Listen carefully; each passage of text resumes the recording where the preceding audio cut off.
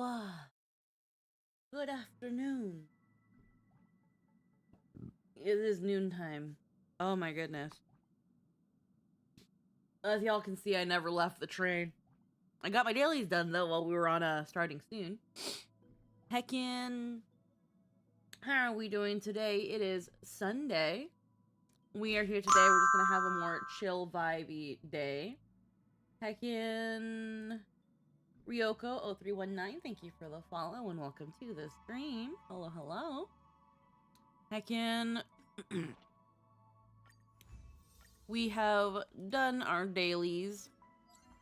There are some couple things I wanted to kind of get out of the way and do.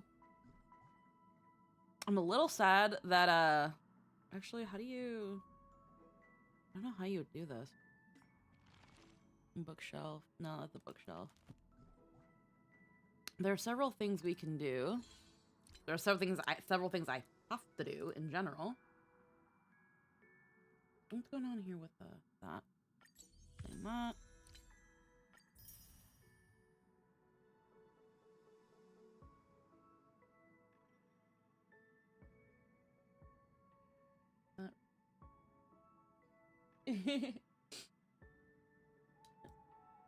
And none of that.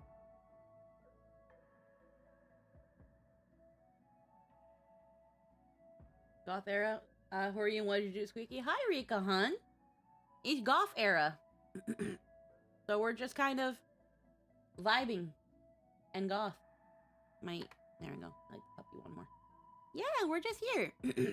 I just thought it'd be a fun little silly thing to do differently. And here I am. Hi, Ryoko. Hello, hello. How are you? Heckin'. I've been recently getting messages from, like, the heirs and Herda. Hera started sharing location. Where is this place? Stopped sharing. See that? That's my spot. Something interesting popped up. Might add it to the simulated universe. What do you want me for? See for yourself. Oh wait, it's just a replica. The real one's already been sold. Wait.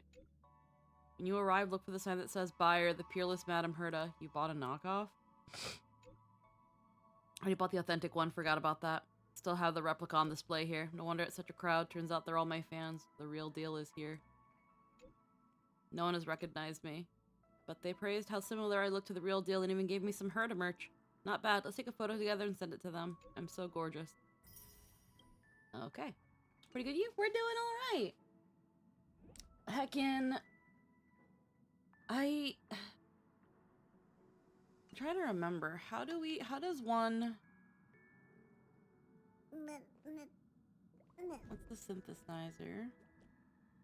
That's for currency wars.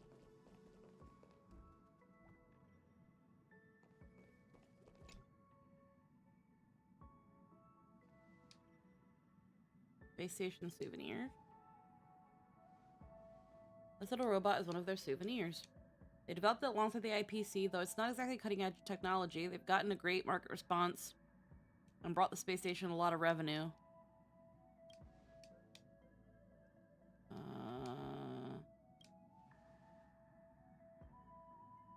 With what? We went to the space station. There were a few little robots that crashed in various zones. Don Hung and I went and debugged them as we were passing through. March also helped the Department of Implement Arts test their multidimensional scanner. We may have helped the space station with a few things in the past, but they were just little jobs. I really think the researchers are being too kind. The trivial things don't really take too much of our time. Plus, the Astro Express and the Herda Space Station have always maintained a good relationship. It makes sense that we help them as much as we can. You guys are texting at the moment because they are alive, quote unquote, right now, as before, or they died during their patch. Yeah. What do you think a Trailblazer should do then?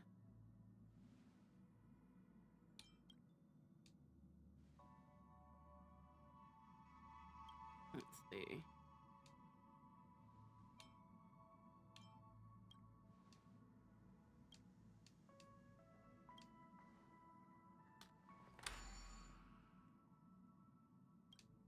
Visitor detected. Scanning complete. Express data. I don't know what this is. I've never talked to this little thing.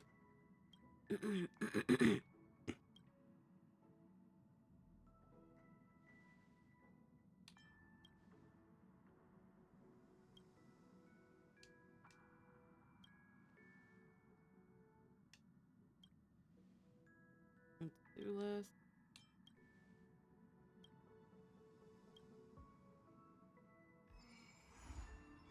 Searching for you on set.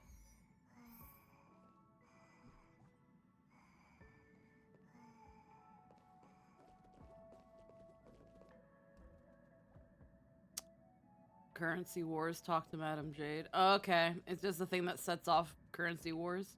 Who let you in here? Everyone's talking about this seawater magma flavored snack. It's becoming all the rage on quite a few planets. I've heard they extract seawater and combine it with magma from the mountains.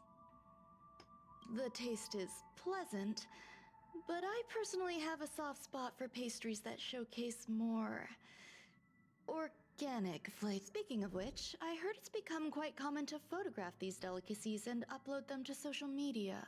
And that doing so can even earn you sample treats from different purveyors. However, I must... Just strike a pose with a peace sign. I wonder if you'd be interested in should you take a liking to them. Get off my ship. Alright. There was... I wanted to look at as I've written. But also... How does one... I wanted to learn how to go through... envelope. That's the post. That's the gear. Not what I'm looking for.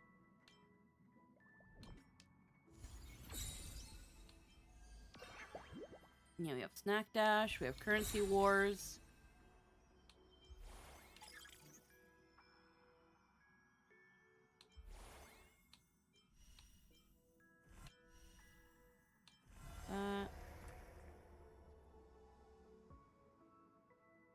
Heckin', we've got Apocalyptic Shadow that updated. Hello, King. Welcome. Unknowable Domain. We haven't fucked with this yet.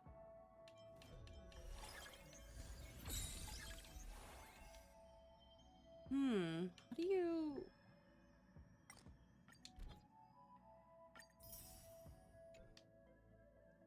How do you...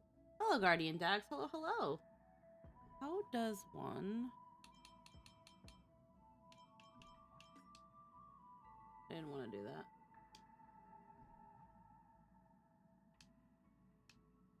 Didn't want to do that. B. I said no! Okay. Missions. God, I have so much.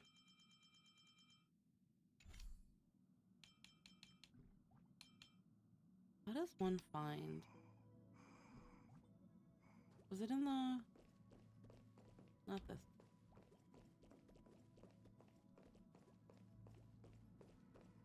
Dr. Apocalypse, hello. I'm looking for where you can replay stories. But I don't think it's in... Oh, March is all better now.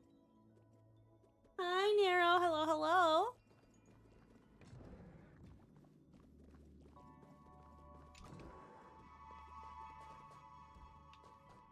I know it's not in any of their rooms. It's in the party car?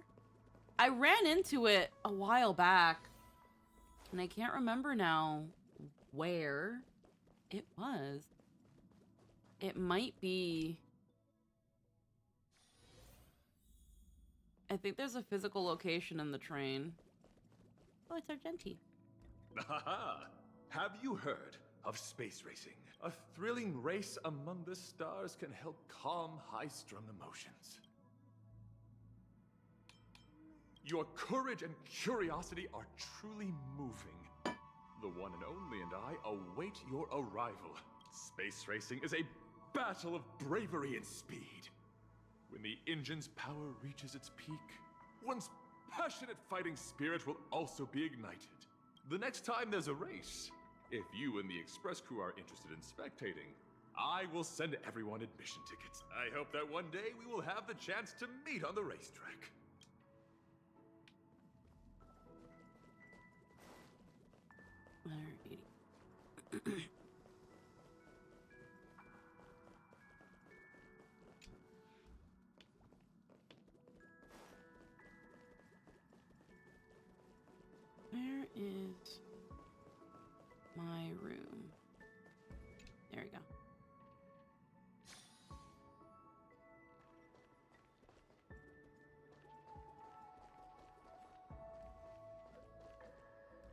Oh, this is other stuff.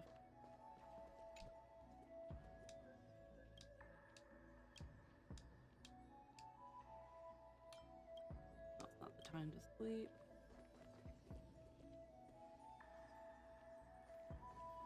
Oh, now the quill's there.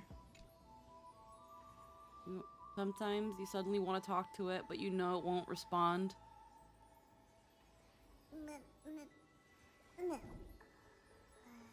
So now in here is the quill.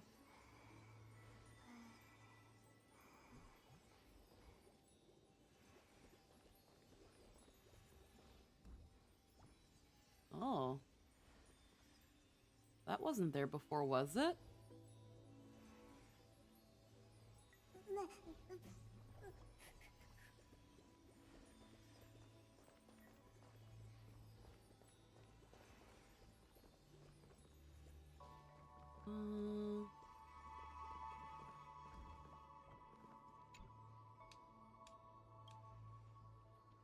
Open the fridge. It displays the weapon of your currently selected path. Ah, okay. That makes sense then.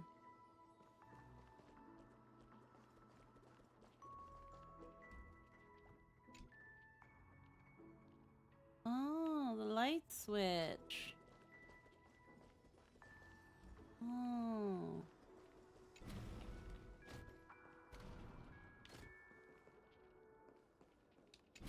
I thought maybe the party car would have it.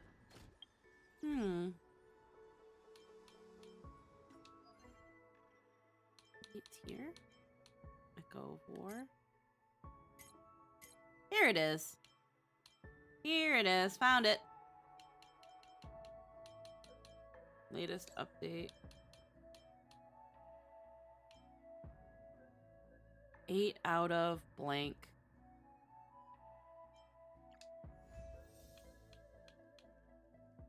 Okay.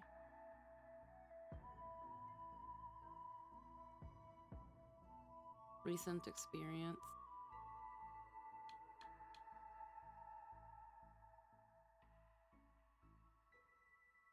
This will probably take me all the way to the beginning of this general area, though.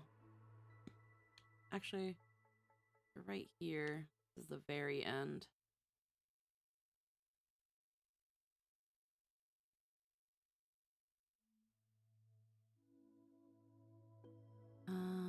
The journey's beginning was also the story's end.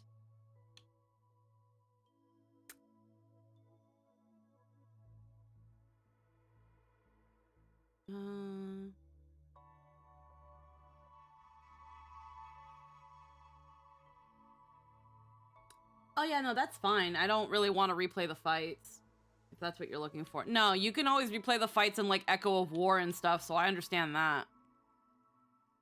The journey's beginning was only the story's end. It's just, there's that one scene that I accidentally skipped on.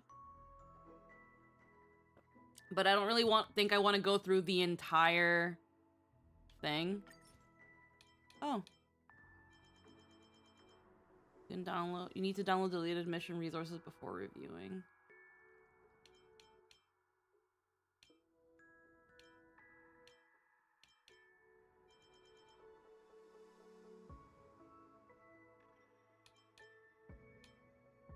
Okay.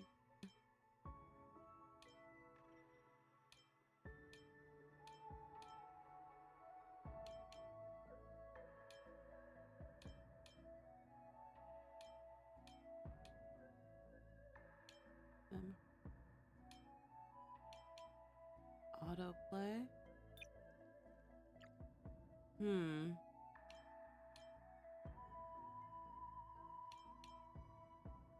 Yeah, I forgot Zoro deletes cutscenes you've seen before to save space. Yeah.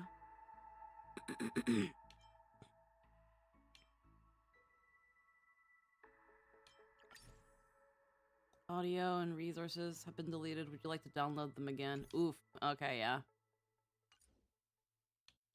I think it's because I have that setting. Granted, it's a really good idea for mobile. Oh, yeah.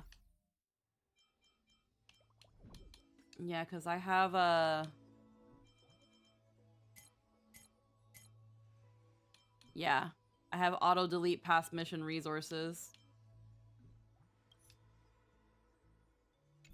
Okay. That's fine.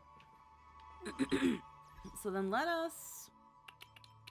No, it is a good feature. These games get really fucking big. Let's go to As I've Written. We've never finished all of it.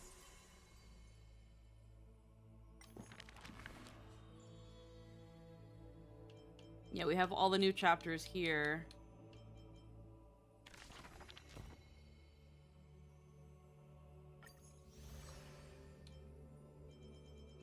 And there's everything else that's here. Actually, wait. Light up 13 flame chaser paths. Write a story. Having witnessed a romantic story like none that has come before, now drop in that strand of nameless recollection.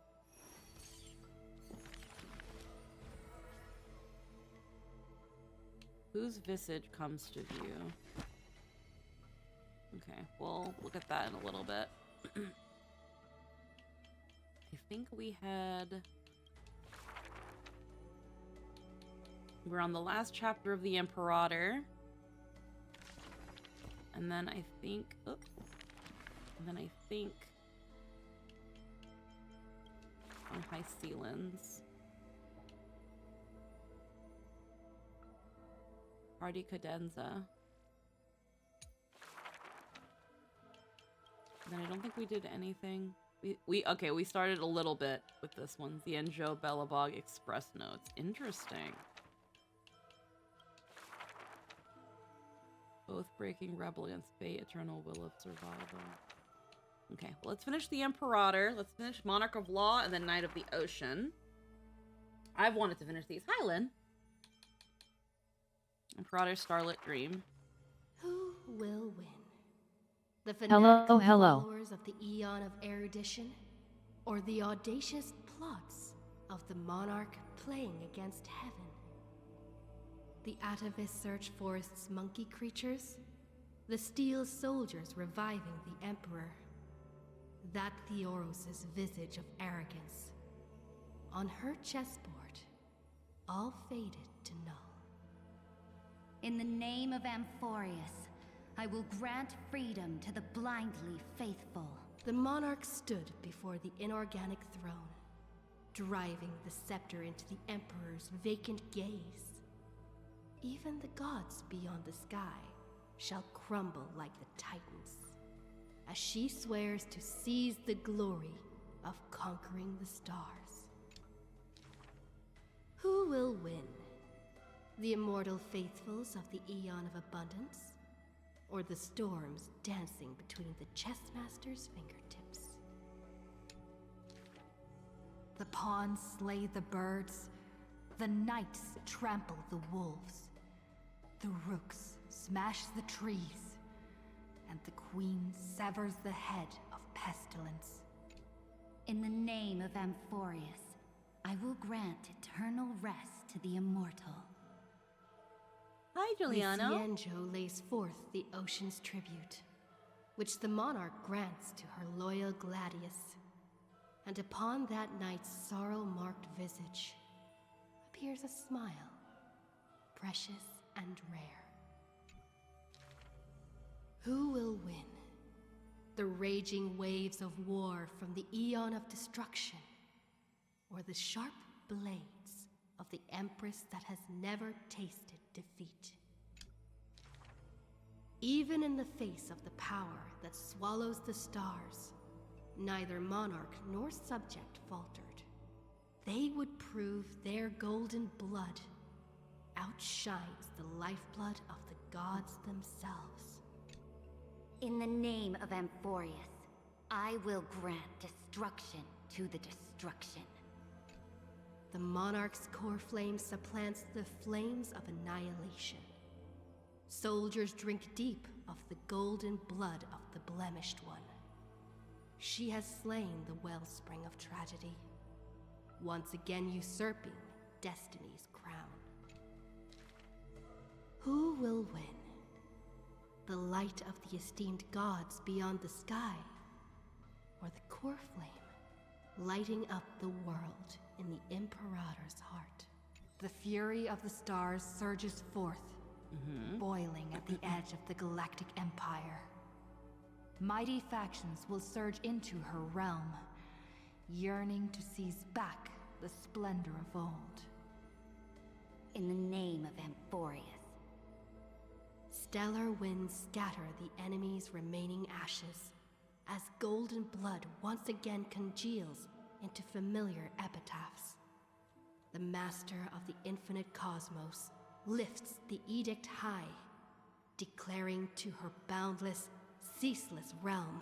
She is very dramatic. I I should conquer the heavens and the sorry. The Imperator tosses her final pawn, her previous delusions withering away during the game. She wiped off the formations that were purely imaginary and caught a glimpse of rust blooming upon the throne. On the night before the monarch faced fate, she left behind a grand dream of conquering the stars. In time, she shall become but a humble pawn, so that this grand illusion retains a sliver of truth. Howdy doodly, hello. Yeah, I was recently thinking about the heirs, and while it's very easy for me to decide who my favorite is, figuring out who is on the bottom of the list is really hard. Yeah. I shall conquer the heavens and all stars shall submit. Chuckling, the Imperator on the night before the monarch. This world's game is nearing its conclusion. But in Saridra is the one we get the least of, but she does a lot with what little time she gets. And burning ambition. For the flame chase through 30 million creations. For the Imperator's realm and all her citizens. Who will win? I will win. Amphorius will win. Let's see. Well, out of like, it is really hard to pick a, well, with me it's not super hard to pick a favorite Chrysos heir. I very much love Anaxa.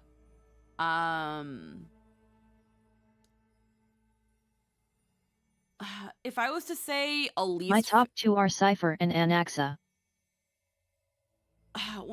If I was to say my least favorite, and even then, at least favorite implies that you don't like them, but like if you were to tier them, I'd have to say on the bottom would be Saridra, because again, she did a lot, but I wish we got more of her. And Aglaya. I don't think we got. Yeah, I don't think I'd put any of them below like a minus at worst. I don't think we got really anything of Aglaya. Alright.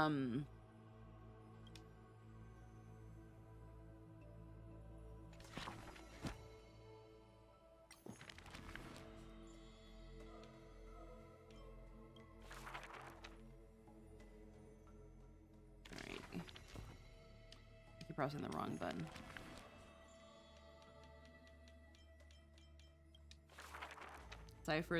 Cypher is really good. We got a lot of Aglia, but we don't get much of the real Aglia. That's what I mean. We don't know, like, we only got glimpses of who Aglaya really was from other people, but never who Aglaya was. Simple man, Finan is my boy. Nope, that's absolutely based. Having beheld the monarch's gifts, she fulfilled her demigod's destiny. The tides within her heart recede, and her requiem draws near. A sliver of light fell from a crack on the cave ceiling. A blazing ray pierces the surface of the sea. An aching urge to chase the light wells within her. And with a flick of her tail, she drifts towards the breach. In the deep sea, 1,000 years passed. The sea siren once swam to the shore with unwavering will. Fish gathered in silent procession, to escort the princess to her final rest. The moment she leapt free from the water, she felt the waves stirred by peals of laughter. Mirages of her friends shimmered and faded, and songs of joy rang out from the shore, just as she had wished. Dux Fragoris sliced the Droma's flank with a time-worn edge. Dux Brumalis cast an icy chalice, steaming with the breath of frost. Dux Halkalithist brimmed her vessel with honey brew, while Dux Carmenem unfurled a scroll of new verse. At last, you have arrived, our belated musician. The Gold Weaver's silver needles hover in the air, weaving beautiful outfits for her.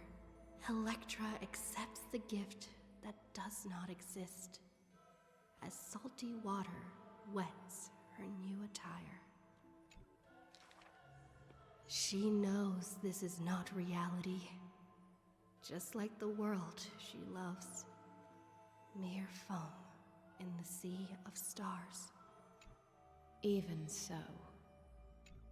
She drank down the warm glow in the cup, as intoxication flew from her fingers into music and song. In the drunkenness granted by her mother, in the dream granted by that drunkenness, in the feast granted by that dream. I, too, shall have my fill of feasts. Now sober, she begins one last song. The musician plucks her strings in the spring, and the waltzing hem stirs the water into waves, revealing memories in throngs.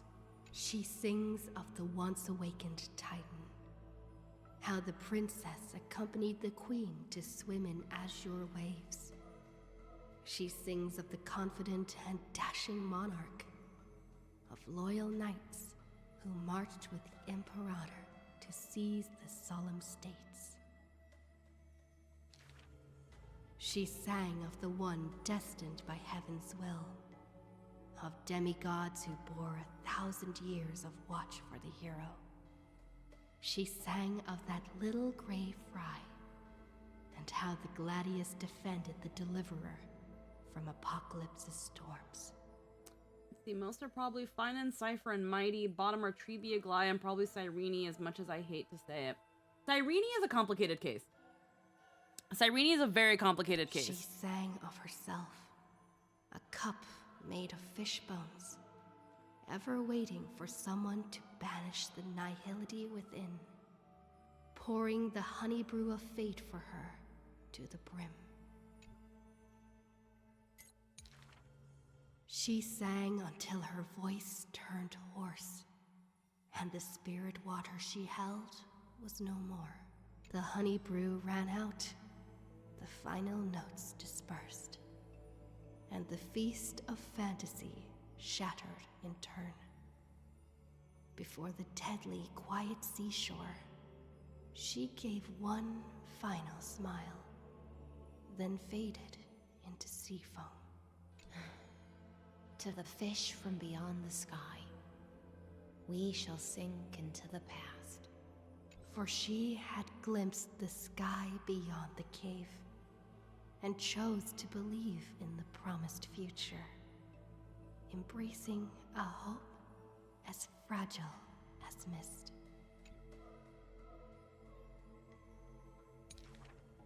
You must carry the new sun and swim toward the distant horizon.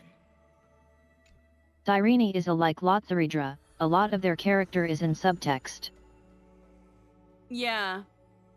We never truly get to know Cyrene. The Cyrene that we have isn't the Cyrene.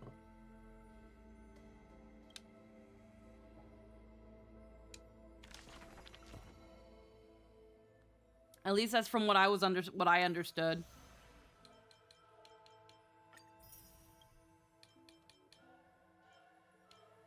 It is, but it's weird. Yeah. Also, hot take, I prefer small Cyrene over waifu Cyrene. I mean, that's fine. Some people wanted Cyrene to stay small.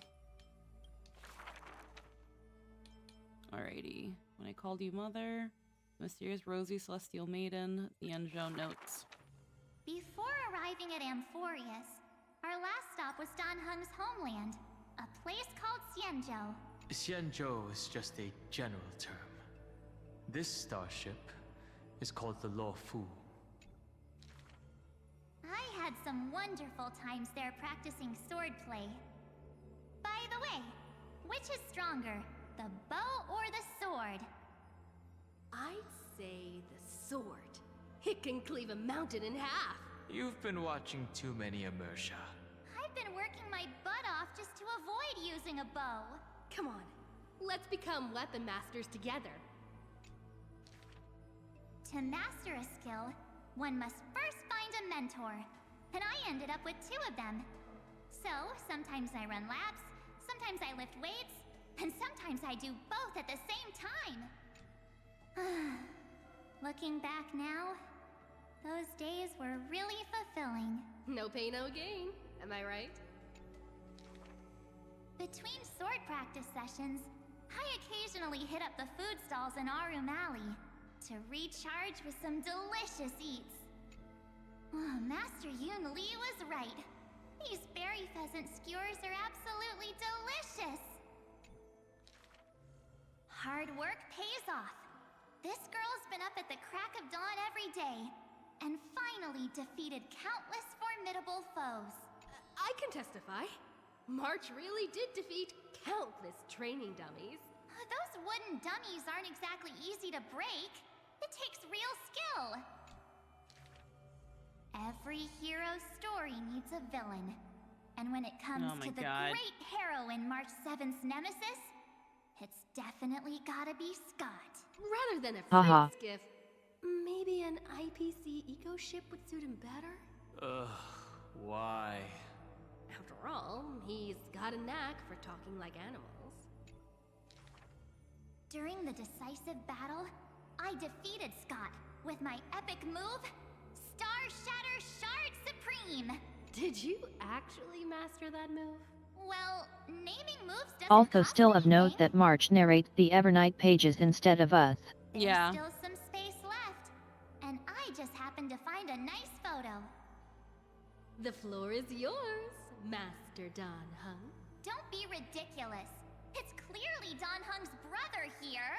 As I thought, March has some hidden powers there too.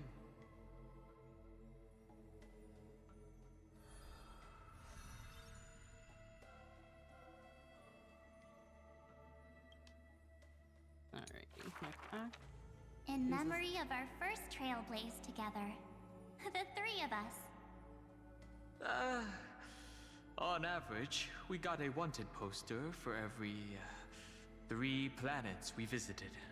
If I could have used my hidden powers back then, they wouldn't have dared to draw me this ugly. Playing hide and seek with Hook was fun. Those kids under her command have quite the hidden talent. When both players in hide and seek are experts, it will turn into a contest of who can last longer without food. On the day the overworld and underworld were connected, I too took a seat on the first cable car. The chairs were so hard that day, my butt was killing me. Let me teach you a trick. Just keep standing instead. Then how could I call that taking a seat? For the sake of walking smoothly towards tomorrow, we sealed away the truth of the decisive battle, along with our memories, in a box. The juice that day was delicious. I want to drink it again. Ugh, that's Jim Roger bread soda. And what's with that March 7th themed blue and pink color in there? That's just food coloring. Hey, you two! Don't ruin the nostalgic Bread soda. mood! Visiting Yurillo again for the Soulworm Festival, I put on Hard some crazy pretty straw. clothes especially for the occasion. Oh, look! Don't I look like a princess? So that's how you've seen yourself all this time. I want to change my clothes and become a devil too. Little ice bear. A sweet little Snow White ice bear. I wonder if it's found any friends yet. I think I saw it in Penacony. Hey, why don't we turn it into a universal social media star? That niche is already dominated by trotters. That big guy who once raised his fists against us is now the hope for Belobog's revival. Mr. Yang was practically drooling watching that. Too bad he wasn't there that time. Not necessarily. By next time we visit Eurillo, will it have turned into an ocean planet? Then wouldn't those polar bears have to be renamed water bears? The data shows that Eurillo's environment is slowly recovering, but the ice shouldn't melt too quickly. Time to remove those floaties from the shopping cart. Alrighty.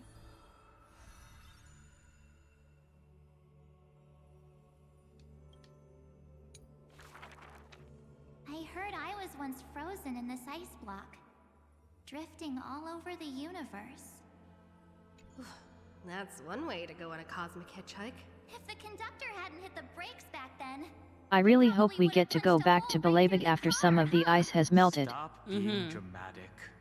The Express was the one that actively scooped you up. I remember there was some six-phased ice left after it melted. I used it to make a little figurine. Mr. Yang explained that it's called a figure, and then made me watch anime with him all night. Oh my That's god. the highest honor he can bestow. I want a figurine too. I made a figure and then Mr. Yang made me watch anime with him. What the fuck? That's really funny. I forgot Welt's a weeb. Every morning, the express crew has breakfast together. But they're not always on time. I can't help it. I'm still sleepy. Mr. Yang is wonder. Next time, get up earlier and set an alarm. Wonderful. People who can get up right as soon as their alarm goes off are terrifying. This kind of person is capable of anything. Uh-oh. I'm that kind of person. As soon as my alarm rings, I'm up. As soon as my alarm rings, I've got it off, up. Eesh. Haha, yet. My camera's full of pom-poms photos. It's so much fun dressing up the conductor. Pom-Pom used to have a turtleneck uniform, but they've rarely worn it since March arrived. I love my room so much. I tidy it up every single day. Looking at it now, that photo wall must be the power of memories. By the way, I've been meaning to ask, where's the wardrobe? Take a guess. I remember Taikian, my most trailblazy of trailblazes. That grand debut cost me quite a few credits. So? What exactly happened? I saw a ball by the road, so I just casually kicked it. And then, bam. It flew right into the ceiling, through the venue. And scored 100 points, too. We'll travel together forever and ever. That line sounds familiar. Memories weave the past, bit by bit.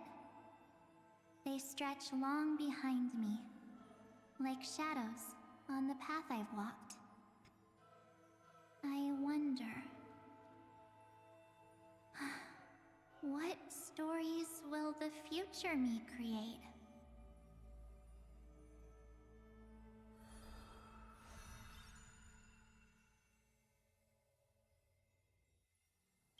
Alrighty.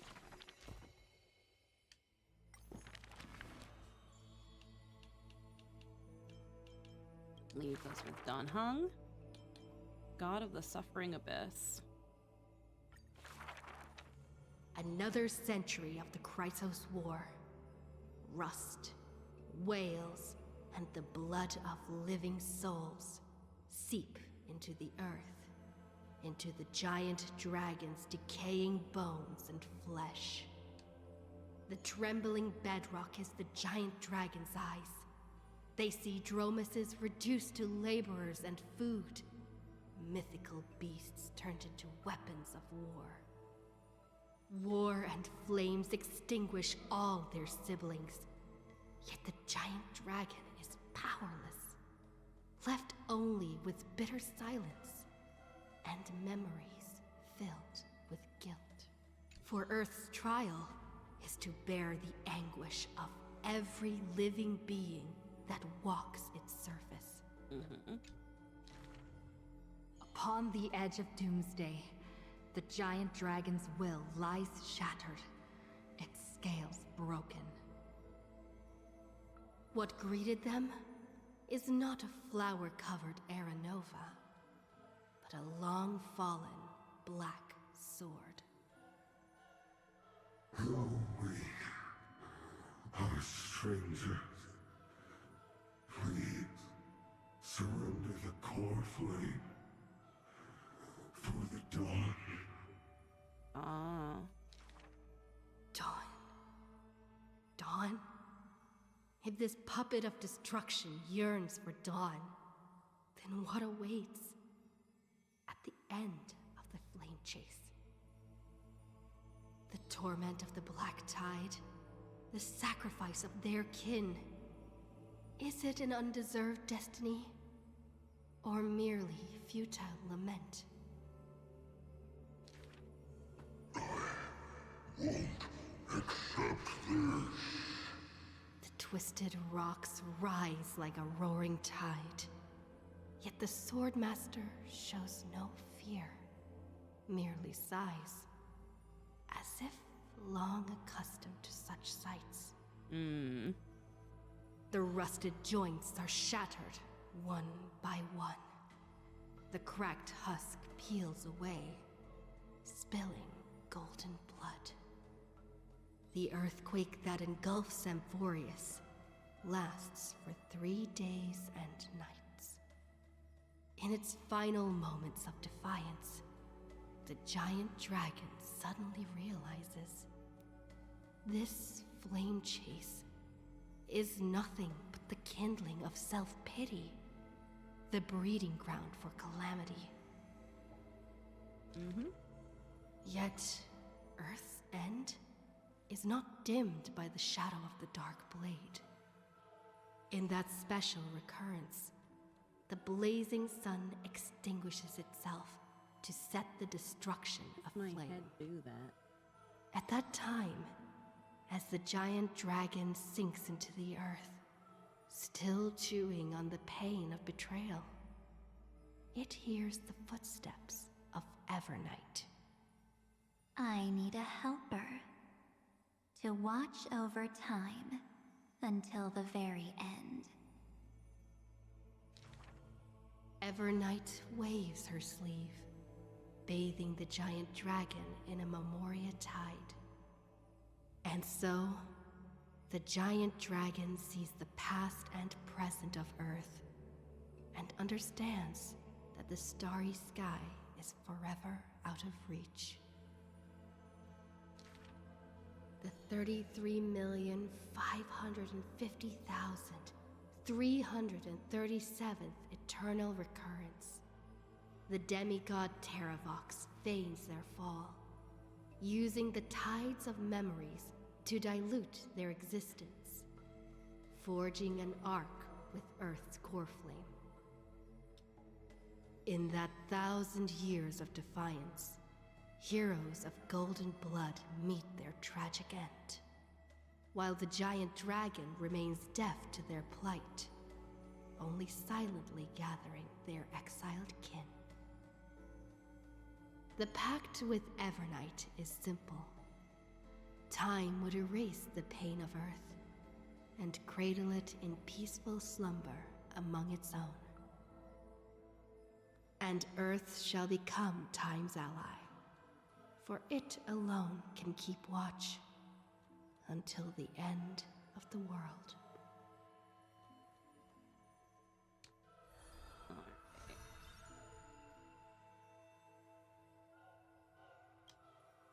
Next one. The flame-chasing heroes once scorned the giant dragon, for they refused to crush any foe beneath their feet. A foolish earth beast. A heretic who refuses to serve the flame chase. After staying for several days, the giant dragon bids farewell to the Imperator. The flame chase is a glory that belongs only to the children of humanity. You are a benevolent beast. I had no intention of keeping you captive. A decree to protect innocent lives is about to be issued. All I ask is that you lend a hand to the flame chase in the future. Losses are a constant on the flame chase journey, yet the giant dragon remembers their creator's command. After leaving the Imperator's capital, the giant dragon shelters small beasts upon its back, only to be hunted by city-states hungry for meat. Arrows pour down like rain, unable to pierce the giant dragon's skin, yet cause the creatures on their back to wail and fall. Until a mighty force of reinforcements brings this tragedy to an end. They raised a shield wall for the giant dragon, then marched forth and crushed that city-state. The mountain dwellers are not a warlike people. Who are you? The leading knight answered loudly. I am Mountain Breaker, Geocles. All the world knows that protecting all of Earth's creations is the creed of the Dromus Legion. The world also knows the Dromus Legion is ever victorious. The giant dragon under the Mountain Breaker is silent, yet unstoppable. Endurance does not help with survival. Mountain Breaker always speaks of his friend this way, while the giant dragon only responds with a low growl. Soon after, when word came that the flame-chasing army targeted Earth, the Dromus riders set forth in full force, all to protect their creator. On the eve of the march, the giant dragon receives a secret message. Your one and only flame chase must be to slay your creator, and then fight to survive. Records state, in the Battle of the Abyss, the Dromus riders were broken after Terravox's betrayal. The Mountain Breaker shed his armor and fell from the cliffs to his end. Earth carved the memories of the betrayal into its strata, until Evernight would leaf through them. Oh, Earth. Time is willing to wash away that pain of betrayal. As a memo sprite, the mighty Mountain Breaker reunites with the giant dragon. His voice trembles in a whisper. That couldn't have been your choice. The giant dragon only responds with a low growl.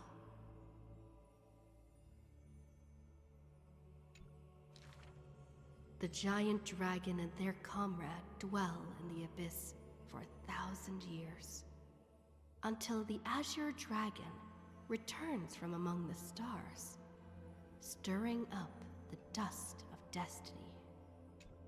He is one of our kind. The giant dragon lifts their eyelids gazing at the azure-colored long scion, knowing that dragon's body bears the sworn duty of protection. But in Mountain Breaker's eyes, there is only resolute determination. That is the permanence. The permanence can heal the divine form of the giant dragon. The permanence can guide life past its end. At the edge of the world, watching their comrade's silhouette fade away, the dying giant dragon shakes its head and sighs. The permanence is not a panacea, but rather a bridge. 80.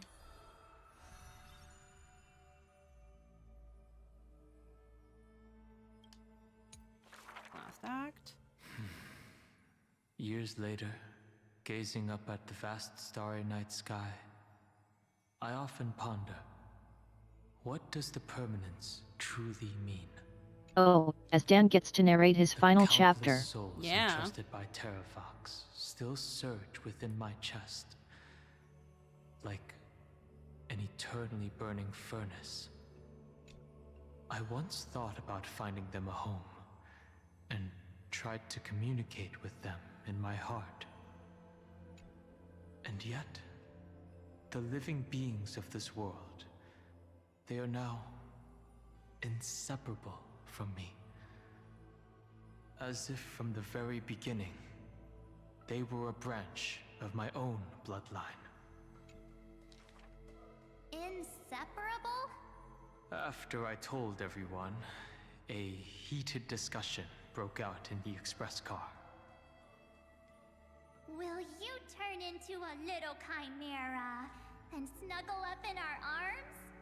March 7th lets her imagination run wild. Maybe he'll become a baby seal.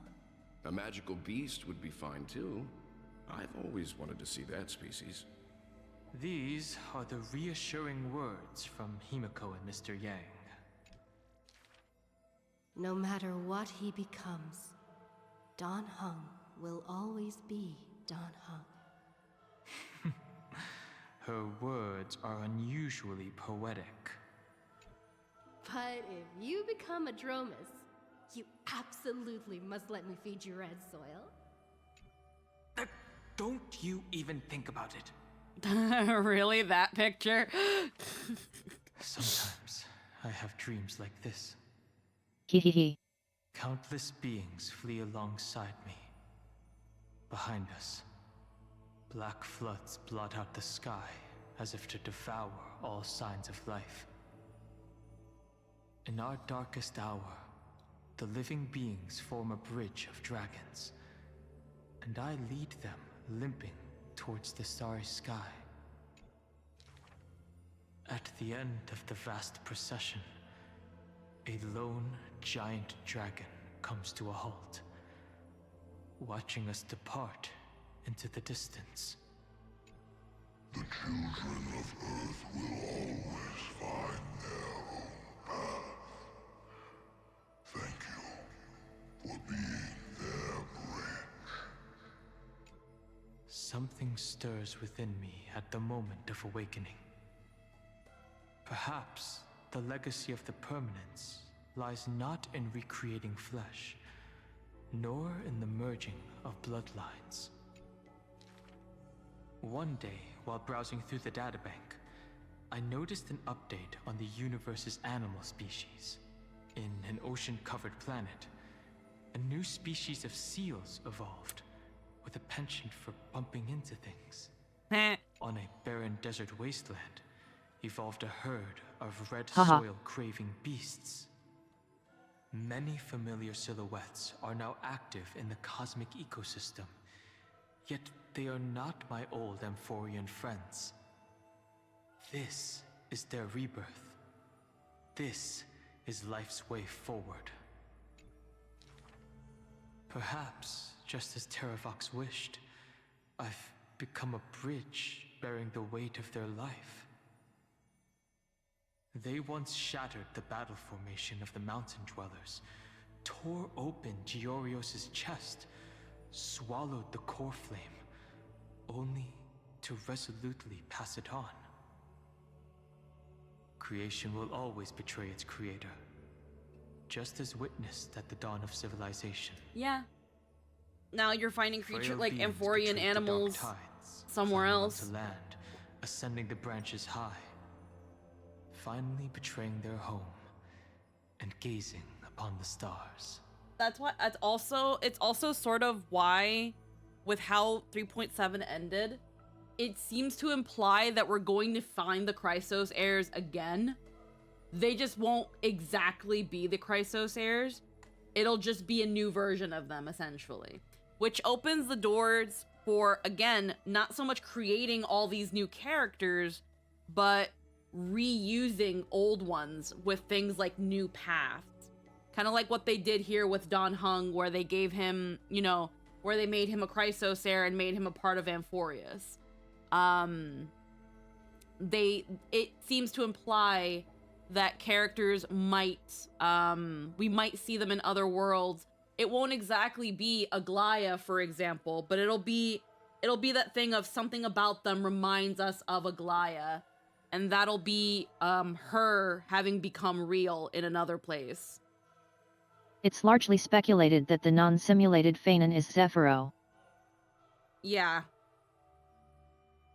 Some people think that that's Zephyro, or that Zephyro is Kevin Castellana with how Welt was able to make it here. It's like, why not Kevin?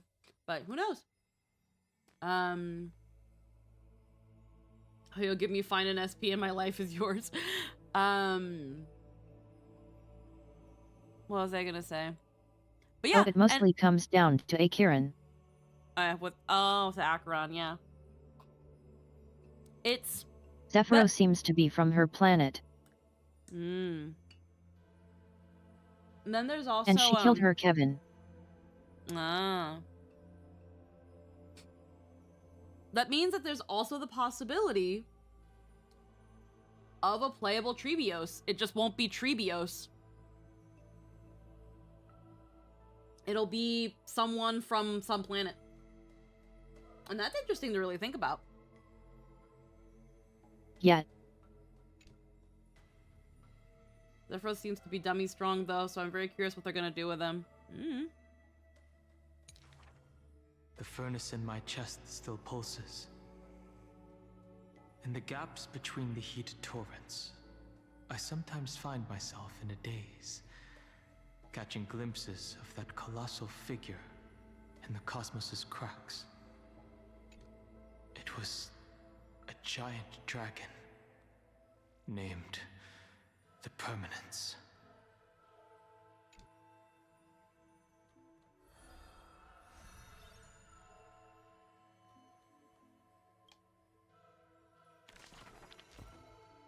Alrighty, get that in. I do think we aren't done with the heirs though, either way. They're clearly not gone forever, just dormant for now. Yeah. It's just Cyrene that I don't think we're gonna see again. Alright, speaking of, whose visage comes to view? Those flame-chasing people, those forgotten stories, as I've written. Microseed, seedling, flower, fruit, microseed. So it's... from the beginning, the end, and the beginning once more. They love their Elysia, probably in the next Hoyo game. Yep. Like Baby Iron 2 almost cooked the universe. Alrighty. Are you ready? This is going to be a very, very long story.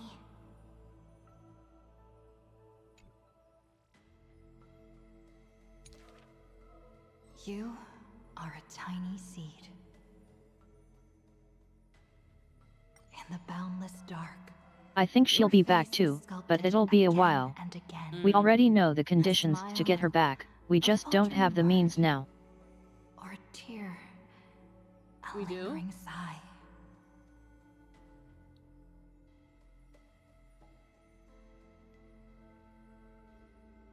We have the means to get her back.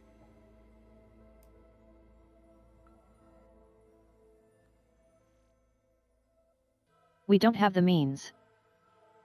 Yeah, but I didn't know that we could actually get her back, is what I'm saying.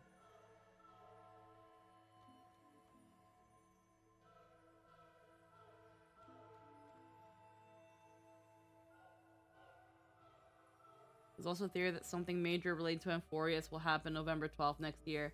Yeah, that's based on the calendar that they released. That has November 12th. Like that. Where it's the 12th day of the 11th month is supposedly Cyrene's favorite day, which is one day after her birthday, which is November 11th.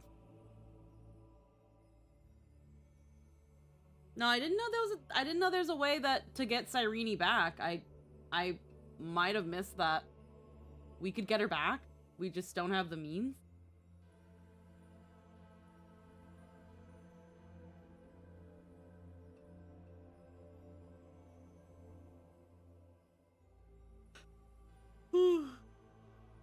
Oh. I ate a sandwich and I'm still hungry. I thought she's eternally stuck as the new Eon. Yeah, no, that's... I thought that the reason she's stuck in this situation... Because there's two things. There was two choices. Either proceed and, like the other heirs, potentially have a chance to become a part of the world and the cosmos. And maybe even be with us. But there is always a chance that Iron Tomb could come back.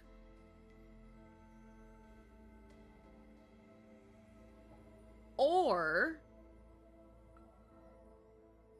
go essentially put herself in an eternal loop, knowing that eventually she is going to become Fuli. And that and in repeating the constant cycle, that stays back Iron Tomb. Which, I kind of don't understand how it stays back Iron Tomb. How keeping herself in a memory loop does that, but it does. I mean, theoretically, if we remove Iron Tomb entirely, I suppose we can free her. Geez, they're holding an eternal vigil to hold back Iron Tomb, which is to say, if we can solve that problem, there would be no need for her to do that anymore. It's something we wouldn't be able to do without the ability to infiltrate her time loop, which March would definitely be able to do. I mean, theoretically, if we remove Iron Tomb entirely, I suppose we can free her. The only way for her to be free is if the threat of Iron Tomb coming back doesn't exist anymore, and like, the only way to do that is to have Nanook die. Don't worry about it. Yeah. Alright. I understood as much then. But when a ray of light breaks through, the Stellaron unravels your fate. Since that moment, you were meant to be a soul, yet you are hollow.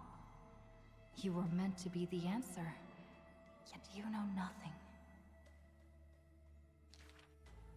At some point, you awake once more as a dead seed in the prison of remembrance. This is a tomb crafted by the body to trap the soul.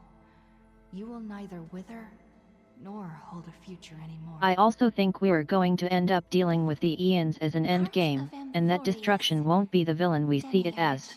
If that does come to pass, well, Fuli is on the list. Is that your name? Hi. Miss me yet? Before being dragged back into the sinful loop by tongues of fire, she left you a story. The singing fairy guides the kind traveler to the Membrance Maze. Soft and full of color, a peaceful, beautiful place to return to. Also, I fear what the other Xanders are up to. Yeah, who knows? In the ice cave of memory, only stories hold warmth. They slowly transform from symbols and numbers into things you are familiar with, yet have never seen. Rainbows, clouds, and flames dance through the story. Swallows, butterflies, and kittens grace its pages. I'm still in the belief that Enforcer's loop is a microcosm of the entire universe. I fully believe the entire cosmos is in an infinite You loop. find yourself wanting to hear more from her. A thought that's never crossed your mind until now. And so, you begin to take root. Slowly, quietly, you bloom. Memory's flowers blossom within the cage, casting light upon the cold night, unveiling gardens, fountains, and quiet promenades. You come to understand more. New thoughts, deeper feelings. Your palms grow soft with fur, and you reach gently for her fingertips. Each meeting carries thousands of years of longing.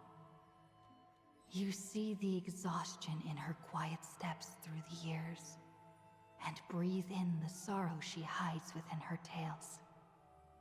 At the final meeting, she entrusts you with her name.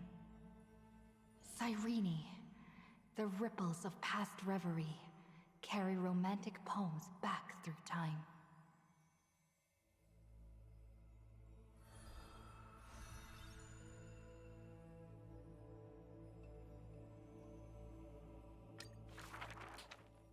When you finally escape the cage, your heart no longer knows emptiness.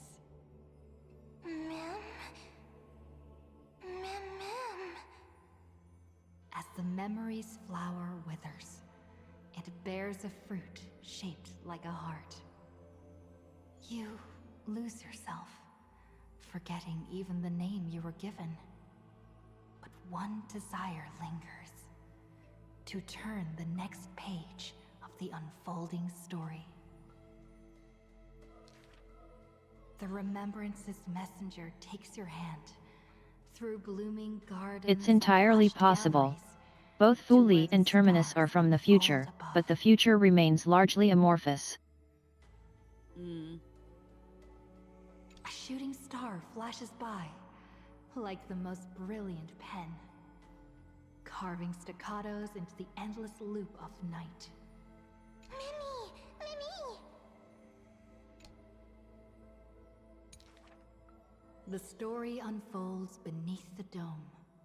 The future lies where the stars fall. They cast their gaze into the coffin of memory. This is the moment you first meet your companion.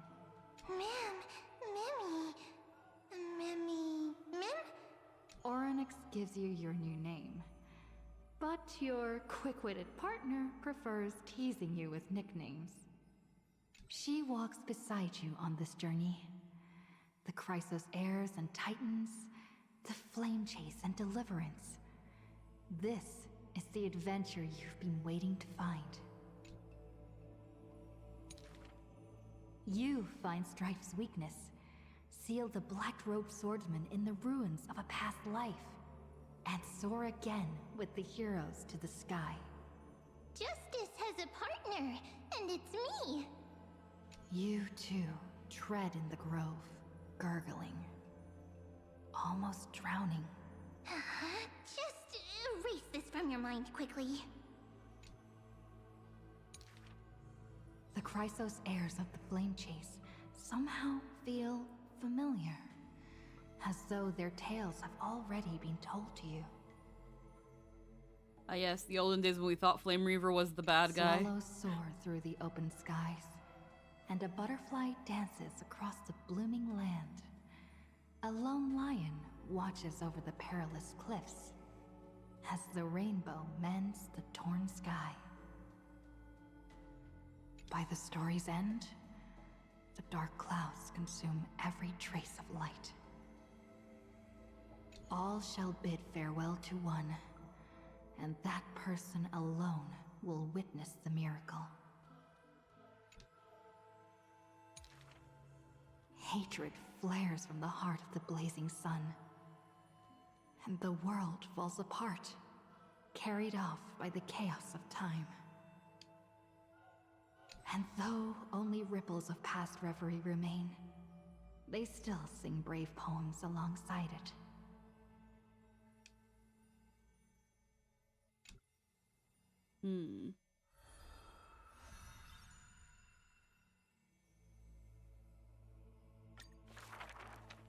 May the days ahead embrace you like the softest fluff. Here lies Ides Elysiae, Cyrene's most beloved sanctuary. Forever warm, forever gentle. The place where the story begins again. Turn the clock once more. The ink rewinds, and the sun rekindles its flame. At the zenith of the world, enter a grand feast for all. People gather under the banner of the flame chase and drink their fill. You are finally able to take on the persona of a human being, reconnecting with those old friends, entering them into As I've Written. How do I begin to write you into a story?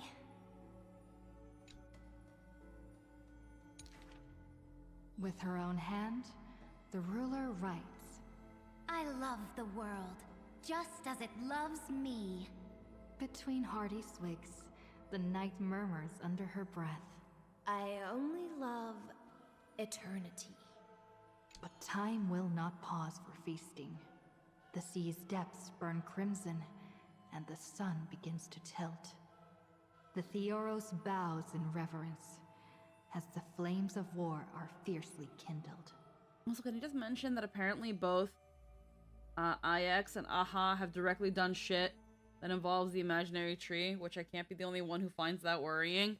You inscribe beauty on the Weaver's gravestone, recording how a child's laughter warms the final goodbye.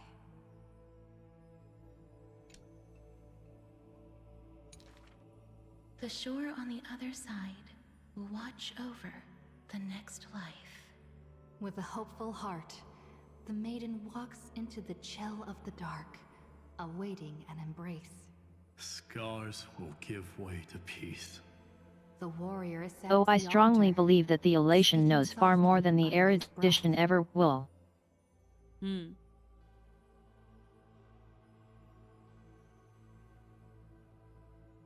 The cat is not fond of warmth, and quietly slips away from your intrusions.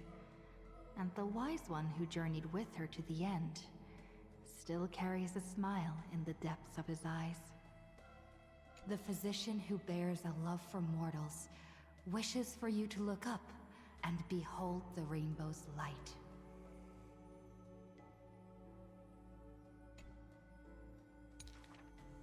You say farewell to all, in a world aching with wounds. Again and again, you turn the pages with a gentle hand.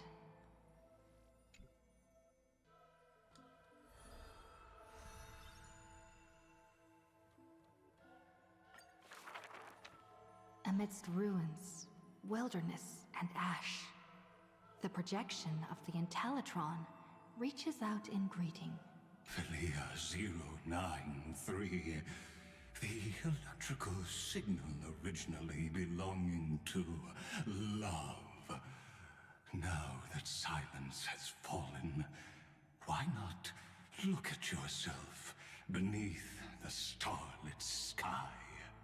Along light's final journey to the edge of the universe, the stars fade into silence, their wreckage settling, cooling into uniform, still, and pristine dust.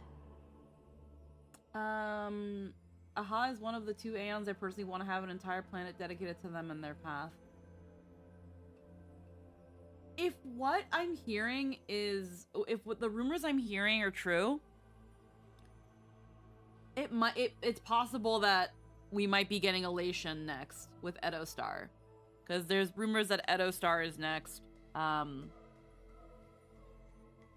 actually reminds me of a video that recently came out that I want to watch and react to. That I wanted to give a couple days. because the video essentially is saying that the biggest danger to Star Rail right now are the leaks. And it looks like an interesting video that I think we can watch together. I mean, yes, we have Elation to be the next confirmed. No, nothing has been confirmed. Nothing has been confirmed, Dr. Apocalypse. That is it right now. All of it is speculation, rumor, and leaks. Elation, Elation Path, Edo Star, The next none of place that. we are going is somewhere we know Sparkle is impatiently waiting for us to get to. Yeah. Like, but we don't know. It hasn't been outright said in the game. It hasn't been confirmed by any of the social media or the whole or websites. It's all theory and leak. But yeah, Sparkle says that she's at the end of last patch, Sparkle was like, I've been trying to get a hold of you guys for like a while. Like, I want you guys to go over here. Like, but yeah. Love answers to many names. Variables, interference, symmetry broken, the original flaw. Love and destruction are And yet, how those leaks hold up about Cyrene. She's only god tier in every single mode. Yeah. But the stars reflected in your eyes quietly speak a different truth. You waited until the ice flow stirred the slumber of time, until the azure dragon coiled along the edges of the earth, and the hero of deliverance returned once more. When the breeze lifts the weight of loneliness, as it does the golden waves of wheat in the homeland, the child, who was denied the light of dawn, can finally lay down the watch that melted his heart.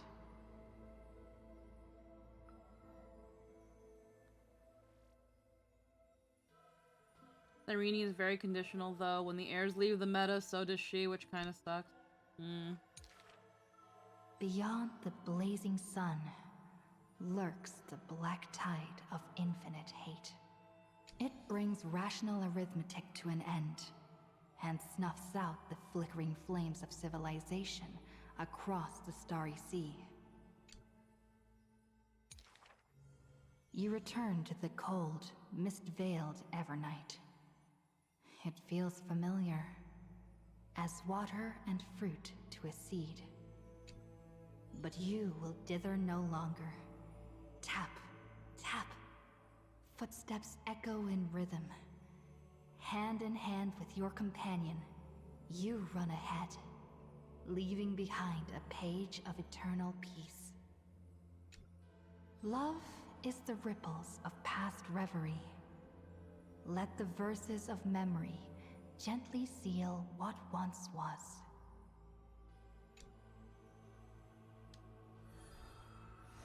Flawless ego, Cyrene. Thank you for all you've done, friend. Now, leave the rest to me. On the fragrant shores of the West Wind, where flowers bloom, I picked one without thought, and turned to glance behind me. Let me uncover the missing chapters in this long chronicle of Amphorius. I see you, Amphorius. You are so beautiful, like a tragic tale that stands apart from the rest. I wish for you to be illuminated by the mirror of memories, so that the cosmos can see this ray of light and bring a pause to the endless loops. I see you, friend. Do you remember this corridor of memory?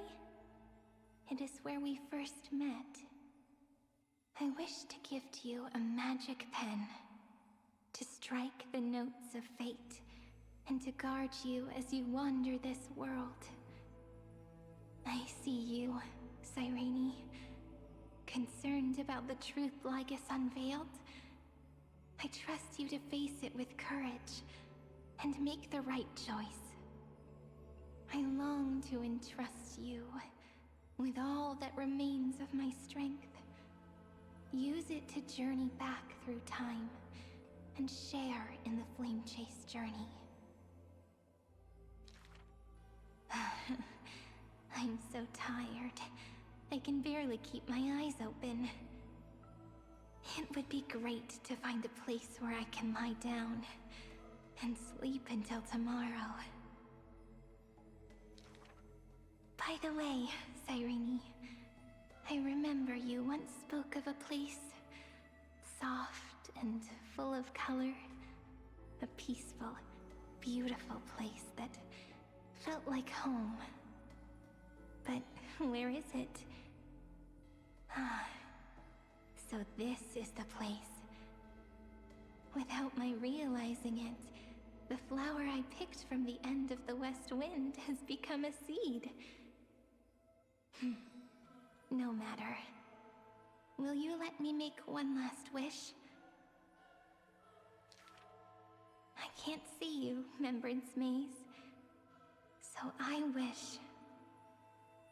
Please, grow out from this tiny seed. The seed will grow and grow until it becomes a great tree, crowned with 1,000 flowers. It hums. Do, re, mi, fa, sol, la, ti. Waiting for a fairy maiden to arrive and write her very first story. You shall fade when the flowers bloom, for every ending begets a beginning. This book is dedicated to you, my friend. Open it. I'll be waiting for you in the past. When the time comes, whisper my name and all that she has ever meant. Cyrene, ripples of past reverie, I hold you in your heart with love. Then, with an unforgettable verse, I walk toward your tomorrow. Okay.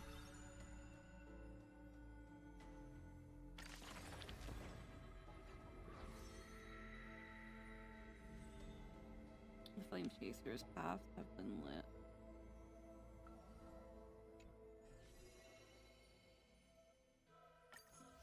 Alrighty. We claim the last couple gems, some self-molding resin, exomyth. Oh. Successful flame chase. This page is the story comes from the 4,048,128th eternal reoccurrence and almost perfect flame chase journey. Imagine if the war to conquer the oceans had not failed, if the Empress of Flame Chase had not fallen, but instead achieved her grand ambition. Checkmate. Cheers and chatter ebbed and flowed through the tavern. Whoop. The girl playing chess yawned and tossed the queen piece off the board. As agreed, 100,000 balance coins. Pay up. No way, a little girl like you must be cheating. The candlelight flickers, casting the shadow of a towering opponent in the corner. In the corner, the musician stops playing the violin, revealing a subtle smile. You seem unfamiliar with proper etiquette, sir. Fortunately, I know a thing or two about swordplay. The sore loser roared in rage, snatched up a stool, and lunged forward. In the ensuing chaos, bystanders who got caught in the crossfire joined the brawl with gleeful laughter. The musician weaved through the crowd like a predatory fish. Of course, no one was seriously hurt, as she didn't see any reason to use her real strength here. Only when the tavern floor was littered with bodies did the chess-playing girl finally emerge from behind the sofa, skipping merrily towards the counter. Do you understand now? This here is the Princess of Sea Sirens, nemesis of the Black Tide, the bone-eating mega shark, first musician of Amphorius, and I am her loyal chess master. Now prepare our rooms and meals. The girl glanced from the corner of her eye at the news clipping posted on the counter. It had already yellowed with age. After all, it was from years ago. The headline was brief and to the point. The Flame Chase journey comes to a perfect close. Yes, we won that war called Flame Chase.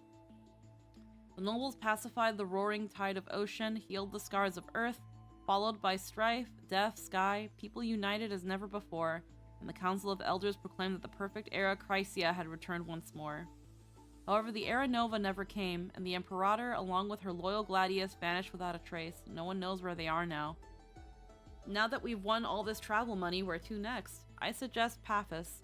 I heard they're starting up the Golden Apple Beauty Pageant again. Epos isn't bad either. With those majestic mountains, we should make it a point to conquer them every now and then. The blue-haired girl brought over a basin of water, washed her hands, then sat down on a chair and broke a loaf of bread in half. Whew. I want to take a break for a while. The Sea Siren Princess stroked the strings through her gloves. I'm planning to write a book. I've already collected quite a few musical phrases. Looks like my days as a wandering chess master end here. I look forward to your melody, since you're a genuine princess as well as a fake bard. Fire crackles and dances in the hearth. The hostages' clothes remain unscathed. The golden trout's weaving workshop is a sight to behold, and the 4 dukes carry their duties with honor and revered by all. Yet you and I have kept our identities hidden, as if forgotten by the world. Which law did you modify back then to achieve such prosperity? Fire crackles and dances in the hearth. The silence was only broken when another piece of bread was finished. Like I said, all I want is fairness. The girl leaped down from her chair. They sacrificed for the flame chase, and now they each get their happiness. That's fairness. You once pledged loyalty to me, and now I serve as your follower. Isn't that fair too? Yeah, that's fair. The princess mumbled, slumped over the bed, her hair falling down. Well then, my beloved highness, if you have no other commands, I actually have a question of my own. What question? This chair's too tall. I need a footstool.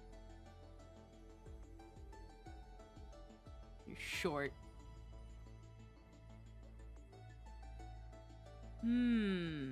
If a successful flame chase.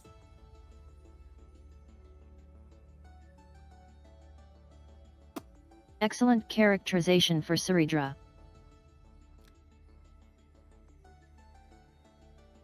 Now, what does this tell us about about Saridra and High Sealands?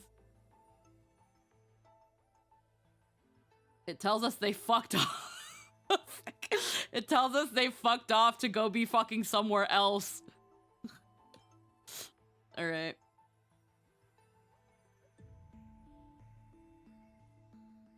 This page of the story comes from the 6,269,000 the 6,269,299 eternal recurrence.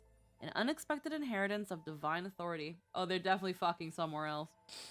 An unexpected inheritance of divine authority. Imagine if it were... Oh, okay. These are all ifs, I guess. Imagine if it were Zagreus who received the divine authority of law, and the swift-footed feline thus ascended to the pinnacle of power. The Law Titan, Talantin, happened to fall on the Spirit Day, and the Trickster Titan seized this opportunity to usurp divine authority. They proclaimed their laws to the world. Gambling. A ruler wants to expand their territory? Put power and land to the bet. A mortal seeking divine authority? Go roll the dice with the gods. And so the mountains, cities, and people of Emphorius all became mere stakes in the game. Overnight, countless aristocrats fell from grace, while nameless figures began to rise in prominence. Among them, the followers of Zagreus became the agents of the gods, acting with absolute impartiality and neutrality. The followers established gambling houses across different city-states, faithfully executing the law. It tells us that the best timeline for the both of them is running off to be nomadic gal pals for the rest of time, where Saridra would have fulfilled her duty and decided that, in the interest of fairness, she would then be his lens follower instead. The perfect reoccurrence where they just fucked off. Among all followers of Zagreus, at the pinnacle stands the demigod known as Wind of Dolos, Saphira. Legend has it that Saphira once gambled against Kefali and won everything they bore. After that, Akama became the world's largest gambling den. Countless gamblers climbed Dawn Cloud with hope in their hearts, trying their luck at winning precious metals, jade, and territories, only to leave disappointed. Saphira always has the last laugh. People took those words as gospel. On that day, a little blonde girl in tattered clothes knocked on the door of the Dawncloud Casino. Hey Saphira, want to make a bet? Despite her misfortune, the girl carried herself with extraordinary grace. I am Aglaya, the last noble heir of Akama. I have come to reclaim everything that is rightfully mine from your hands. A breeze swept by, and Aglaya knew the curious cat had perked up its ears, pointed to the bath beside her. The water here flows constantly. Let's make a bet about this outlet on whether a golden laurel leaf will float by within 30 seconds. I bet there will be. A gentle breeze lifted the hem of Aglaya's tattered dress as a giggle was heard, and I bet it won't happen. Neither had placed their wager, and Saphira hadn't even shown up, yet the gamble had already begun. The onlookers at the grand baths held their breaths in anticipation, while Aglaya slowly lowered herself to sit by the water as if knowing exactly what was to come. 25 seconds, 24 seconds. A golden laurel leaf appeared in the bath above the water outlet, spinning with the flow as if hesitating. 15 seconds. The golden laurel leaf suddenly drifted downstream with the current, quickly approaching the water outlet. 5 seconds, 4 seconds. A sudden gust of wind stirred up the ripples, and the laurel leaf that was about to fall into the drain vanished into thin air before everyone's eyes. At the same time, Saphira appeared in front of Aglaya with a playful smirk. 3 seconds, 2 seconds, 1 second. Aglaya plucked off the golden laurel leaf on her head, the only valuable thing she carried, letting the water from the outlet wash it away. 0 seconds. I win, Aglaya said with a straight face. What's the point of winning a gamble with no stakes? Saphira didn't even bother pointing out the girl's cheating. At least you showed up.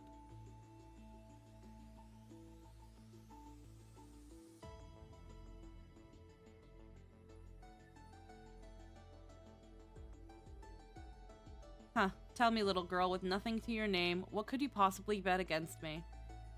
I'm not empty-handed. I can bet myself, and what I want, in that same vein, is you. Fair deal, wouldn't you say? Huh, interesting. I have no reason to refuse, but before we start a proper gamble, you'll need to dress up properly. Come here barefoot? Here, take these boots. Consider them a welcome gift. Then Saphira scooped up the small girl like picking up a kitten and walked deeper into the baths. And this one seems like a role reversal. Yep.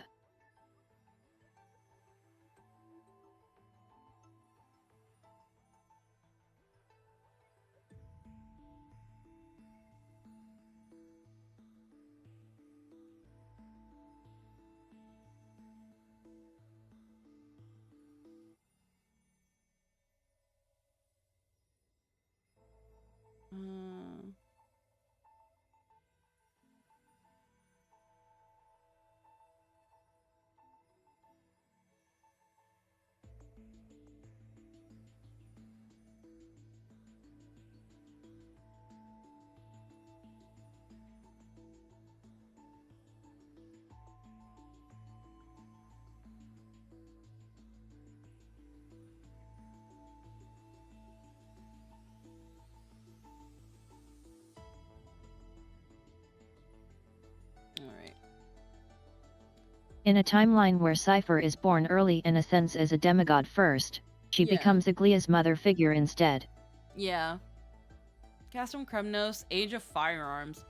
This page of the story comes from the 8,128th Eternal Recurrence, a wondrous exchange of lives. Imagine if the blonde crown prince of Kremnos had become a sage of the Grove, while the frail heretical scholar had taken part in the Kremnos festival. I saw a fan art of this. This is legit? Yes. Oh my god. Okay. Okay. I think I've seen a This fan actually happened. I think I've seen a fan art of this one then. Riza Fleetfoot seizes gold. Okay. Mother, I have arrived at the Grove of Epiphany. All is well. Please do not worry. The blonde youth wrote a letter home after meticulously arranging his new living quarters. My fellow companions at the Grove have been very kind to me. However, there is one thing that puzzles me. People often say there are no words in Castrum Kremnos' dictionary. What's that all about? Also, there's a school in the Grove called Helcalithism that focuses on physical training, seeking to discover the self through muscle conditioning. I'm quite drawn to it. My child, do you remember how my name comes from Gorgo, the first founder of our city? Legend has it that someone erected a monument in their name while they were still alive. When Gorgo discovered it, they personally erased all the text from the stone. The Kremnoans revere ancient customs, and since then, only blank stones could tell of great deeds. There's another theory. Ooh. No descendant believed their achievements could surpass that founder, so no one dared inscribe their own deeds.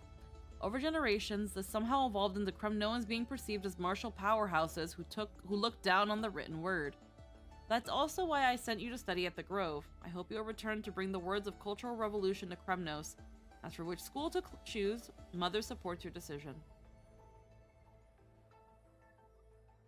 His mother wrote back a long, flowing letter. The young man was lost in thought until a cold voice interrupted.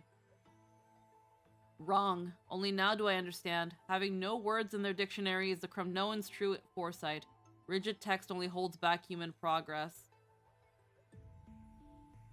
Anaxa, what are you?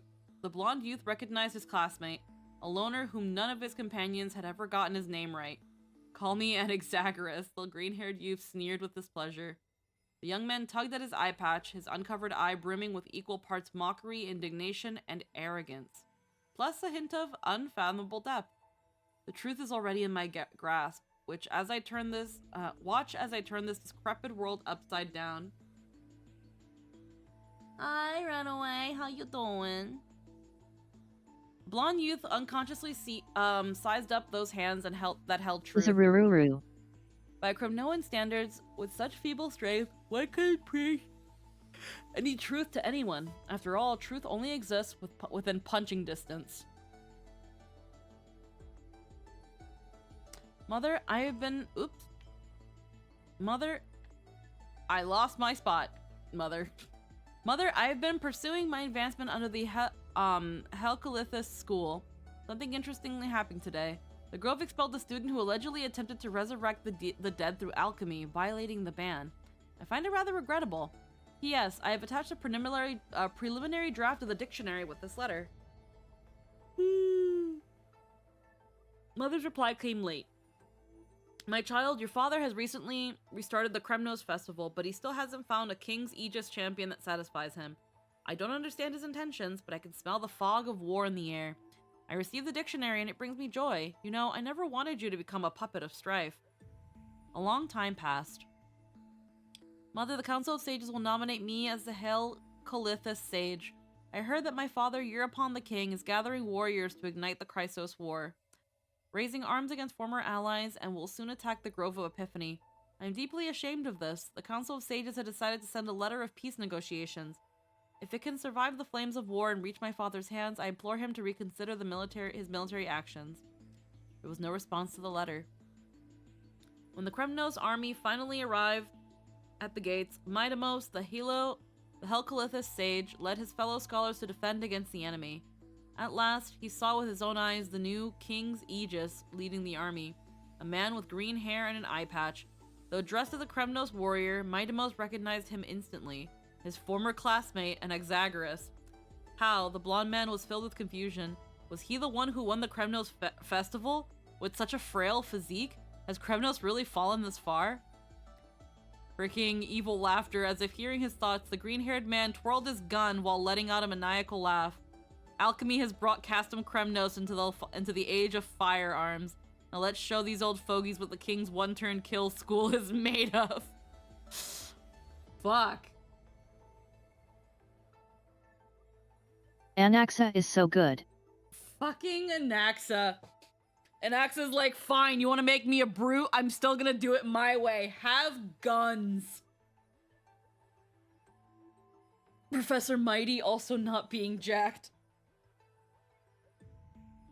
That's funny. So, essentially, Mighty becomes a sage of physical fighting, but doesn't want to fight. And oh, you want to kick me out of the sages? I'm going to go become a king then. Fuck you. Yep. Wow.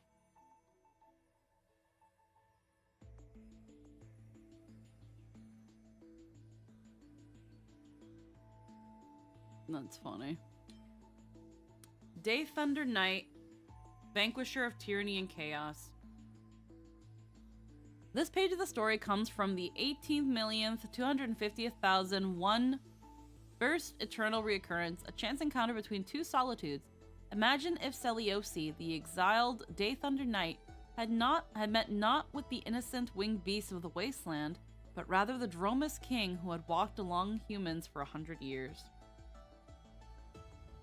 Years later, as she watched Hyacinth the Chrysos heir ascend to the heavens, Seliosi the Day Thunder Dromus Knight would remember the moment that she was exiled to the surface by her people, and her encounter with that walking mountain. At that time, Terravox, the Dromus King, had been wandering alone in the mortal realm for nearly a century. It silently watched over the myriad lives during the Chrysos War, occasionally witnessing spectacular sights, like when the radiance of the Lance of Fury struck down a floating fortress, raising waves of dust that engulfed buildings. However, on that day, a young girl stumbled out of another fallen fortress. Her short jacket was soaked in golden blood, yet before losing consciousness, she managed to raise her broken blade with trembling hands at the approaching Dromus. Perhaps it was loneliness, perhaps it was a determination in the girl's eyes, or perhaps the sight of a life perishing like this was too much. Terravox took in the girl named Seliosi. Seliosi was a girl of few words. The only hobby she had was to hone her skills. Among all the Chrysos heirs that Terravox had encountered, none possessed such extraordinary talent as Seliosi. Years later, when Terravox sparred with Seliosi and found themselves evenly matched, the beast realized that this skyfolk with golden blood would surely leave her mark in history. However, seeing the stubborn determination buried deep in Seliosi's eyes, Terravox began to worry that this exceptional power might bring her not only glory, but perhaps even greater tragedy. One night, Seliosi sat atop Terravox's head, quietly gazing at the moon that flickered in and out of the clouds, and the floating fortress that appeared as tiny as an ant. After a long silence, Terravox finally spoke. Rumph, we've journeyed together for so long, yet we've never truly had a heart-to-heart, Seliosi. Hello, Vinnie Joyce. We've journeyed together for so long, yet we've never truly had a heart-to-heart. Seliosi, I wish to know your aspirations. The girl tightened her grip on the short blade. I have witnessed hearts fall into the abyss of evil because of absurd beliefs. One day I will return to the Fortress of Dome, kill Aquila, and set humanity free. Would killing the god be all that takes to set humanity free? The girl remained quiet, her stubbornness filling the silence. Seliosi, you've only met those who worship the sky, but I've been to hundreds of city-states. I've witnessed lands of death where entire cities voluntarily set themselves aflame, and I've seen city-states that also worship death, practicing austere penance in the ice and snow. That all the more proves they're all prisoners of the Titans. If you were like me, born from the bosom of the Titans, you would understand that Titans are more pure-hearted than humans.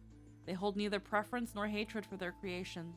They have long since handed over the power to choose our destiny to us. Easy for you to say. What am I supposed to do? Look, kid, I've told you. The choice is in your hands. Dark clouds obscured the moon, and the floating fortress suddenly vanished, as if it too were terrified of that shadowy presence. Then as the clouds retreated, the fortress was nowhere to be found, while the moon remained unchanged, shining ever brighter in the girl's eyes. Terravox, I've made up my mind. I want to go down to the mortal realm, just like you. I'll save humanity the human way, and until then, let the Eye of Twilight cling to life a while longer. The Dromus King responded with a gentle growl. Years later, a warrior goddess emerged in Amphorius. Her name was Seliosi, said to be a descendant of both the Sunfolk and Rainfolk. Not only did she possess the strength of 10,000 men, but she was also accompanied by a Dromus as indomitable as the mountain. People regarded her with reverence, bestowing upon her the title Day Thunder Dromus Knight. Around Light Calendar 3920, the Day Thunder Dromus Knight met with the Imperator in Akama, where she stayed for several days before joining the Flame Chase journey as an auxiliary force. In Light Calendar 3957, Terravox, The Day Thunderdromus Knight's most important companion, fell in battle during the battle against Giorios. In Light Calendar 3960, the Flame Chase army achieved a costly victory in the expedition against the ocean, with only Seliosi returning alive. The Council of Elders claimed that Seliosi had killed the Imperator and others in an attempt to seize power. She gave no response to this, but swiftly plunged the council with purged the council with lightning-fast brutality. He then supported Aglaya's rise to power in Akuma, where humanity ruled itself. Though not a demigod, Seliosi had lived for nearly 1,000 years. Rumors said her old friend Teravox shared their lifespan with her.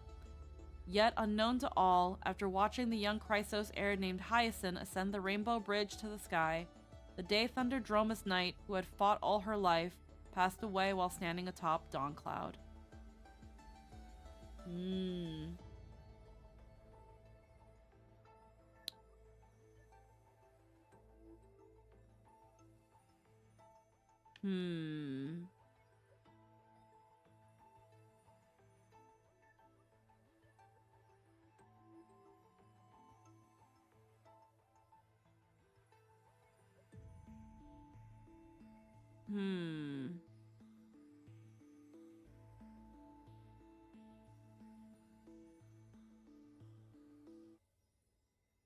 Interesting. So this is one where, if I'm understanding correctly, instead of eventually going to fight Aquila and being essentially assimilated and carrying on what was going on,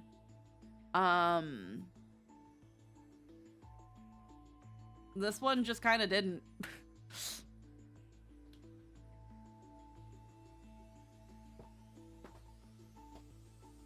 This one I'm having a bit of an issue. I don't know why my brain is having such a hard time absorbing anything. But the what if here is that if instead of Solibus and Lunabus, Seliosi met Teravox. And in meeting Teravox, they help Ceridra and eventually conquer the Ocean Titan. And then after that,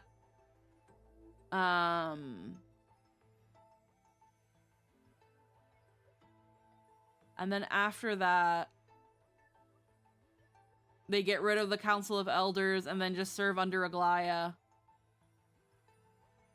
And then everything's okay until it's time to... This one had Dragon Dad do dispense wisdom that dispel her disillusionment and insecurity.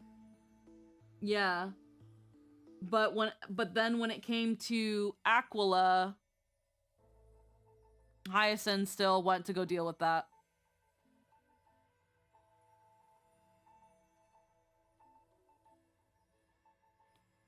So she doesn't fly off the handle. But it also shows that Hyacinth will inherit the sky regardless. Yeah. Okay.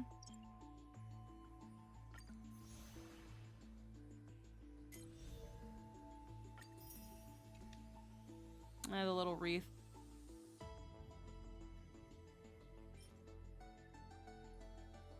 A wreath offered, that Amphorius offered.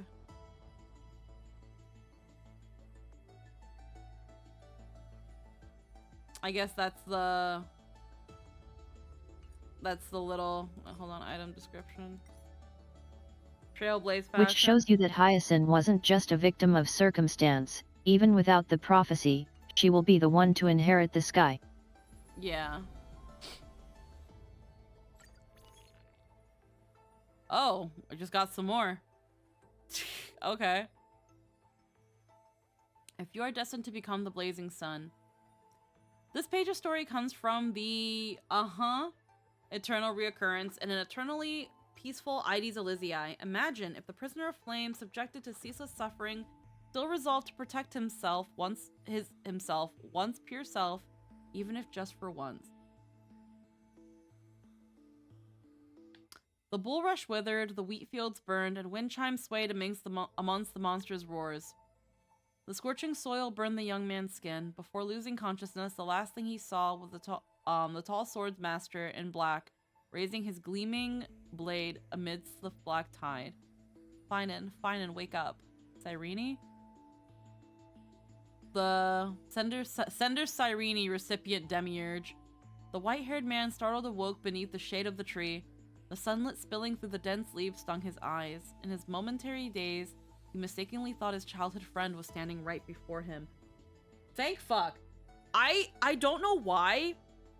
So I saw these dumb fucking Twitter threads talking about how shipping Cyrene with Finan was not only denying Cyrene her canon lesbianism because she's Elysia, so she's also canon a lesbian, which is such fucking copium, but because Cyrene and Finan were siblings.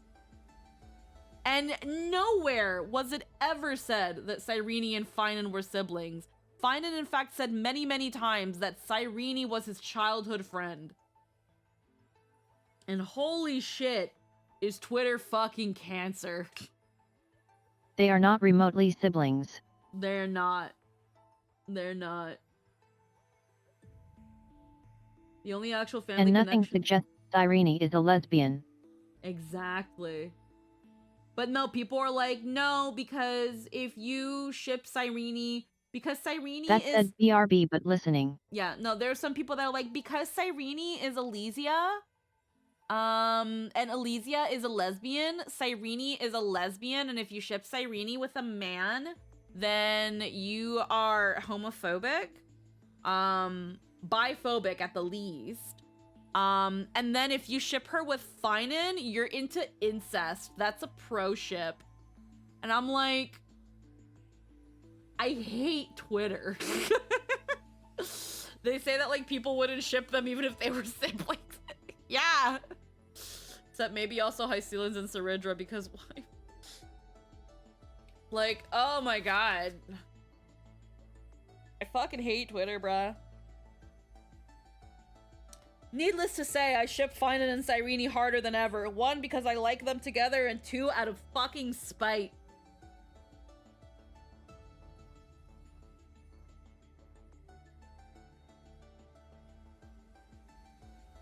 I think it is a fanon type thing, since Cyrene in a lot of fanfics ends up being Finan's sister a lot of the time. Yeah, fanon. We don't give a shit about fanon here. Fanon doesn't get an opinion. Okay, y'all know I'm a sapphic shipper in this game. Cyrene does not feel gay in the slightest. No, she's too into the Trailblazer with how they do things. Meanwhile, the Genshin and Zenless siblings have more ship art than any of the other ships in their games. Yeah, no, people are fucking weird.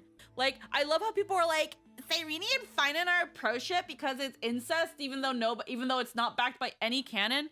And it's like y'all fuckers aren't shipping incest anyway and whining about the Oshinoko ending. I don't want to fucking hear it. Y'all are gross.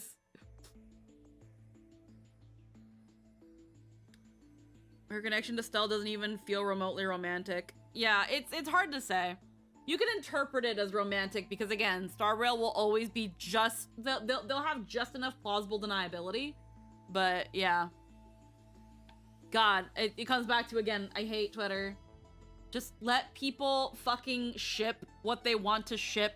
How people consume media does not correlate one-to-one with how they treat actual people in the real world.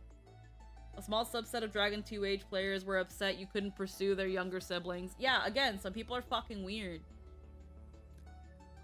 The white-haired man startled awake beneath the shade of the tree. The sunlight spilling through the dense leaves stung his eyes.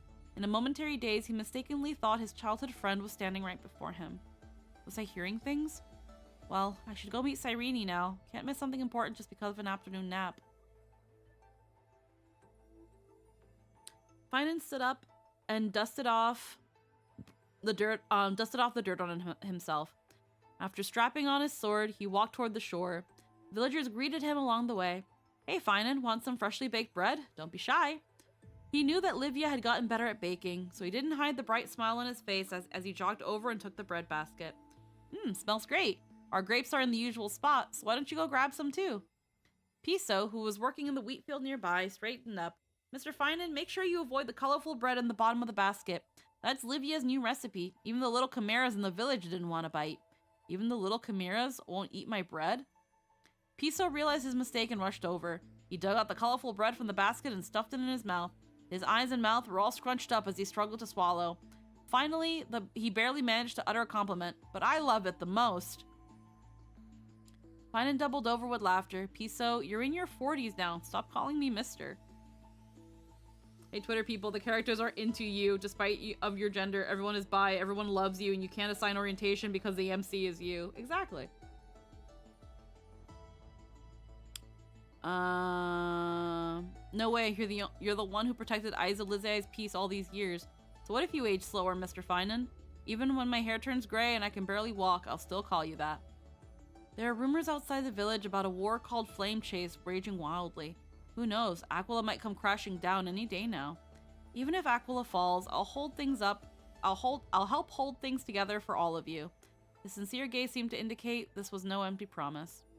After saying goodbye to Livia and Piso, Finan continued toward the seaside, humming a tune under his breath. He soon arrived at the dock. His childhood friend's grave lay here. So, at the dock. The man cut away the reeds around the grave with his sword, carefully wiped away the dust from the engravings on the tombstone, and placed the bouquet before the grave.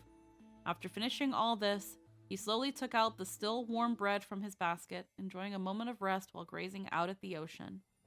The sea breeze suddenly turned fierce. On a nearby hill, the man glimpsed a figure in black, an old acquaintance with a sword, gazing in his direction. The white-haired man swallowed his bread and rushed towards the black-clad swordmaster.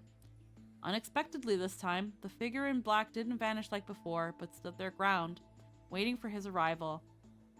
Dark waves rippled across the distant horizon as they faced each other. The bulrush beneath the black swordmaster's feet was burning. After a while, Finan was the first to break the silence. I've been wanting to tell you this. Thank you. Back then, you drove back the black tide and protected Aiza Elizei. Piso, Livia, Pythus, all these years, we've always seen you as our deliverer.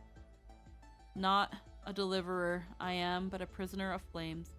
But I've always been on your heels, Finan said firmly, raising the sword in his hand, which was identical to the one wielded by the black-clad swordmaster. Look, I had it forged by a renowned grand craftsman. The black-clad swordmaster slowly exhales. Tell me its name? Dawnmaker, Finan said with a laugh. He watched as the fragmented waves drew closer to the edge of the sky. With it, I've been protecting Aiza Elizei from the black tide, time and time again. The black-clad swordmaster sighed again, muttering under his breath. Hyacinthia, your advice, I've taken it to heart. I tried to protect my sense of self, but look, Kaslana's wish has never changed. What are you talking about? The black tide is approaching you from afar. Prisoner of flames? No, nameless hero. Will you join me in protecting Aiza Elizei? The black-clad swordmaster gazed at the tranquil Aiza Elizei before him, and at the white-haired man who called him a hero. Those eyes still held their pure cornflower blue. Wouldn't hurt. After all, it's just this once. Unconsciously, he held his sword across his body as a faint flame kindled in his chest. At least, for now, this flame was no longer hollow.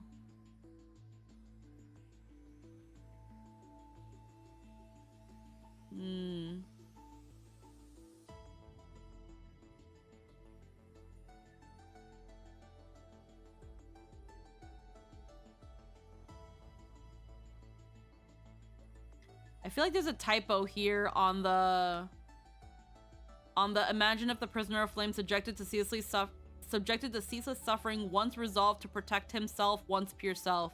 I think to protect his once pure self, even if just for once. He was built up like Finan across the whole half. Some of us just didn't care for how it was done in either case. I feel like Cyrene only got built up during the last arc, because before that we only got to see her interact with Finan the Trailblazer on March 7th, and I feel like that is before the final arc. Yeah, again, we just didn't get to really see and know Cyrene. Run forward, treaty. Treaty, okay. This page of story comes from the 100,003rd Eternal Recurrence, a gentle blessing from the edge of the West Wind. Imagine if Trebios did not shatter into 1,000 pieces. but instead ventured toward the many realms after bidding farewell to 3 familiar companions. Okay. Imagine if Treebios did not shatter. The first ray of lucid hour's sunlit pierced a hole. Yeah. Hold on. Got it. Oh. There we go. Oopsies. The first ray of lucid hour's sunlight pierced through the stained glass windows of Yanisopolis' temple, gently illuminating the red-haired girl's face. Treebios awoke from her slumber, rubbing her sleepy eyes. Treeby, Trian, Trinan, you're all here? Treaty! The 3 tiny messengers let out cheerful voices. Looking at the 3 children before her, Treebios recalled the night when she first heard Yanis' prophecy. You shall shatter, shatter, shatter. The Titan's voice paused several times before abruptly cutting off. Treebios was utterly confused. What exactly was I supposed to shatter? As her thoughts drifted far away, she felt a gentle tug at the ends of her hair. Looking down, she saw her long red head curling and spreading like the branches of a flame tree, with its tips knotted together, tenderly cradling 3 children no bigger than dolls. Treaty! The children laughed, swinging on her hair like a playground swing. Treebios smiled too, even though their unclear speech could only pronounce the 2 syllables, treaty. Treebios had known since childhood that they were her best playmates, the ones who understood her heart the most. However, while Treebios grew day by day, the children remained forever the same size. Over countless days and nights together, Treeby, Trian, and Trinan slowly discovered that Treaty's personality was as enigmatic as the sky governed by Aquila.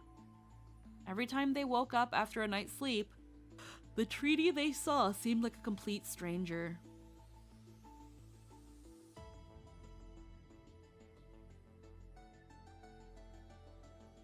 Sometimes Treebios was the happy Treaty.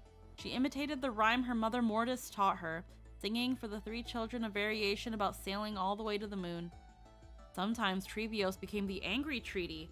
She would smash the offerings brought by the trainee priest, scream, and order him to leave the temple by walking backward, simply because she mistook the ornament on the priest's waist for a cold blade used for assassination.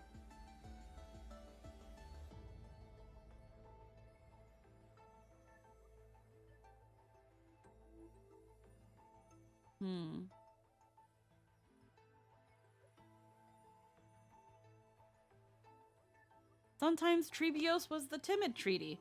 She liked to stay in corners with a shy gaze, not good at making eye contact with children, but enjoyed watching small beetles crawl out from the corner of the wall, carefully breaking off pieces of moldy bread to feed them. The children learned how to interact with different versions of Treaty, carefully remembering each Treaty's favorite things and manner of speech.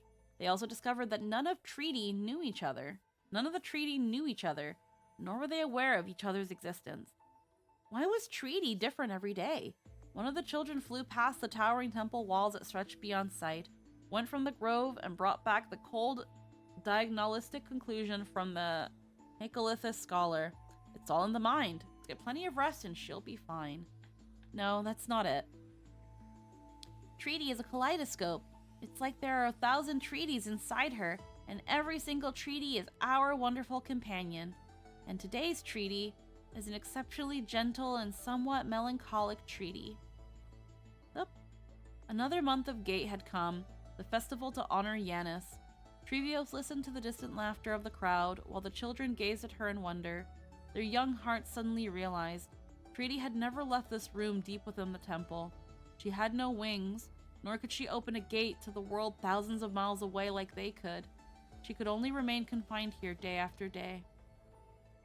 Treaty, the children understood. Let us help you escape from Yanisopolis. You shall shatter, shatter, shatter.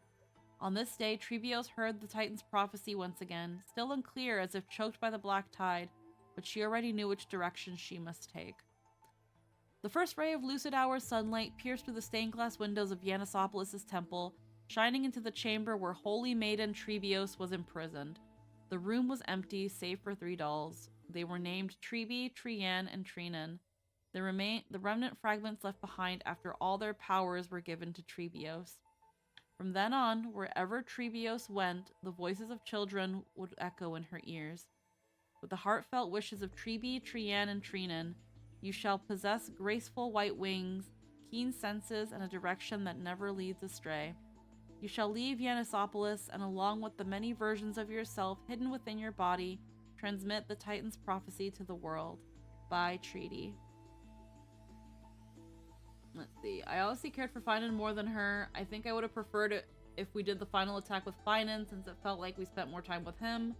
Even though Cyrene was always there as Mem, but Finan was sadly gone by that point.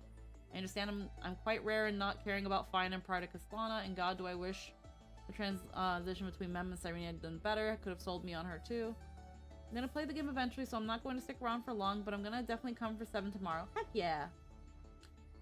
I'm just tired of each ending arc always ending... I'm just tired of each ending arc always ending with a girl. Like for Penacony it was Firefly and Fories was Cyrene. Even if we spend our time more with others, there's always feels like there's a main girl at the end of the arc, you know?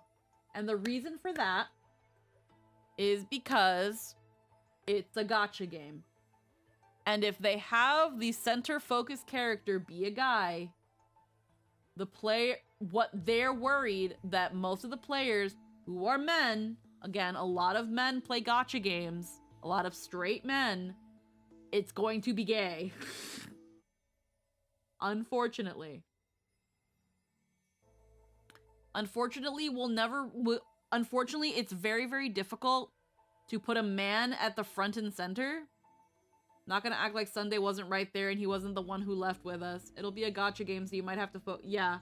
You must have the waifus be the focus. Here's the thing, Eclair. Even though they had a whole thing of Sunday coming along with us, they never made him, like, the pivotal character to end everything. He wasn't, like, the center focus character, like, again, Firefly and Cyrene, was. So, that's that thing of having a character that takes that role. It's going to be very, very rare. The closest we got was maybe Don Hung, in his patch. But not really so much is it going to be for, like, final boss things. He was the final boss? That's not the point, Eclair. That's not the point they're making.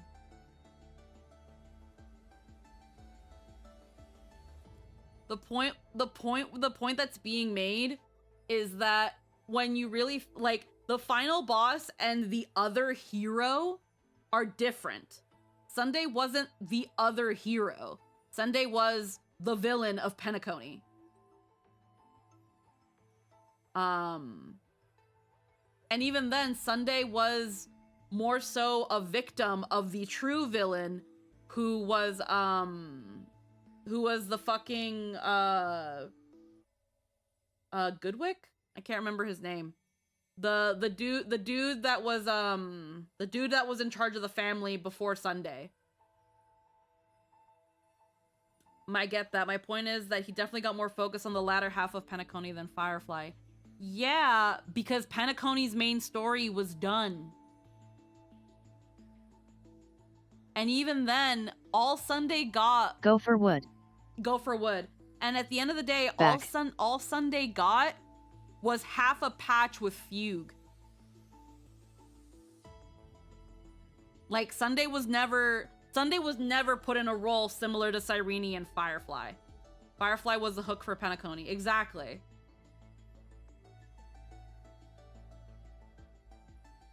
Like, he did not get focused in the latter half of Penacony.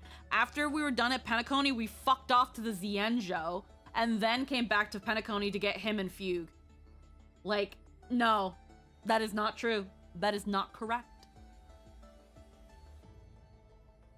Whereas Firefly, from the moment we got into Penacony, she was this cute girl that we were also going around with, and then we saw her get fucking skewered, and then it turns out that she's the mech, and then it turns out that, you know, the whole thing with the script, and we fly off into the night sky and fireworks with Firefly, our girlfriend. Being the hook is the opposite of where this conversation started. Yeah, FF and our Nihility wife were def the hook. Sunday, I feel like barely got any focus, even though he was the main villain. Okay, so If you're looking at main focus males, those would be Dan Heng and Fanon. Sunday yeah. gets a bunch of time and is one of the main characters of Penacony, but his perspective isn't actually important to us until Penacony is over. Mm-hmm. Yeah. Yeah, no, because the original point here that I was getting from Carla,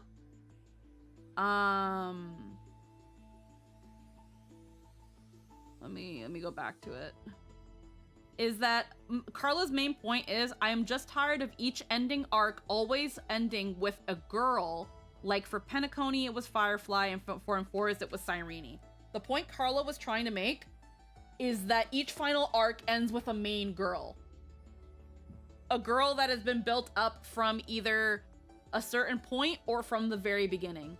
With Firefly, again, we meet her in 3.0, we travel around with her, she gets fucking murdered, and we go into that whole thing, and then we eventually learn who Firefly really is, and after we beat Sunday, there's the whole thing with that, and, you know, the bombs on the ship, because Sparkle put bombs everywhere, and the funny and the funny fireworks with Firefly. That's Penacony. Firefly. With Amphorius, we start getting little hints here and there about Cyrene. We have Mem throughout the whole time. And then after 3.4, we start really hammering in Cyrene. Ending the arc and the final boss, where Cyrene is essentially the heroine of Amphorius, just as Firefly was the heroine of Penacony. And what Carla's trying to say, as I'm understanding it, is that we will probably never get that with a male character, because this is unfortunately a gacha game. It's going to prioritize waifus and its main target audience, which is men. I guess I just disagree with Firefly because she's gone by the climax.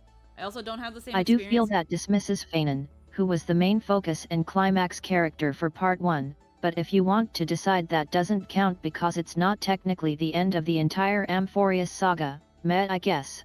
Yeah, no, again, I'm not completely writing off Finan here. Finan was a very, very important character, and to an extent, for a good chunk, the focus. But after Finan's role in 3.4 was done, as once the lens deviated from Finan, it was full on Cyrene, a character who was hinted previously and even talked about quite extensively during Finan's own center stage. And it's that thing of, at the end, when you look at the final cinematic of Amphorius, and again, it is reductive to say it, when it comes to the final cinematic, the intended heroine of Amphorius is Cyrene. They're going to sell you this saving the world and saving the cosmos and the future of Amphorius to you and Cyrene. Yeah, Finan did all of that shit and it shouldn't be written off. But they're not going to sell him Mostly, as... I think Amphorius has two distinct main arcs. The Fanon arc and the Cyrene arc. Yeah, no, of course. And we've talked about that before. We've talked about how Amphorius can easily be split into two parts, with the climax of the first half being Finan's patch, and then the climax of this arc being with Cyrene's. But we're not talking about the two separate arcs. We're talking about the overall story of Amphorius. At least that's the point, the initial point that Carla made. If we're going into, well, you know, but Finan was also the hero. So was everybody else in their own respective fucking patches. Now we're just fucking splitting hairs. And that wasn't the point of the conversation. Like, do you feel me here now?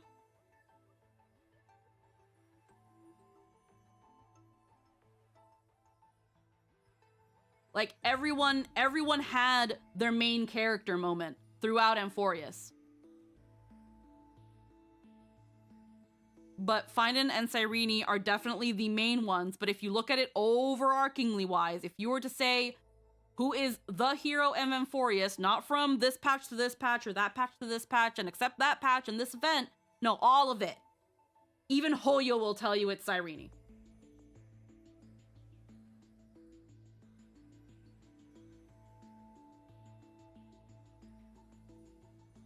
Shiona explains my point better than I ever could since I'm not good with words. I suck at words too. I hated how they dismissed Finan so easily after 3.4. You know, like I wish Finan would have kept the Deliverer title and have gotten to travel back in time and do all the stuff with us. It felt like he got erased for a few patches, even though he was the main guy for a while. Like, I get that he died, but still. I understand where you're coming from. My main point is that 3.4 was clearly a finale to a story that was built for up for that half.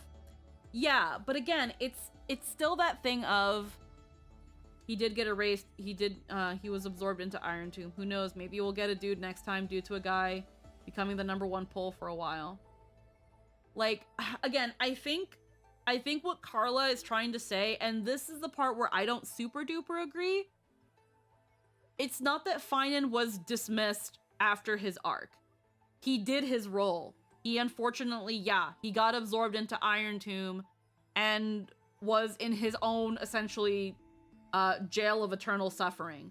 What we were doing with Cyrene in 3.7 was releasing Finan from that so that he too can have a role in Aranova when we essentially, you know, press the grand reset button.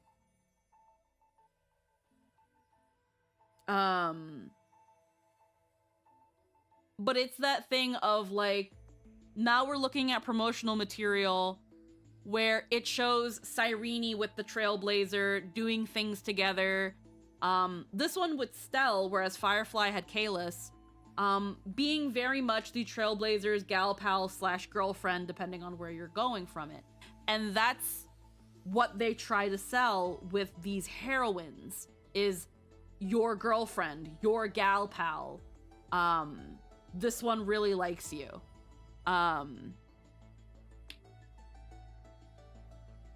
And what Carla is mainly saying is that thing that they did with Firefly and Cyrene, that specifically, there is a very low chance that they will do that with a male character. Because, again, most men that play these games, if they play the male character, it's to project themselves onto the main character and be this guy surrounded by all his lovely waifus. Or, if he's playing a woman, is because he likes lesbians and also wants that whole harem of waifus.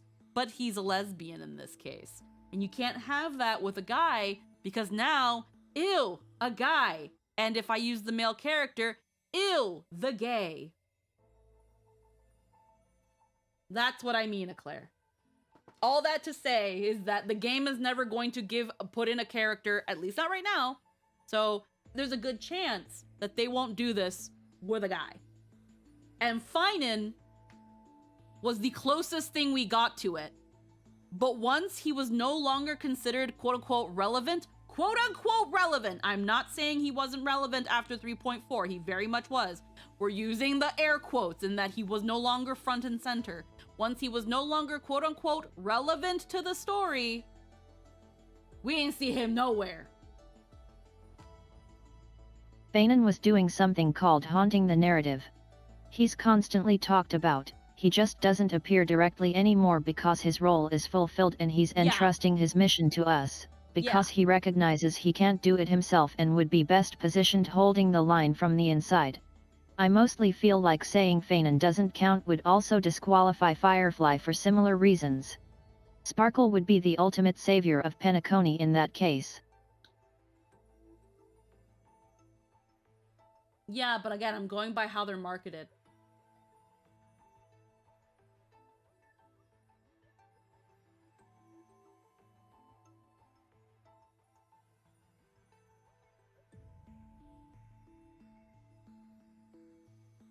Moving on then. Yeah, I'm again, Carla's main point started mostly with how they're portrayed in the story and how they're marketed afterward. Sparkle isn't marketed as your GF, she's marketed as insane. Exactly. Like, when I say Finan's the closest we've gotten to that, is because of how much once 3.4 came in, Finan was pushed. But he wasn't like, we didn't get an ASMR. We didn't get an ASMR of Finan.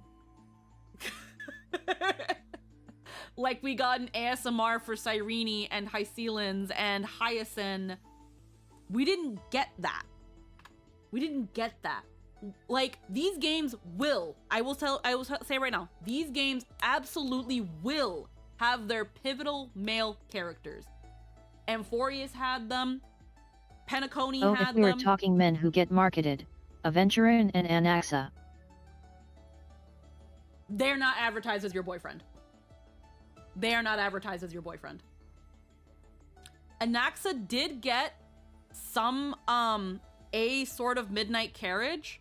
I don't think it was dubbed. No. Don Hung and Finan. Not Anaxa and Aventurin. God, don't remind me of the ASMR. I'm done with this conversation. I feel like the post keeps moving. No, what do you mean? I'm taught like, no. It hasn't been moving, Lynn. No. Because we're talking about marketing and how the game tries to girlfriendify certain characters and market them that way. But also how important they are correlating to the story and the final acts of it.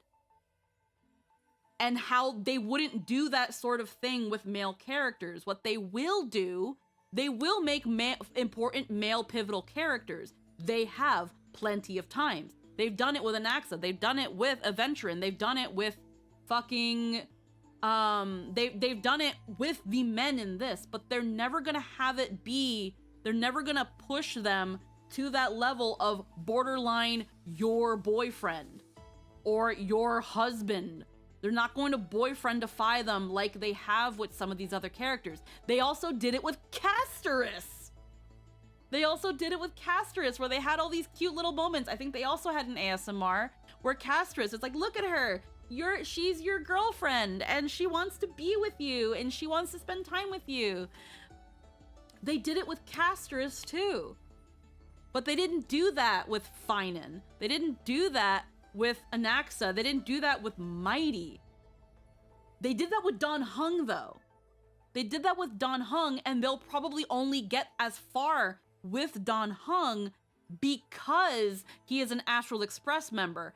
No matter where you go, you will always be with Don Hung, and they will give you that. But they're probably not going to do it with the other male characters.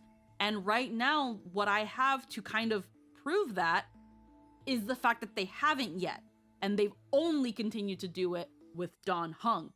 Especially within the story. He's the one that is like, even though he's not pushed marketing-wise as your boyfriend, the story really wants to sell him as, again, your trusted travel companion, your guardian, your best friend.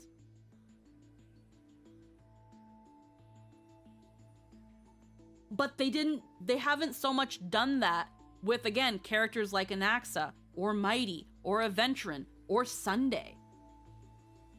They're important, yes, very important to the story when their times come, but they're not marketed like your boyfriend. They're not marketed the way Casterus and Cyrene and Firefly and all of them were. Does that make more sense?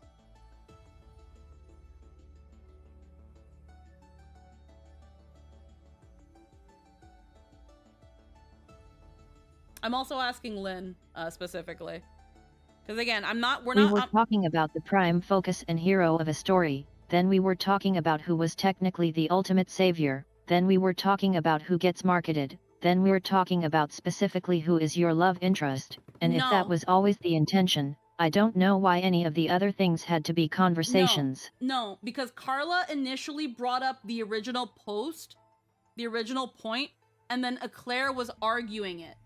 Eclair was arguing that they didn't think that Firefly was as important that Sunday was also just as important, to which we pointed out, yes, but also look at how they were marketed and how they're pushed.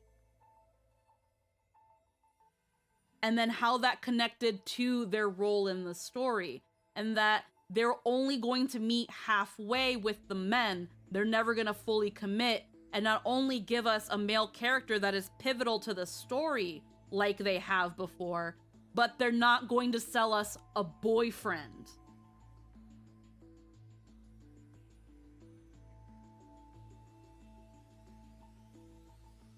So it's not that we were moving goalposts, it's that it was still connected, but I was also reading everybody else's posts because I'm also reading I'm also reading chat.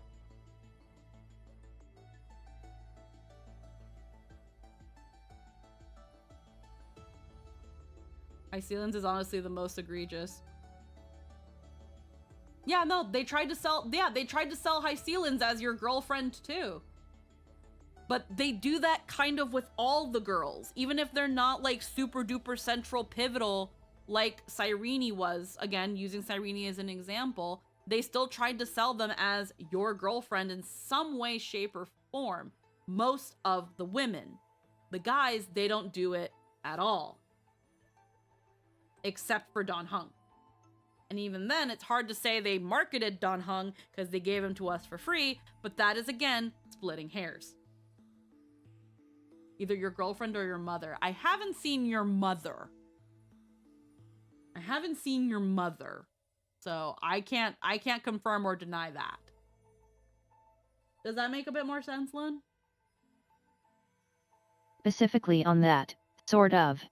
Dan is super that, but they live in the ambiguity space because a bunch of weirdos see gacha characters as inherently part of your harem, which is why so many people freak out about the game forcing you to have a male character on your account. Yeah, that's kind of what I mean, though. And we don't like those people. But yeah, but that's essentially what we're kind of like, again, trying to argue is that, like, I feel like at this point I'm going around in circles, but is it kind of making a little bit more sense now, Lynn? Yeah, I get you. Yeah, it's not that we're trying to say that like the male characters don't matter or anything like that, because they absolutely fucking do. It's the thing I was tracking the conversation I heard from while I was AFK. Yeah, that's why I also had to mention that, like, some other people and Eclair so were didn't know what was chat and what wasn't. Yeah.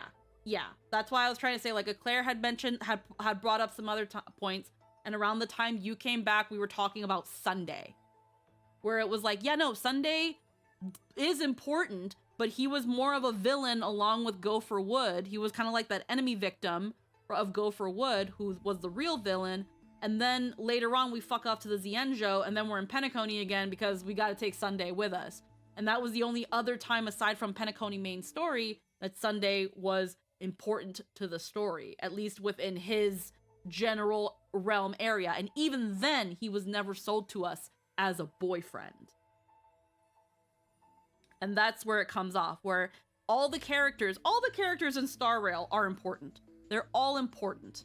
They're all a very important piece of the overall story of the area that they're telling. But the women are marketed as your wife, your girlfriend, as someone that is obtainable. And the guys are not. And unfortunately, that is because of the straight male demographic that is a good majority, or at least a very loud portion, of the fandom.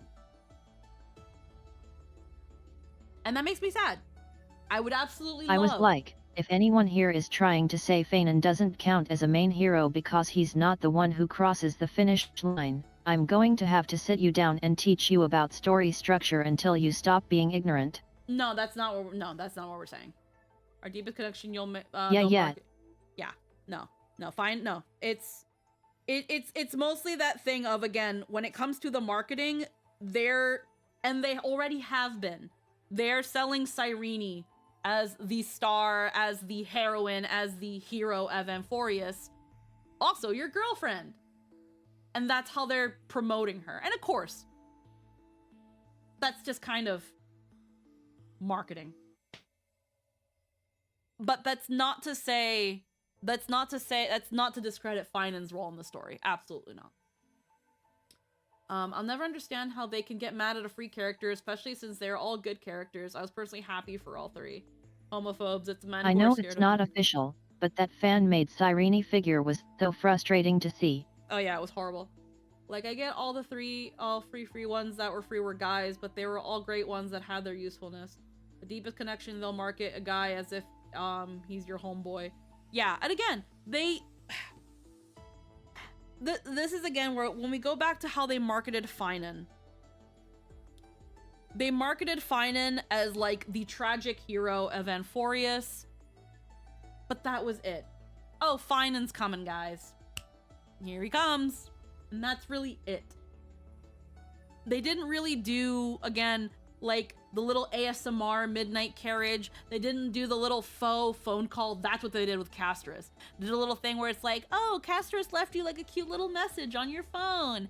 Like, they didn't do that with Finan. They didn't do a little like, let's learn more about Finan and what Finan likes as a guy and what he likes. Like, they didn't do that. They didn't do that. They didn't try to like make them like, the story does a wonderful job of it, but the marketing doesn't really make you feel like it's someone that you should want to obtain and pursue. It's just another character that's gonna come up in the gacha. And that is a failing of the marketing department. And that's where the fans have to do it for you. But like, I would lay down cash for a Finan figure, a good one. Oh, I think there is a Finan figure. Like, there's a Finan, there's a Nendoroid of Finan. The thing is, though, is that when it comes to the marketing for that sort of stuff, it's going to be a bit more subtle, a very bit of, here's this thing we thought you'd like. And the female side of the fan base will eat that up. Because they are the ones that buy merchandise. The female audience is the ones that buy the merchandise. They're the ones that are gonna buy your plushies, your acrylic stands, your perfume line, your hand cream, your shower gel. Because you can't tell me that Honestly, the sparkle perfume sounds so good. And because you cannot tell me that with that shop, the Honkai Star Rail shop, that is aimed towards men. You cannot convince me of that. The Dromus onesie? Anaxa's Dromus onesie? That's for us. That's for us. That's for us ladies and the gays. That's for us.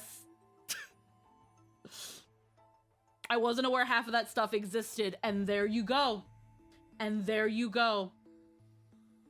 And there you go. The proof is in the pudding. No, you can be a dinosaur man. Live your truth. Like, but again, there it is right there, King of Blue Flames. There it is. The men are the ones that spend the money on the gacha, on the characters, and the waifus. So do the women. But they will pull for the characters they want to pull. Not every single character that's pretty and looks good. They need to be really sold the characters to pull for them. The men will usually just pull. And men, yes, like Claire said, men are less likely to search out merchandise. But it's the females, yes, they will buy the merchandise. They will display it. They're the ones with the Ida bags. They're the ones in the artist alley selling charms and acrylics. That said, chances are, who is going to buy the Dromus onesie? Women shopping for a funny gift for a guy in their life. Oh yeah, no, I would absolutely buy a Dromus onesie for Tristan if I knew he'd wear it. Or, again, you're a girl like me and you really like Anaxa. So you gonna wear that Dromus onesie, cause if Anaxa was real, he'd be looking like that's your lingerie for Anaxa. You want Anaxa to get hot and bothered, you wear the Dromus onesie. The Dromus onesie stays on during sex.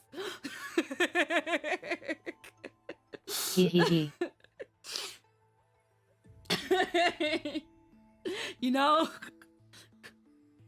You know? Simple questions require You'd simple get it solutions. for Tristan just so you could steal and wear it. Yes. I'd say it's for him, but it's actually for me. Girl. The merch is so expensive, you have to save up for it. And you usually have to pre-order it too. But yeah. But that's how Hoyo, at least in Star Rail, seems to be marketing things. When it comes to the characters and the promotion of the characters for the game, they tend to go more for girlfriendification, waifuification, and when it comes to the men and the other characters, they tend to be a little bit more subtle, but they still have something for you. Again, like, let's be real. Let's be real here. Perfume, hand cream, shower gel. Have y'all been to a con? Who's buying this? The ladies and the gays. The ladies, the gays, and the non-binies. We're buying it. It is us. Yeah, it is a bit of a difference marketing femininity versus masculinity.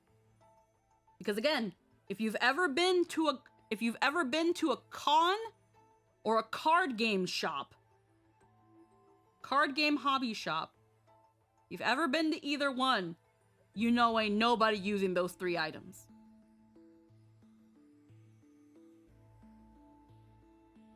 They spent their grocery money on Pokemon booster packs.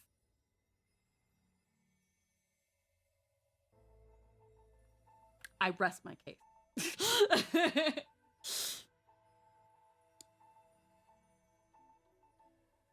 Either way. Let fucking 5 gifted subs and I'll do a stream talking about all the Honkai Star Rail perfume and fragrances with friends. I do want to do that. And yet, men are not a strong market for merchandising. No, they're not because men aren't rabid weebs too, but because of unconscious social stigma. Guys tend to like pins though. They like pins, they like patches. They like things that tend to have some form of also additional functionality. Or something they can just wear. Men are simple. Women can buy whatever, you can call them a freak and a woman will giggle and say yeah but like gimme though. Like again, when it comes to pins and keychains, women have Ita bags. They have just bags in general. A lot of bags now have a loop specifically so you can clip something to it. Where guys, society says they still can't have bags. So like, what are they supposed to put their key charm on? Like, or their pin, again, they can put it on a backpack. Their fucking shirt, they can wear it as a tie, or just the shirt itself can have something they like. You know, that sort of stuff. Guys, you have to think practicality. What are they gonna wear? What can they, how can they have this, but where's the utility? You know? It would be really funny to market merchandised deodorant to men though. Oh, freaking somebody did once at Anime Expo. Someone sold little travel-sized deodorants, and they put a picture of Miku on it. And they put Miku doesn't like it when you smell, or some shit like that. And they sold out. Hell yeah. Like, just slap an anime girl on it and it sells. And there's a reason that fucking shit, there's a reason that fucking line of thinking exists. Slap an anime girl on it and it sells, because it fucking does.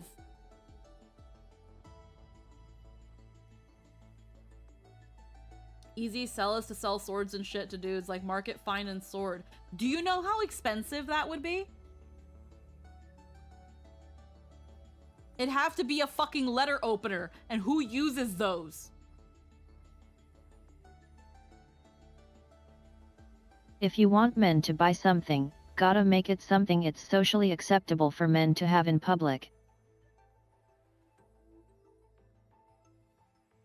Like, no. Dude. Otherwise you're severely limiting your market. You'd be surprised how much replica swords are not an easy sell. The sword would be, what, $400 for a good replica fine sword? I don't know prices. Yeah, do you know how expensive that would be? The best you would get would maybe be like here's the thing. Men, if they can't wear it outside in public, it's something for the home. And this is where figures come into play. Men buy figures. You'd be looking at the Frostmourne run. Men buy figures. Men buy figures because they can display it in their wherever they want in their home, in their office. Men like figures. That you can just leave it at home, and posters. Yeah, posters kind of sometimes.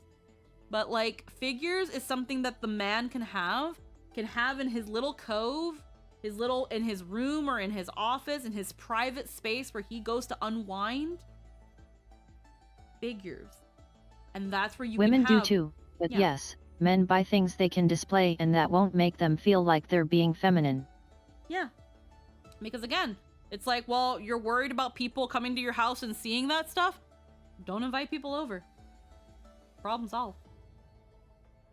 I cannot even hang up things in my wall because it's against my apartment rules. Yeah, and that's another thing where figures kind of are better over posters. One, posters can easily get ruined, and most apartment spaces and rented areas, they won't let you put that stuff up. You can probably use like the little sticky tackies that don't like ruin your walls and keep things up pretty well, but just get a shelf. Understand towel merch? So here's the thing, Tragic Mexican.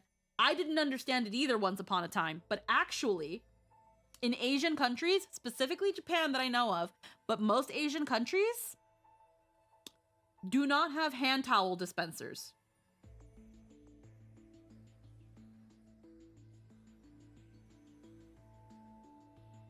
When you go to the, like, so for example, when you go to the bathroom, like here in the West, we go to the bathroom, we wash our hands. There's either a paper towel dispenser or those little air vacuums. Asian countries don't have that. Instead, they carry Because even if you don't ascribe to gender norms, you're still indoctrinated with the various stigmas, and if you're here, you probably have anxiety, so you'll end up conforming to them unconsciously regardless. No, it's more commonly. So have you guys noticed how in your animes, how girls carry things like handkerchiefs and shit like that? Those are hand towels.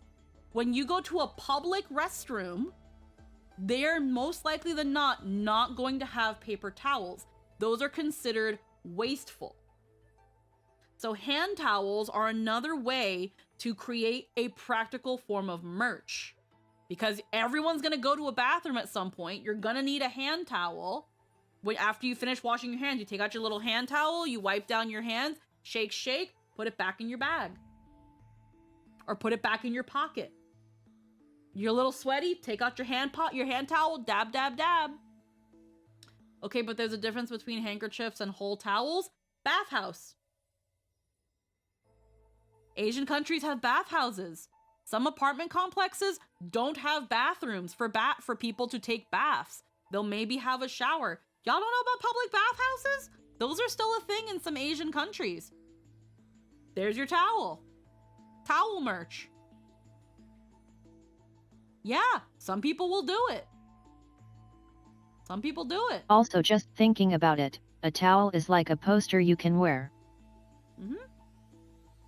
Yeah, I thought the handkerchief were for them to fake cry in the drama scene sometimes, but the way, yeah. Also, beach towels and most normal towels are boring and bland, so why not have a fun towel? Yeah. I learned about this when I used to be subscribed to like a cute little like Japanese crate, and like every couple crates they'd send you a hand towel. I have a beach towel covered in kittens. I don't have a beach towel. I haven't gone to a beach in a very long time, but like, yeah, beach towels are usually the fun types of towels. Those are the ones that have the funny designs and shit. So yeah, they're usually for like things like bathhouses or again, maybe going to a beach.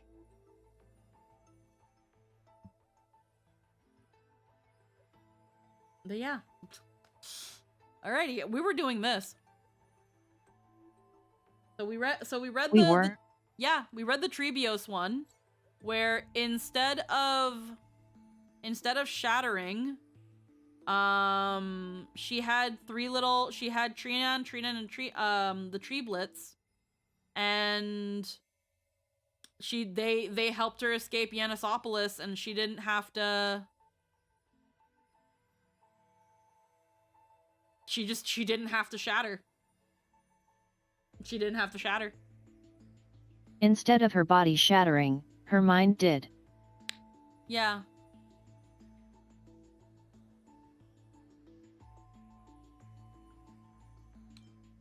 Little Ika, you should eat less. She lost the triplets instead of becoming them. Huh. Yeah. This page of the story comes from a long time ago, Eternal Reoccurrence, a scientific experiment that went all the way. Imagine what would happen if an accident during Hyacinth's test of Little Ika's appetite triggered its dormant gluttony gene buried deep within. They really took fat fuck and were like, actually, we love this.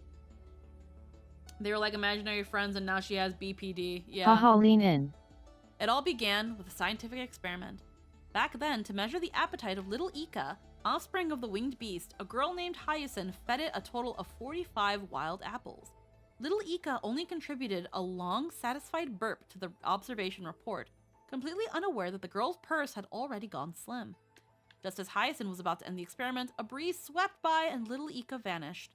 The anxious girl plastered missing pet posters all over the grove. It's a chubby, always hungry winged beast. Unfortunately, none of the grove scholars knew of its whereabouts. About half a month later, Hyacinth woke up early to find Little Ika at the entrance of the Twilight Courtyard, though it seemed a bit rounder than before. Along with it was the Phantom Thief's note that read, "Though a winged beast descendant would be worth something, turns out it's a money pit. Such a glutton, such a glutton. In just a few days, it nearly emptied my wallet. Here, take it back. We Delosians don't want money-losing deals." Having Little Ika back filled Hyacinth with joy, but she noticed that her winged beast companion seemed somewhat different than before.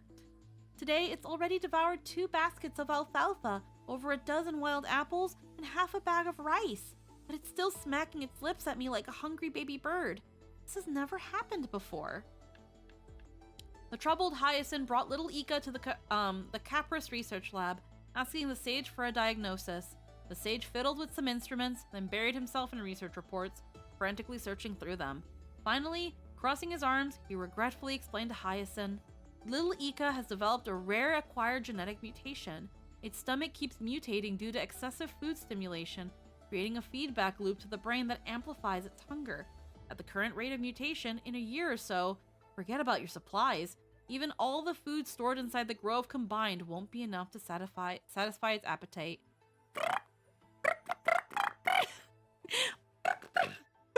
Ha ha ha. While Little Ika remained carefree, Cinny's brow was clouded with worry. Looking at the rejected funding requested form from... All that steel mimicry coming in handy. Looking at the rejected funding request form from the new Sporus, the young girl tossed and turned before finally deciding to leave the grove with Little Ika, determined to find a way to heal it, or at least keep it well fed. "Don't worry, Little Ika." What the fuck happened? "Don't worry, Little Ika. As long as I have a bite to eat, I'll..." What Little Ika really meant was, "Blah blah whatever, I'm just gonna steal that bread right out of your mouth."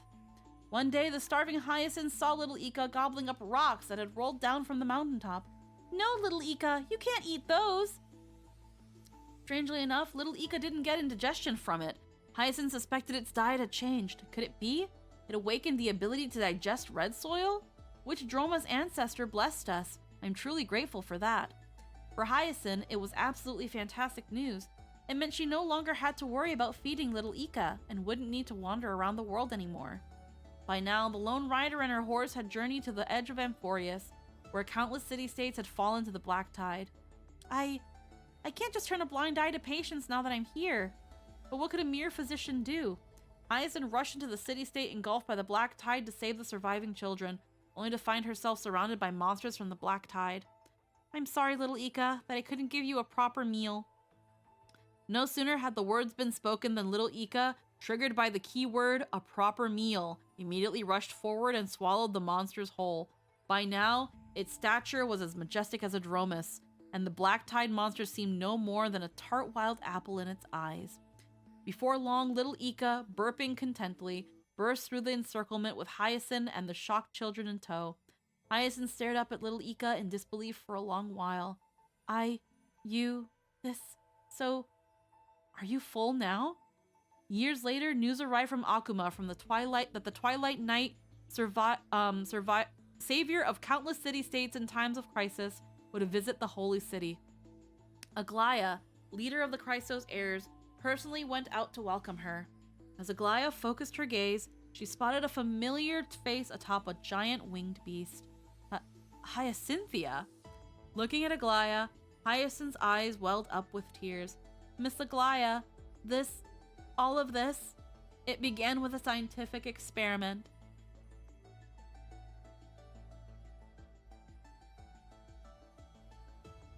Yeah, so they really leaned into the fat fuck and the eon of voracity. Voracity. Voracity. Alrighty. Blooming season. Letters to the Netherrealm.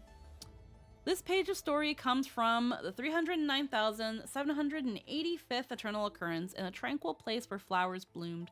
Imagine if the girl who returned to the Netherrealm wasn't completely cut off from the mortal world, and the Netherwing, retaining Polyxia's remaining sanity, ferried her back and forth across the River of Souls. The dragon's here. The dragon's here again. The skies of Akuma suddenly darkened as the Netherwing's massive silhouette circled above the Memorial Market, blocking out the sun. With powerful wing beats, it descended upon Kefali Plaza, unleashing an earth-shattering roar. The residents frantically rushed back to their homes, retrieving items they had prepared in advance. This had clearly become the Holy City's new custom, as people eagerly crowded around the Netherwing, afraid of being left behind. Please give me a mortis flower. In exchange, please take this candlelight to Lady Castris on the other shore. Me too. I'd like a few bunches of Antilla flowers to decorate my little shop. In return, I'll give you some seasonal fruits. They're super fresh, just harvested a few days ago. Another wing lifted its wings, revealing 2 large flower baskets tucked beneath. The Holy City guards did their best to maintain order, but they couldn't hold back the enthusiastic residents. In no time at all, the flowers carried by the Netherwing were exchanged completely, with satisfied residents departing while the baskets were filled to the brim with gifts from the Holy City's inhabitants for the demigod of death. After their busy work, Guardians Zeph and Mnemosyne left out a long sigh and gently patted the Netherwing's neck. Every time you come, it's such a grand spectacle. You've really outdone yourself, Miss Polyxia. A gentle purr resonated from the Netherwing's throat. It shrugged its neck, shaking loose several letters from beneath its plated scales. Miss Castris' letter from the Netherworld is still as weighty as ever, I see. Oh right, there's only one reply letter for Miss Castris this time. Please keep it safe, Miss Polyxia. The guards tucked the delicate letter behind the neck of Netherwing, who gently nuzzled the 2 before slowly taking flight, circling above the Memorial Market for a moment before flying off towards Styxia. The far shore of the River of Souls remained as tranquil as ever. Yet it was not only the azure Antilla that bloomed here. Beneath the gentle radiance of the moon cocoon, the sea of multicolored iridescent flowers spread like a vast warm embrace, tenderly cradling the slowly descending Netherwing. At the center of the sea of flowers, a girl in white ran toward Netherwing. She was the owner of the flower shop, Spring of the Underworld. Welcome back, Polyxia. She wrapped her arms around Netherwing's neck. You've brought back so many things again this time. Thank you so much. Netherwing rumbled softly. Let me see what replies my companion sent me. Huh? Only one letter? The girl stared blankly at the letter in her hands. Netherwing softly nudged her shoulder, urging her to open it. In this letter, there's just a group photo taken with a photo stone. It's wrapped in golden thread. It must be Lady Aglaya's. The moment she touched the golden thread, a vision suddenly stirred within her mind. The Chrysos heirs had gathered in the Memorial Palace, and the white-haired youth at the front cleared his throat. Thanks to Professor Anaxa and Lady Aglaya's joint research, the letter this time not only lets Lady Castris hear our voices, but also see our faces. Everyone, have you decided what you want to tell her? Oh, it's like a freaking crazy like hologram letter. Hell yeah.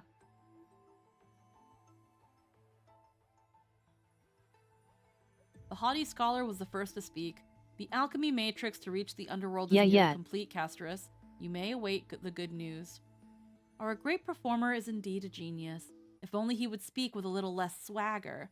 Cass, I asked someone to drop off some clothes for you. The Netherrealm is cold, and even as a demigod, you need to take care of yourself, said the blonde weaver.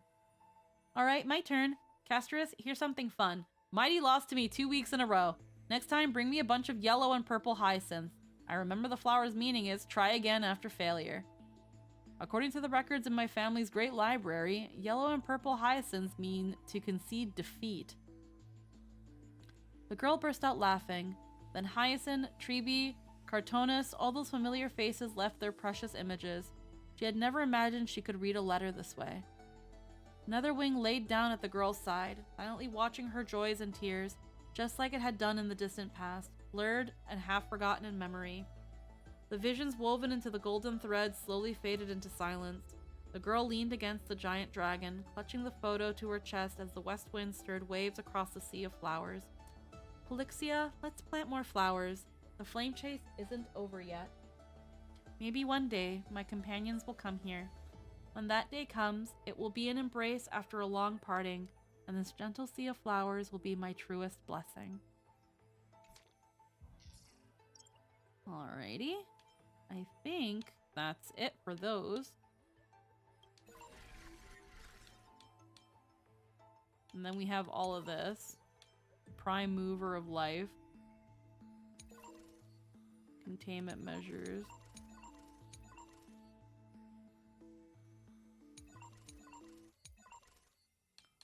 Prices there. The fuel that gives the fanfic writers for Amphorius. Yep. Oh, they know exactly what they're doing. Premium mobile. Lament.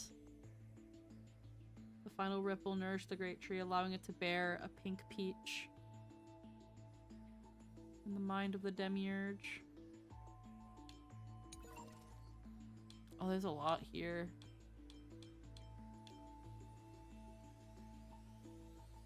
Mem. An unrecorded electrical signal. It attached to the external variable squeaky and grows through the path of remembrance. In actuality, it is the amnesic demiurge.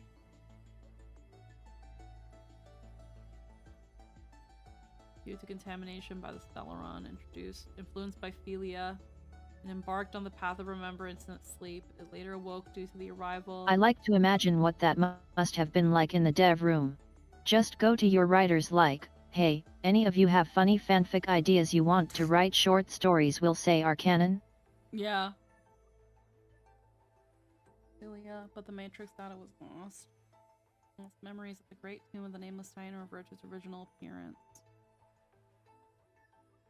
During the battle, as Iron Tomb swept across the stars, the Demiurge was nourished by countable memories and became the pure child of Anastrava. To close the causality loop. Oh. Heckin' Lavender Rose. Hello, hello. Thank you for the follow and welcome to the stream.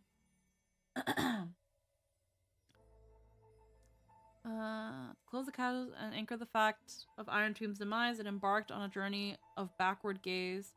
With the Demiurge's ego as a cradle, the newborn Amphorius was born from the memory zone.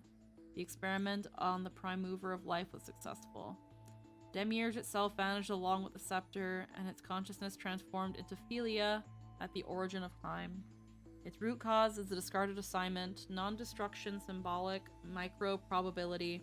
Without administrator intervention, this assignment would lead to the 13th factor, track, Genesis, Primia Mobile, Love, Simulated Path, Trailblaze.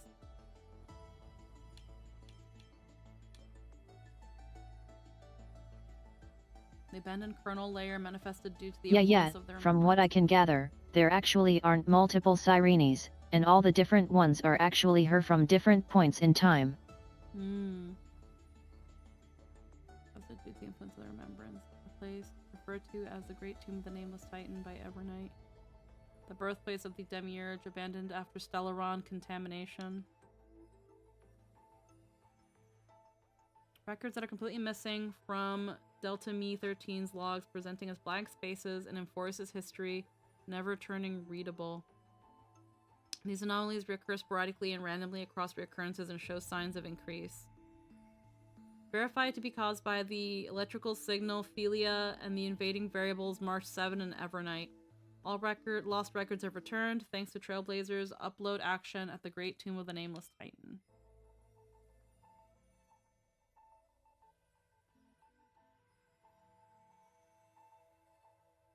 The heroic figure born from the imaginations of Nakos and Philia, it is believed to be a sign of approaching the intelligent singularity as the two began to learn what it meant to be, quote-unquote, a real life form, and tried to reach that goal. After the Astro Express arrived, the hero within began to converge with the Trailblazer. In actuality, it is the Trailblazer in the memory of Cyrene. When the Demiurge looked back, it brought its memory of the Deliverer to Nikos and Philia. Phase 1 of the final boss had me sobbing. Yeah, it was kind of crazy, huh? A recursive feedback loop triggered by 2 signal clusters in the Delta Me 13's computation designed to stall the experiment. Nakos wielded the power of destruction to erase Philia's existence from Amphorius, introducing a logic breach in the track of time and regress the extrapolation process. Philia, using the Catalyst of Remembrance, returns to the Great Tomb of the Nameless Titan to load the 12 factors of data for the sleeping Demiurge.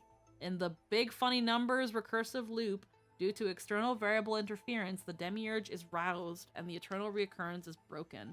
The experiment enters its final phase.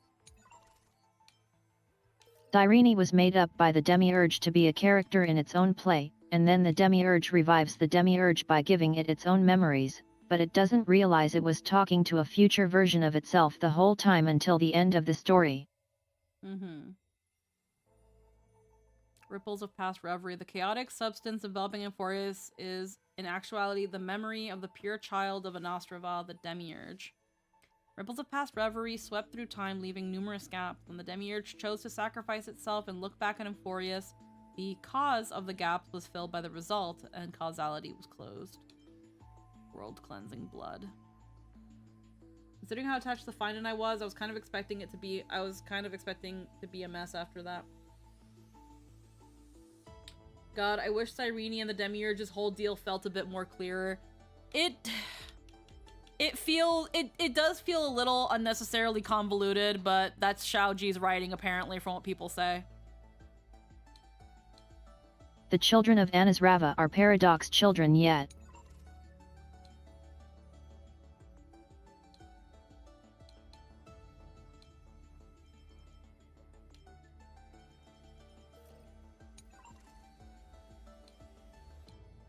I have a lot of records here. Cosmic Alliance, the 12 Titans, Amphorian.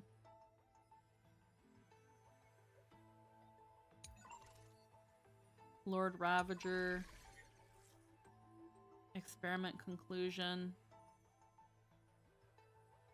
Conclusion 1. All life activities are attributed to entropy increase. The prime mover of life is destruction. Conclusion 2. Conclusion 1 constitutes only a particular proposition. If the initial proposition is changed to trailblaze, it is equally valid. The prime mover of life is a static value and cannot determine the developmental path of things. The Amphorius experiment is concluded. The Amphorius experiment collapsed into concluded only on the condition that the Demiurge successfully gazes back. If the backward gaze They exist because the existence of Fuli demands they exist, but Fuli doesn't actually exist yet, just that they will eventually and it will be one of the children, so yeah, the children are conceptual paradoxes. Yeah. Yeah, so essentially, the children of Anastrava are the children of Fuli that will become Fuli. Because Fuli doesn't Fuli yet. Yep. There is no Fuli. There are the children of Anastrava who will become Fuli, but until then, the Fuli we know is not the Fuli that will be. They are Fuli. Fuli Cooley. The Amphorius experiment collapses, blah blah blah. Which is also why how Cyrene isn't Fuli but also she is. Yeah. She can become Fuli. March is also Fuli but not. Yeah.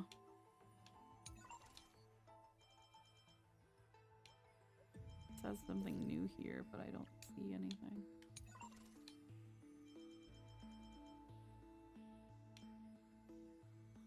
Concord.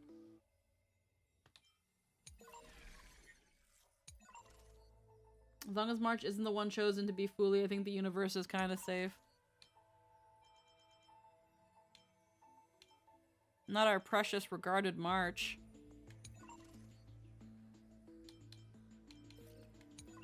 Any of them could become Fooly, so Fooly basically exists in a superposition where it is only one of the children but also all of them. Yeah. Any one of the children has a possibility of becoming Fooly, but only one of them will be. But it could be any of them. I'm my own grandfather, the god. There you go. It's a headache because it's supposed to be. And until one of them does, all of them are. This is good writing! No. I swear it's good writing.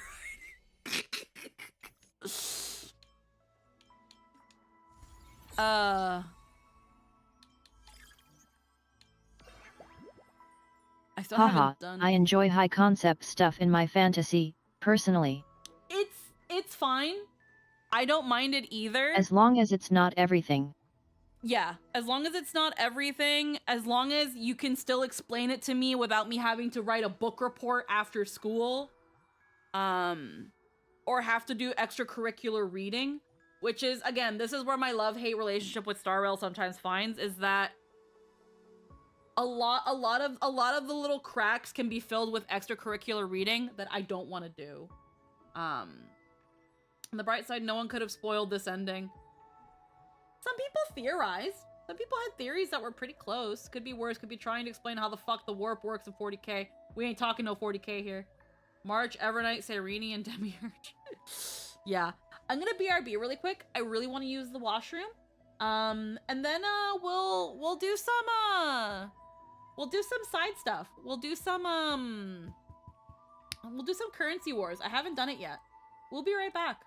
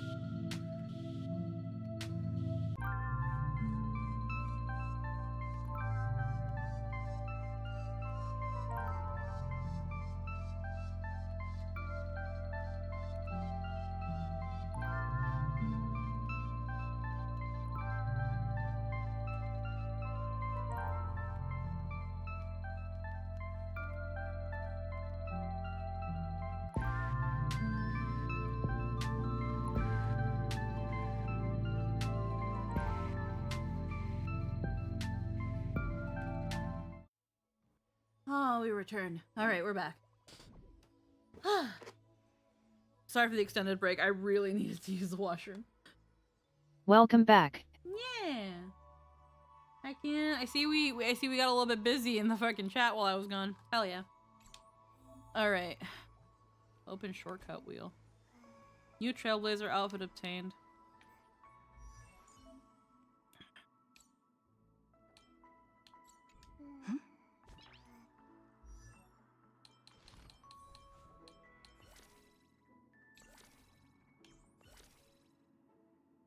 The promises.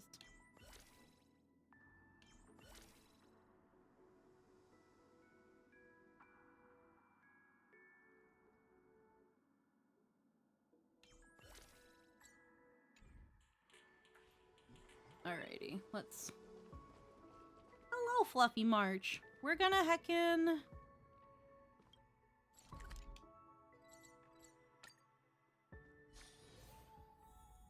We're gonna see how heckin' Currency Wars works. We meet again. I've been waiting for you for quite a while. What are you doing here? We're here to discuss a lucrative partnership, naturally. Let's get to the chase. I brought you a new business opportunity, or rather, a special pawn deal. Yes. Only this time, you're the one providing the funds, and as collateral, I'm willing to offer you generous returns in the name of the IPC's Strategic Investment Department.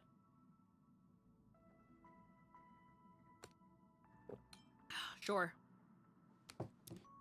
High net worth individuals like you have always been the ideal partners every investor eagerly pursues.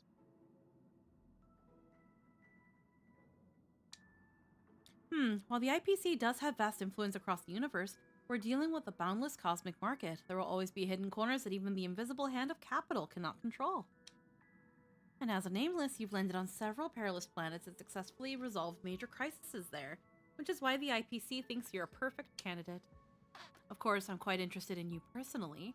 Your performance in Penacony left quite an impression on me. Just got back from the convention, talked with Joshua and Gabe up there, and also Mark Witt. Hell yeah! The tutorial is long, but Currency Wars is really fun after you get through the tutorial and do whatever you want. Okay.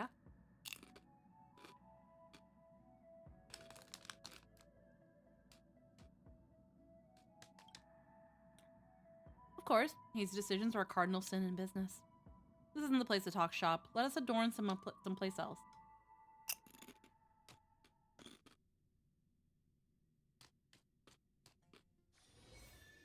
Anything I can do for you?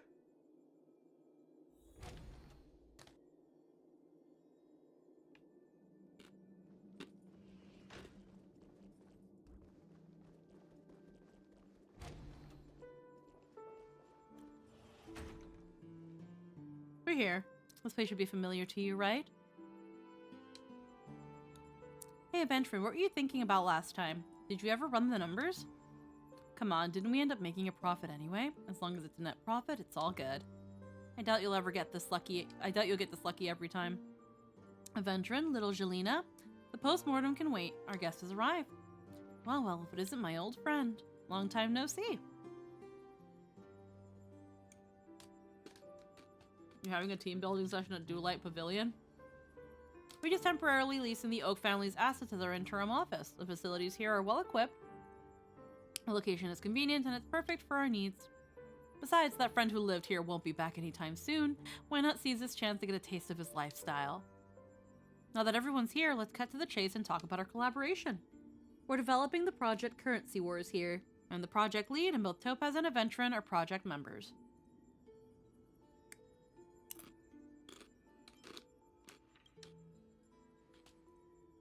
We have no doubt about that. However, in this business simulator, I'm afraid your unembellished tactics won't be of much use.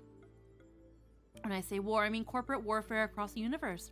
As you know, the cancer of all worlds has swept through many planets, creating a lot of bad debt for the IPC, and it's quite a headache to clean up. Our opponents include local monopolistic tycoons, disciples of the abundance, the Antimatter Legion, and more. None of them to be taken lightly. They've only seized IPC assets, but have used force to drive out IPC workers. In the past, due to lack of experience and intelligence, every operation by the Strategic Investment Department required massive investments to resources and manpower. The currency war system can simulate various scenarios, helping us prepare for different situations in advance. In essence, it's a massive bad debt settlement simulator. In simpler terms, it's a corporate warfare simulator. It's super fun, and you'll definitely love it. You could say that. So, would you be willing to take part of it? Yeah.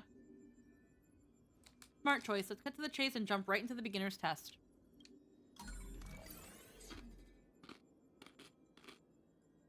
The control console for currency wars. We'll start with the lowest difficulty level. Not only we guide you through the system step by step, we'll also provide special assistance along the way. Okay.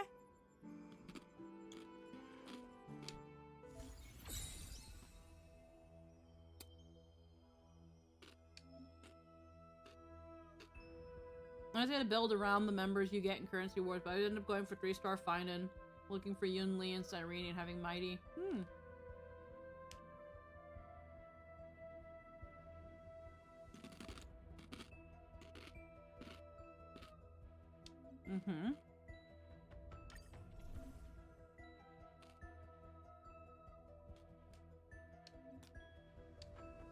Initial test.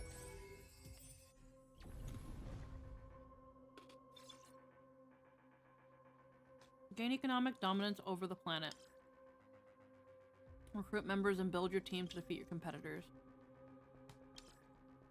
Before we start.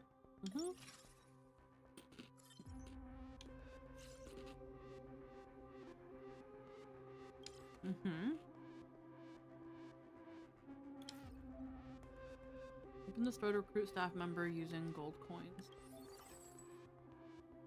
Day Demigod, Galactic Voyager, IPC, Wolf Hunt. This is your current coin.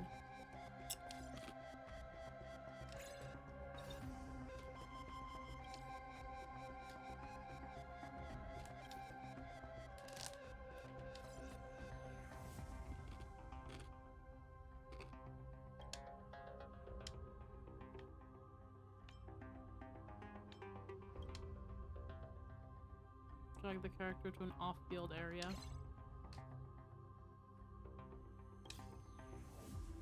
Rolls are made to be broken.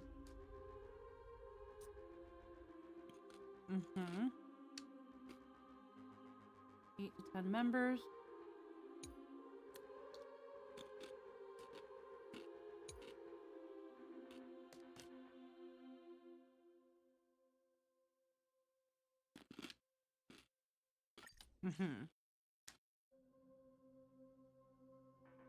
Utilize their abilities.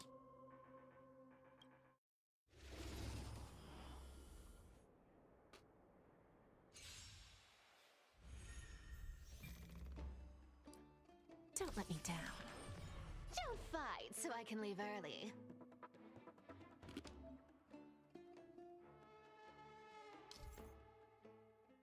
On-field character empowerment. Characters' base abilities are enhanced and they gain brand new combat abilities. Okay. Off-field.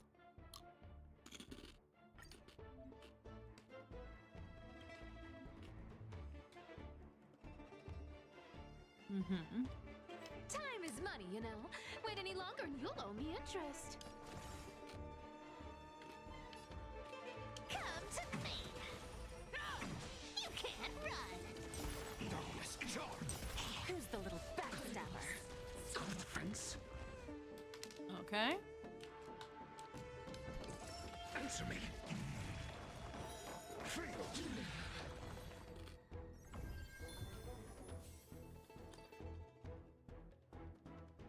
Okay.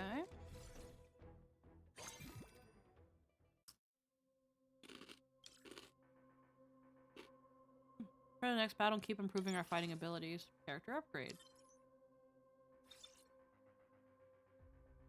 And become stronger when improved stats are being upgraded. 3 identical staff members allows them to be upgraded.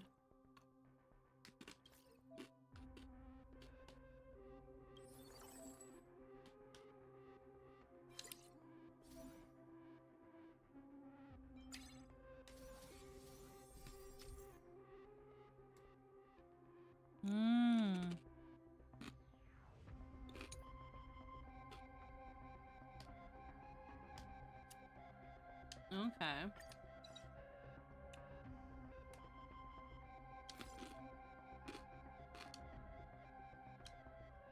They unpanked my thing. Hi. It's golf era. I always deliver. Hi, BB. How you doing, hon?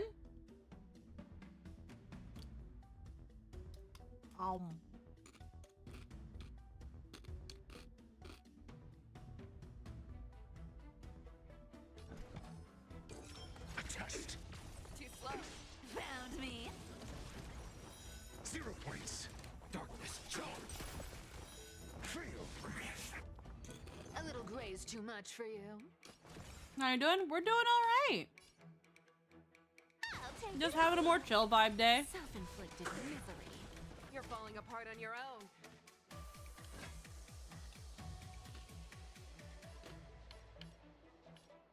Never hesitate. It ain't over. I won't do it. Darkness charge. I'm asking questions. He's asking questions. Answer me. You can't run. 0 points. Oh, okay. These are Dr. Ratio's battle records.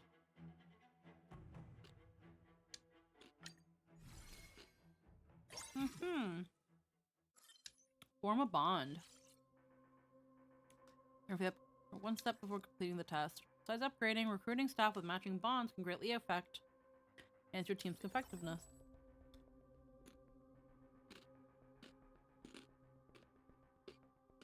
The veteran has follow-up attack and IPC bond.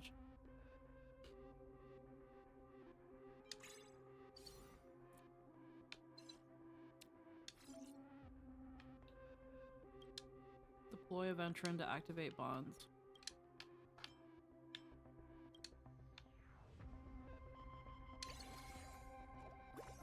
Follow-up attack. Okay.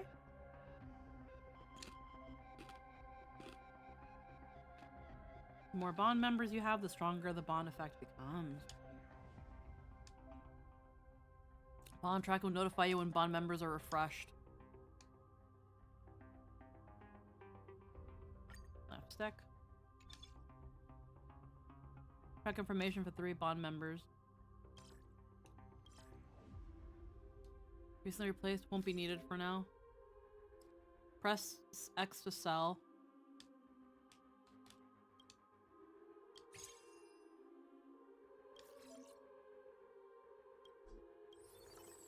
Please follow instructions. No! Okay. Don't let me down. Need I teach someone a lesson? Alrighty.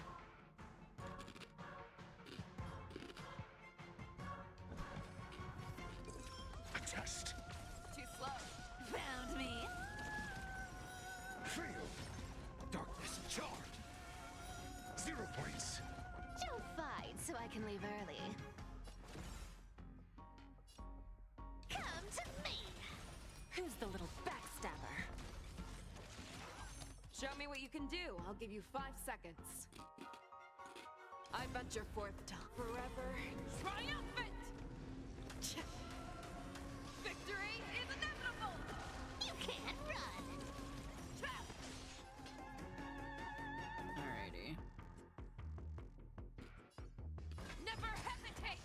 I won't do. Darkness charge. I hit the mark. It's on me.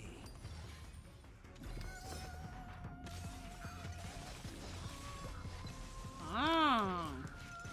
Okay. Trick. Watch your head. Mediocre. Had a little persona moment there. You want to take advantage? Yep. All out attack.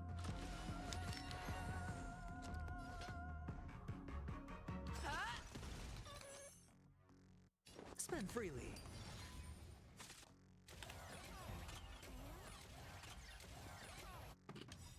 The dice have been cast. Bust.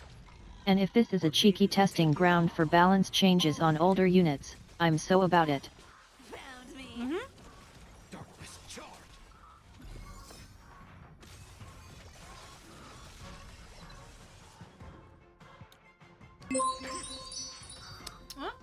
We got a raid. I'm like eating chips right now, like a freaking degen. Hello, Sarastosis. Hello, raiders. Hello, how are we doing today? Oh, My hi name is there. Squeaky. Welcome Siristoses and 17 people. Hello. Hi, Bard. Hello. I am a Magical Girl VTuber. Currently, I am just in my goth era. Normally, I am a pink thing. And normally, I don't have a purse. There we go. We are currently having some chill vibes with Honkai Star Rail. Kind of talking about and going over recent patch stuff. So if you are not caught up in the story, there might be spoilers. Right now, we're just doing some currency wars and some chill vibing. Again, how are you? How was your stream? The goth girl thighs? Yeah. But like they cut off on the bottom there. But yeah, no, goth girl thighs. They're not like jiggly, but they're, you know, they're nice. I like them. How are you guys doing? How was your stream? What were you guys up to? Are you putting a Gly in the wheelchair? I don't know. Pokemon Legends EA? Ooh. I haven't played that game yet. I've been thinking about it, but I don't know because I haven't played a Pokemon game in such a long time. Excellent thigh squinch. Yee. Normally, we are a complete pink thing like this, but right now we are headless. There we go. Goth. Still getting my buttons down. She's in the tutorial, so she can't not do that with a Gly yet. Oh. But yeah, we're just chill vibing. Again, thank you for the raid. Hope you have a wonderful time. Be sure to engage in any off-stream, after-stream aftercare if you need to do that. And thank you for sharing the community with me. We're just gonna be having some chill vibes and crunching chips obnoxiously. I love me some kettle-cooked chips. Alrighty. Ow.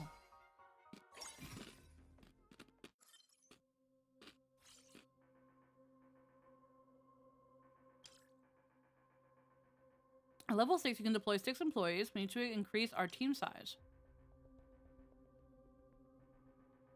Purchase experience to level up. Leveling up allows you to deploy more staff members. Use 4 gold coins to buy experience and level up. You can now deploy 7 employees. Time is running out. Head to the store and recruit some staff. No suitable staff members available at the moment. Try refreshing the store. Characters with tracked bonds will be tagged as recommended. Miss Robin is a 4-cost character with a follow-up attack bond, possessing powerful combat abilities.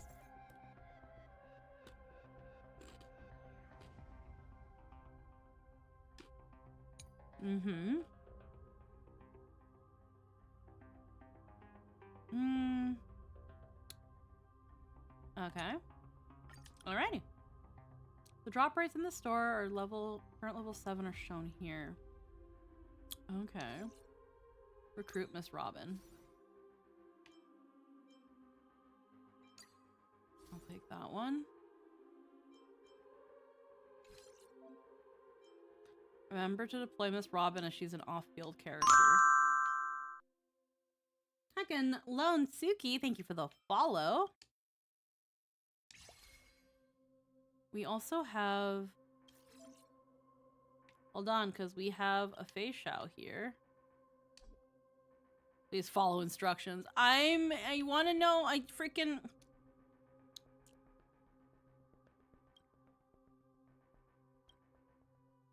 How do I power up? I got a Fei Shao here to power up.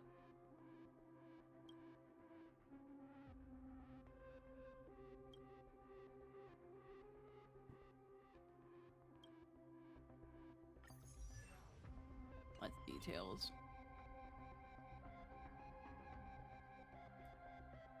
Oh, I need one more Fei Shao? Oh, okay.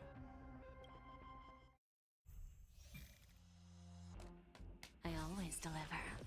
Harmony and unison. Need I teach someone a lesson?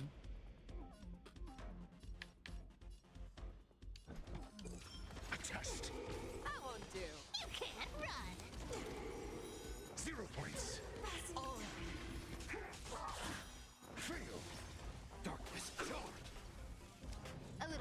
too much for you?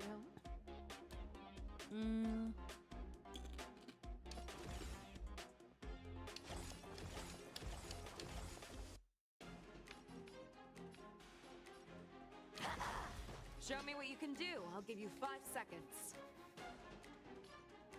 Never hesitate! Too slow. It's on me. Stars Echo! Your answers?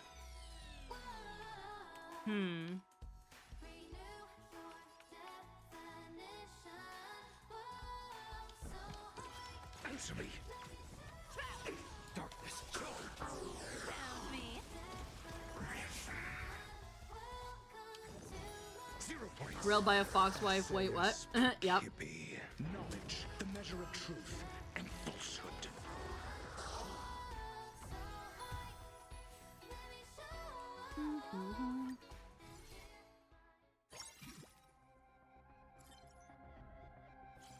The size 3-star.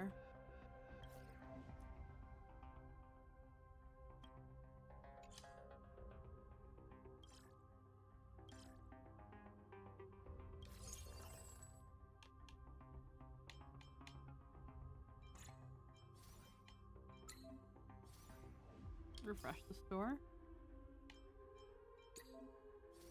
Refresh.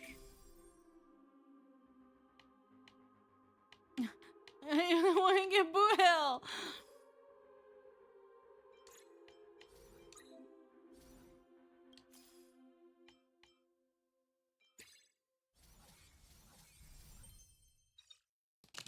Star employees undergo a qualitative change when their stats increase significantly. You don't say. Let's see what he's got.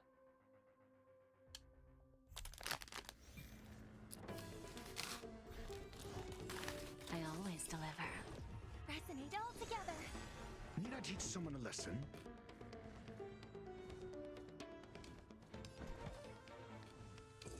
A test. I won't do. You can't run. Feel. Darkness charmed. 0 points. Feel. Don't fight so I can leave early. Come to me.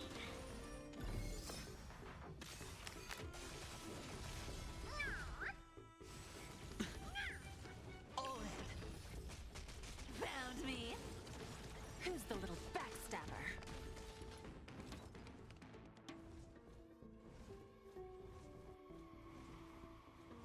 Our cute play session is over. With enough believers, lies become reality. Gotcha.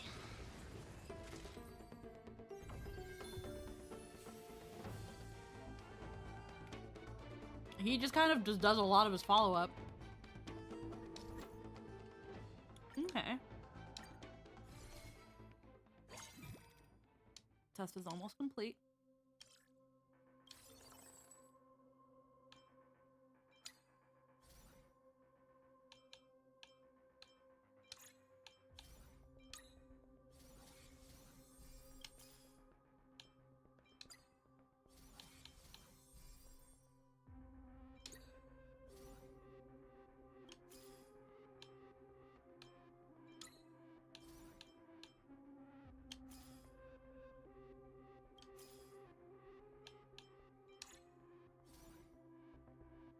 Okay.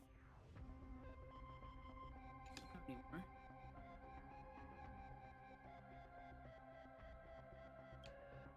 Okay. Don't let me down. Harmony and unison.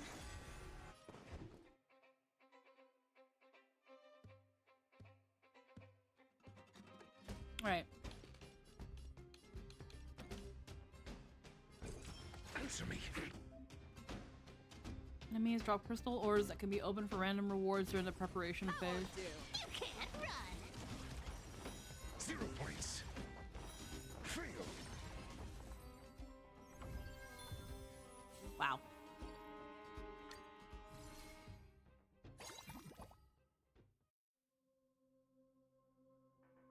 Quite the haul. Press or swipe.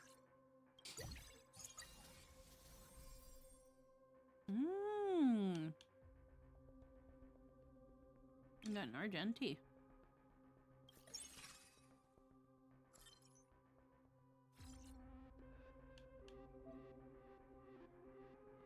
Let's upgrade to level 8.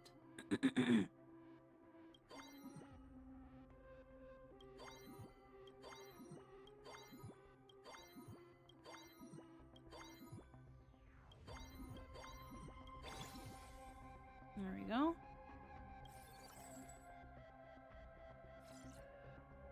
Wants us to drop Topaz.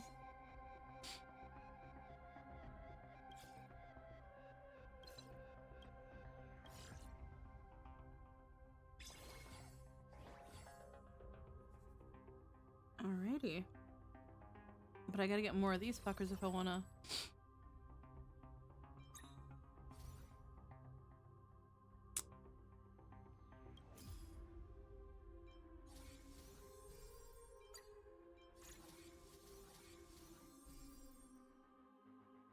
I think that's all I can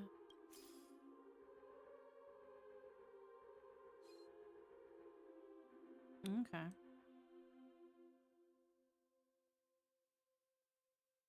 All right. Also, hi Sheena. Hello, hello. Deliver. Resonate all together. Ribbit drift. It smells of money. Come to me. Too slow. Found me. Darkness charge. Self-inflicted misery.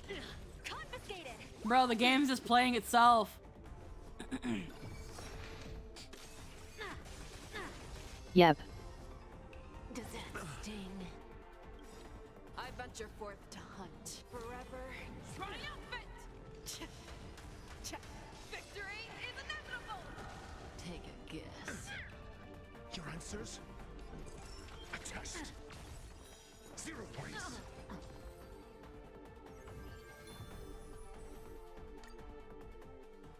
Alrighty.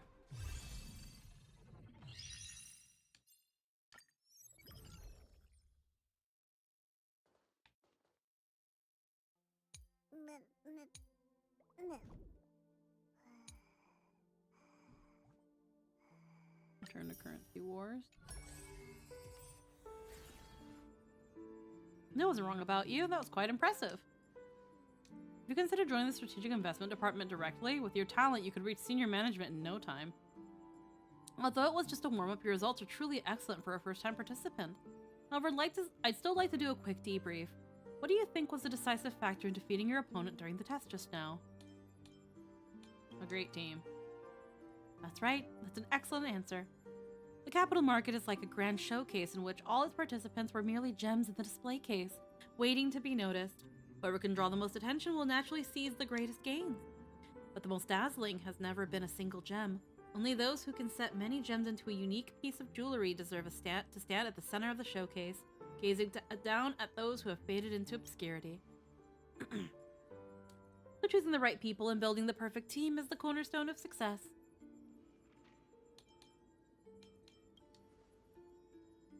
Hope that helps. People are the most valuable assets. That has definitely been Madame Jade's consistent philosophy on wealth. Indeed, wealth, schemes, and luck are merely tools in the end. If you want to achieve victory, the most crucial factor will always be the power of the people. Just a bit of personal insight. Consider it a small gift to my partner. Alright, you can take a break now. We need to organize the last data we just collected. After that, we need you to continue the next round of tests. Alrighty.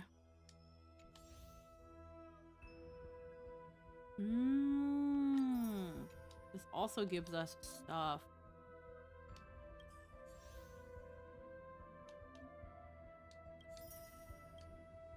Oh, ascension level.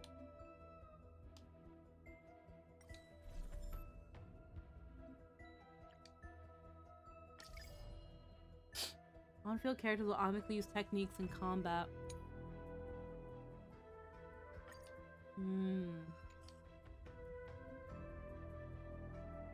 Prepare for the next round of currency wars.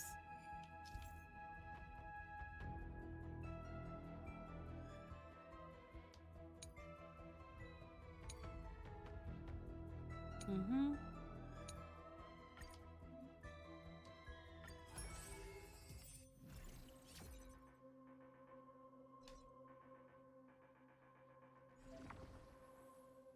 I've got something prepared for you. AoE attack index 1. Let's pick that.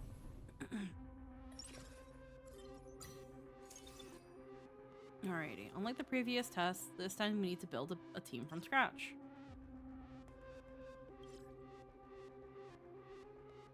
Herd and Treeby are on-off field while Ventrin is an on-field character.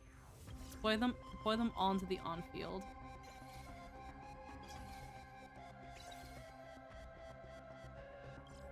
Recruit one more. For recruiting, remember to use the bond tracking feature. You want AoE attack.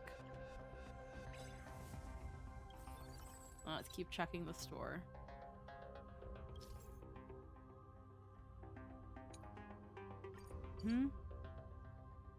Whether you own the character or not, you can recruit them in currency wars. Jade is a member, so recruit Jade. Deploy Jade. She's only off-field. Preparations complete. Up ahead is a reward node. The difficulty isn't high. Let's start the battle. Alright. I always deliver. What are you looking at? Self-inflicted misery. Time to twirl!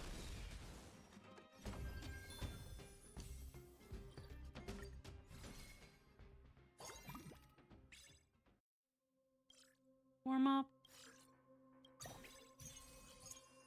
Alrighty. Good staff and good coin. But now you can only deploy 4 employees. Let's upgrade level 5 first. Deploy new staff members. Ranmei and Herda can form a 2 Cosmic Scholar bond. Right. Track the Cosmic Scholar bond. Economy and operations. Starting from the advanced test, you'll gain this. What about the Kate Cat?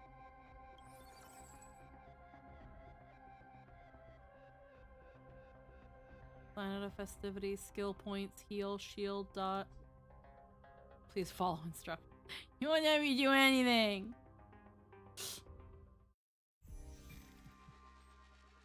Don't let me down. Eternal. All will be swept away by the wind. Hey! Who's the little backstabber? Sure, I'll play along. It's on me.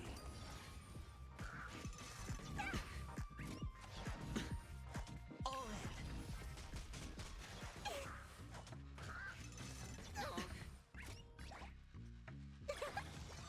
All will be swept away by the wind. Watch your head. Honored to meet me. Time to twirl! Self-inflicted misery. Who's the little backstabber?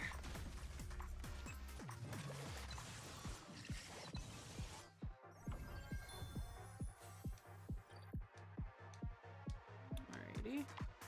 Easy win, well done. Yeah.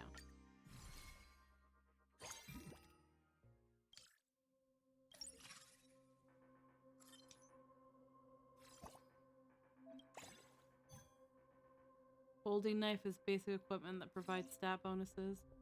Drag the folding knife onto Herda.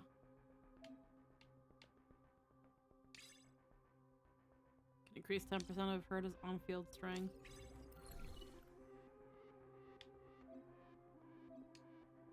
Put the character and equipment combo to tackle the upcoming thing. Perfect for the current lineup. Let's check it.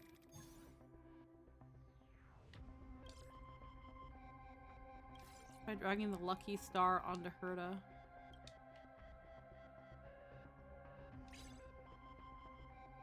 Synthesized high-frequency chainsaw. 2 basic equipment can be synthesized into 1 advanced. Okay. But its damage output is increased by approximately 50%. Okay.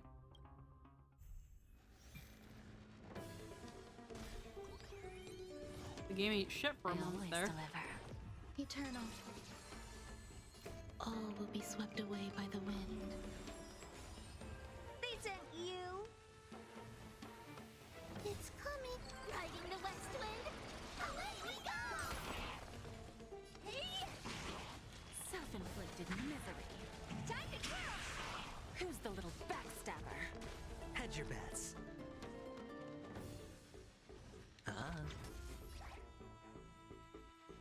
Delivering warmth. All will be swept away by the wind.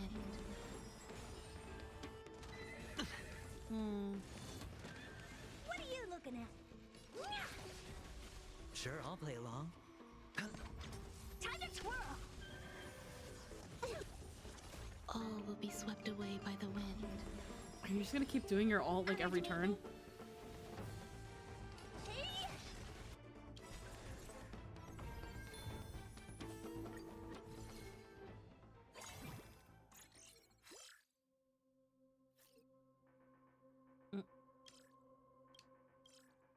First plane. Forget to level up.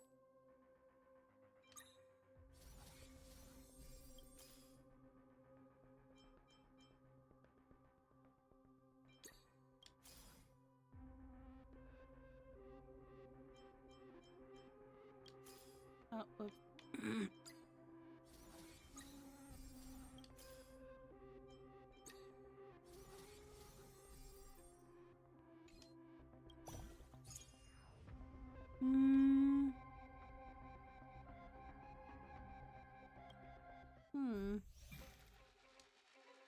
Don't let me down.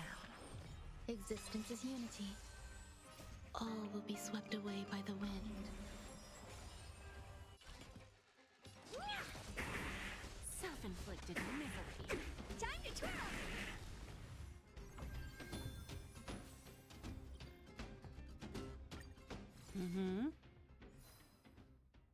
Formidable foe incoming.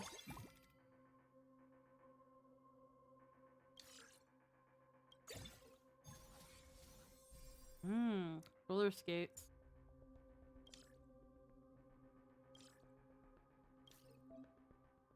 Open the character info card. Here you can check the recommended equipment and hit the track.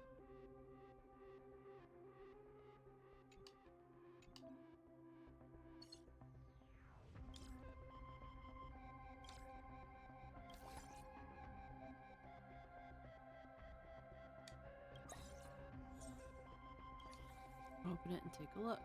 Fact equipment is displayed here. Synthesized advanced equipment for Herta. By the way, prioritizing the equipment of your main DPS is a smart choice. Up ahead is the first plane's boss battle. Feel free to make your preparations. If there are too many characters, remember you can sell them.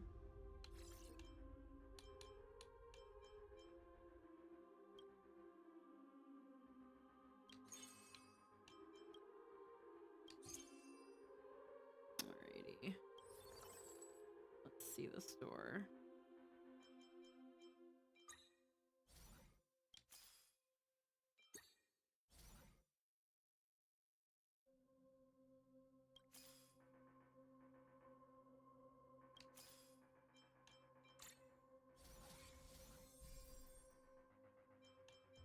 Cosmic Scholar.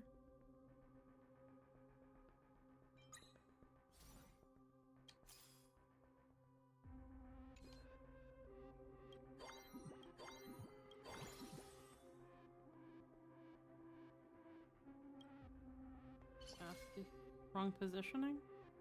Oh, she's an on-fielder. Okay. Interesting.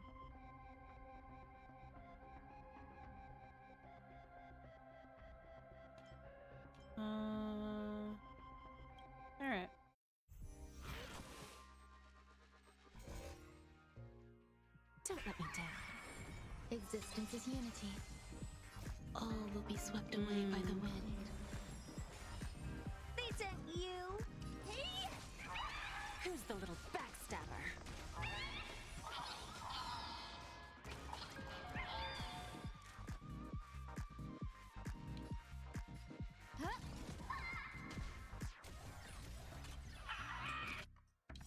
Do you know who this big diamond?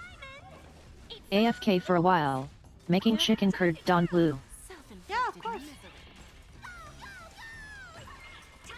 Mwah. I was trying to understand this, and my head's feeling a little weird. It's on me. Watch closely. Self-inflicted misery. All will be swept away by the wind.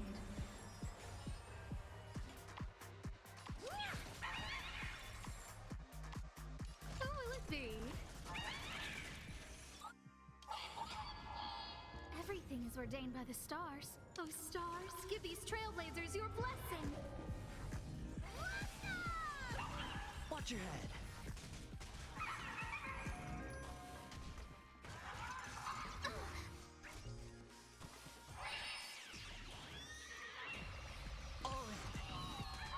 Time to twirl. Who's the little backstabber? Time to twirl.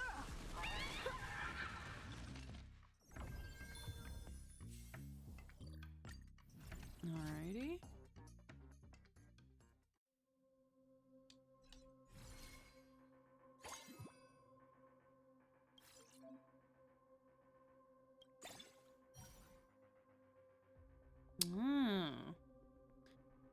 Madame Herta, the most brilliant and beautiful lady in the universe. Such an easy test won't stump me. Alrighty. So we've got... Get her on the field right away.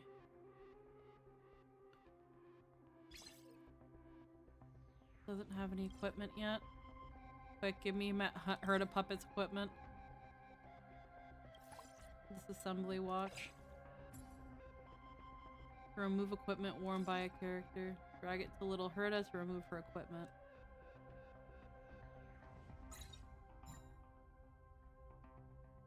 Equip them to Madame Herta.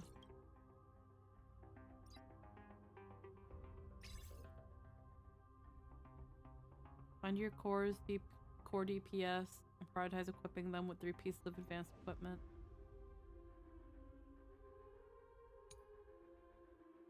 Use a disassembly wrench to freely reassign equipped gears and maximize your team's combat power. Finally, achieve 5 attack. Anaxa, deploy him. Alrighty.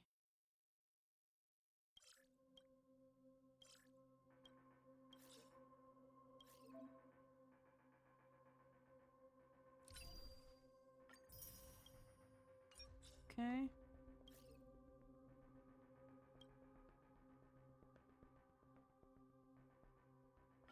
We'll sell Asta.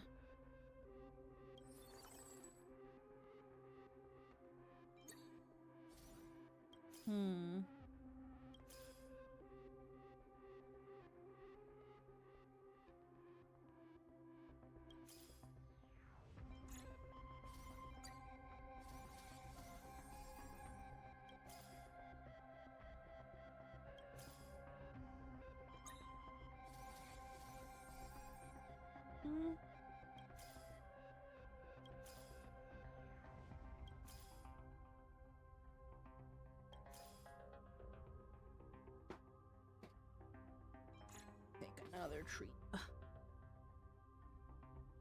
Alrighty. Battle. You haven't reached the maximum amount of deployable characters. Oh, I still have a field I can use?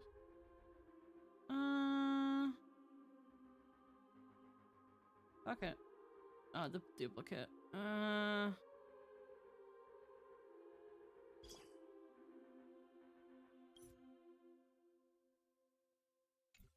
Maximum amount of deployable characters.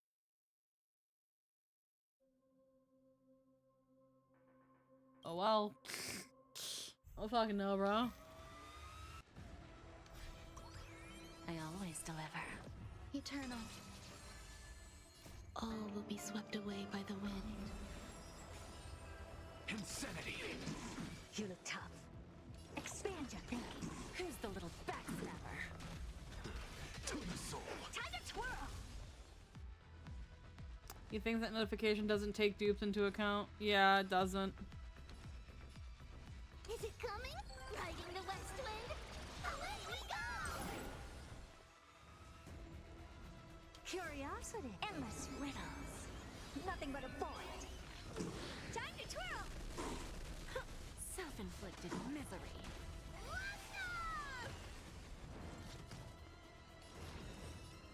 Open sesame. Glimpse the unknown. Time to twirl! Pop it. Alrighty.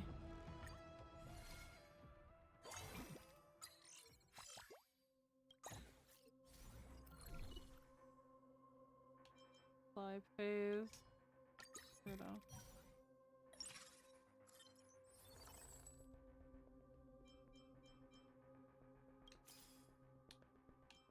Beloved one, night demigod and day demigod.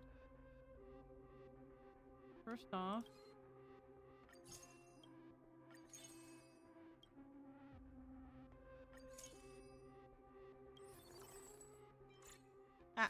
okay, well, I bought Seirini.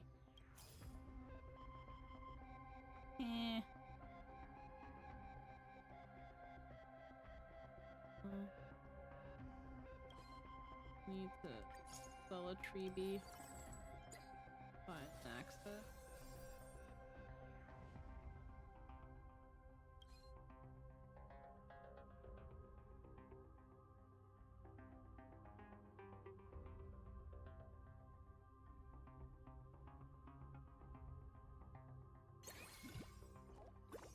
Wrong positioning. Oh, lol. I could put her here.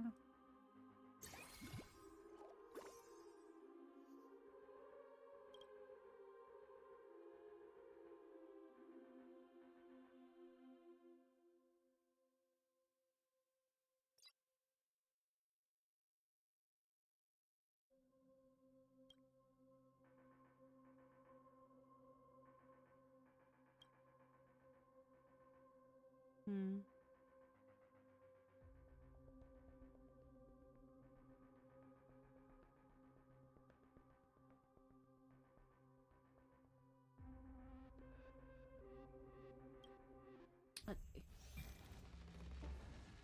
I always deliver. Existence is unity. Insanity! All will be swept away by the wind. You look tough.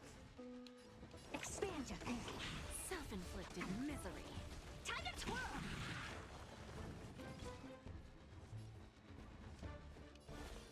Flowers bloom for tomorrow. To the soul! Time to twirl! Curiosity. Endless riddles. Nothing but a void. Time to twirl! Who's the little backstabber? God. Time to twirl! I don't have time for games. Open sesame. Glimpse the unknown. Ding.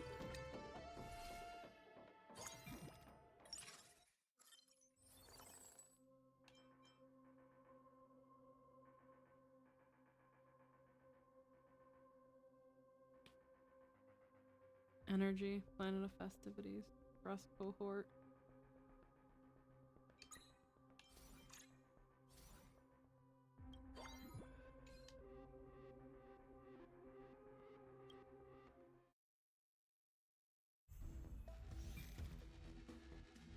Don't let me down. Eternal. Insanity! Time to twirl! All will be swept away by the wind. You look tough. Expand your thinking. Time to twirl! Self-inflicted misery. It's my turn to shine. Stars, shine for the heroes. To the soul!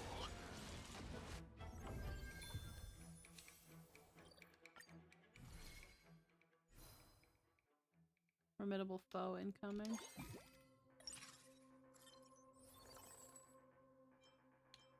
Bring you in. AoE attack.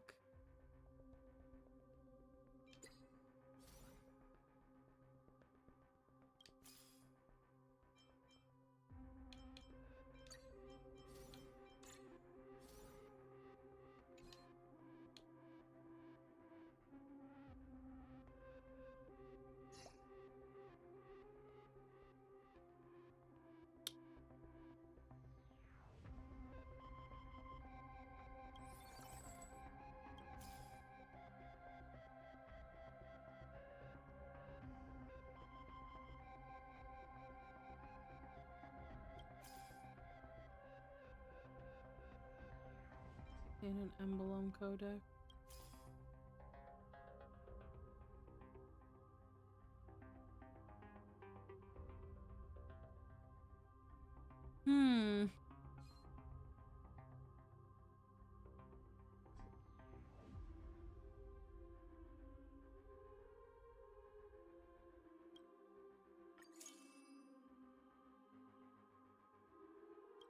Okay, Sauron May.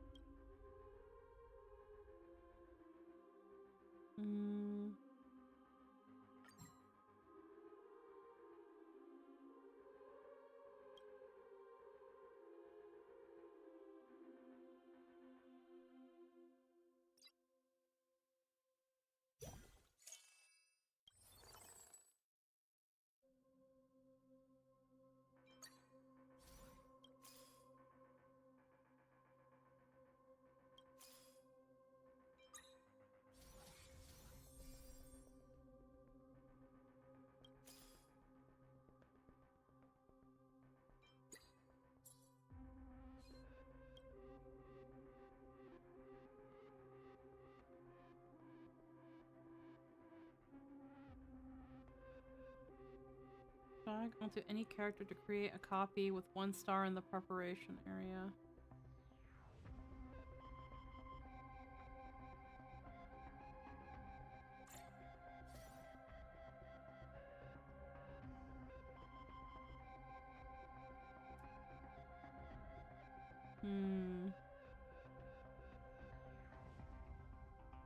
Okay.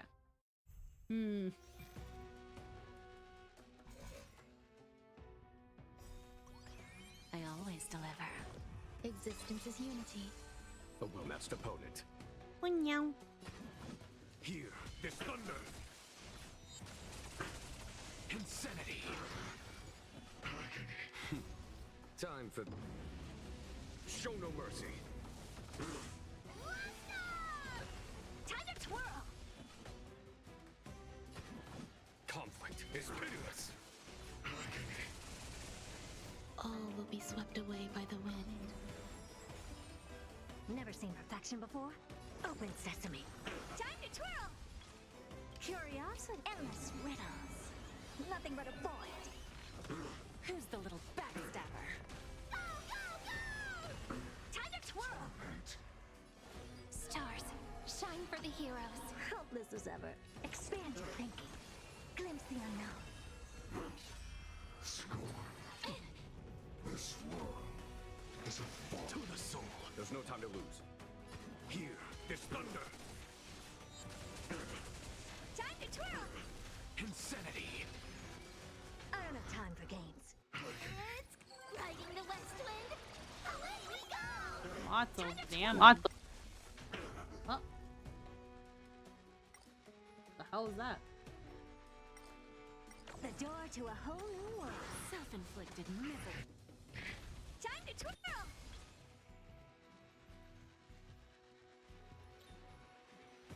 Okay. Curiosity. Endless riddles. Nothing but a void. Time to twirl!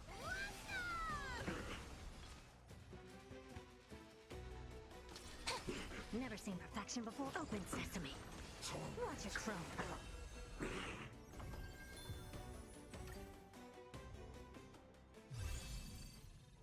Alrighty.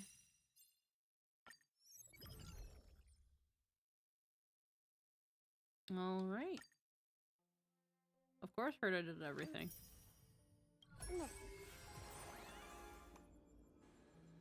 Two tests, you become familiar with the basic mechanics of currency wars. You can explore more details in subsequent in-depth tests. Of course, I'll keep my promise and pay you accordingly based on your test progress. Now that you can work independently, Topaz and I can leave without any worries. As much as I'd love to continue running simulations with you, we've got way too much work on our hands. We apologize. Our data is stored in currency wars. You can borrow our abilities whenever you need them. See you next time. Topaz and Aventurin left. Aren't you going with them? Don't worry, I'll stick around with you for now. I'll be here monitoring the test data while Currency Wars is running. If you have any questions, feel free to ask me anytime. Don't let your guard down. The real challenge is yet to come, and you're about to witness the brutality of the capital market firsthand. Your competitors will stop at nothing to strip you of every asset you own.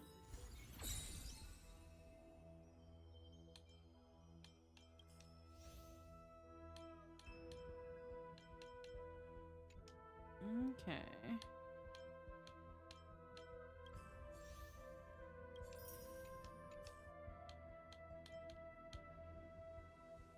Advantage layout.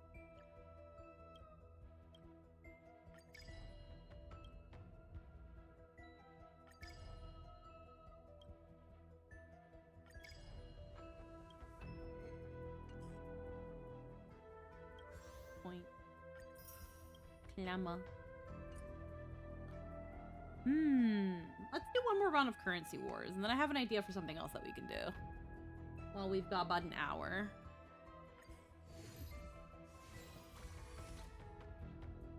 Viridian Bronze.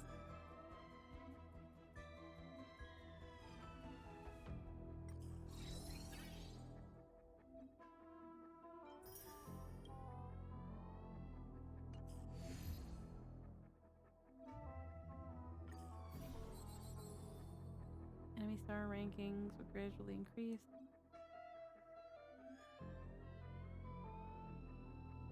Climb that rank ladder.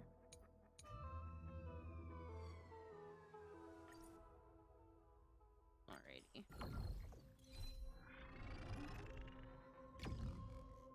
Bosses of the match. Right Hand Biotech, Rhymeforge Arms, Iron Shield, Security Core.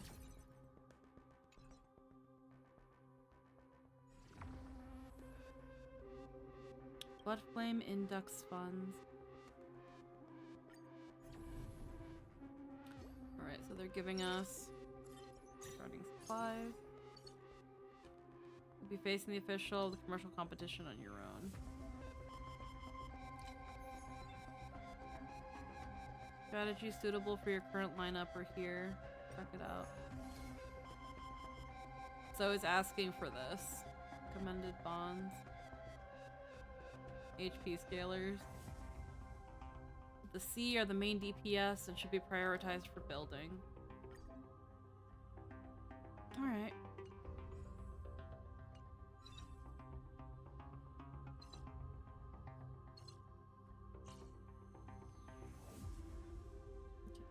Hyacinth isn't on field. Really?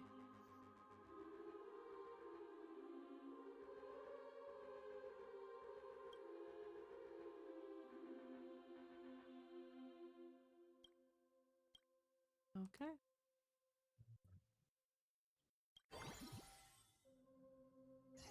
Thank you. Clutch flame.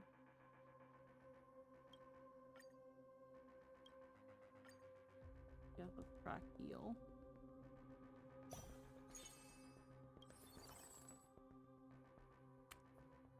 We won't worry about it. All right. Let's see. Let's see if I understood a thing. Guide with the Rainbow Bridge. So make it wait. Thanks, pal.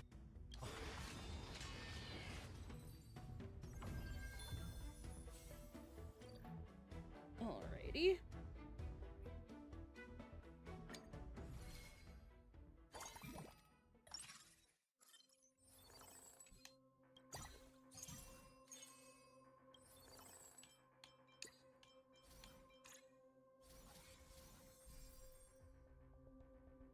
Alrighty.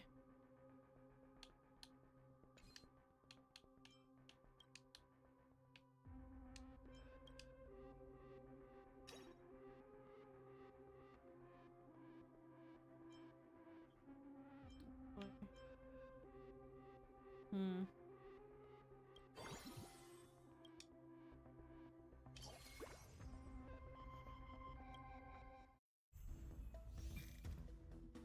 Hmm.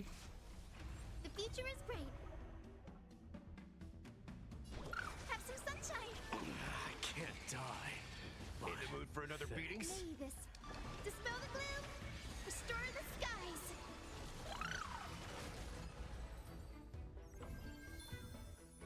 Bing.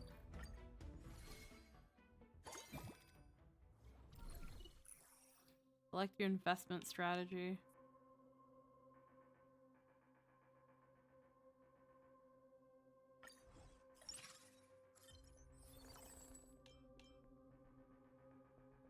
Night demigod. Great.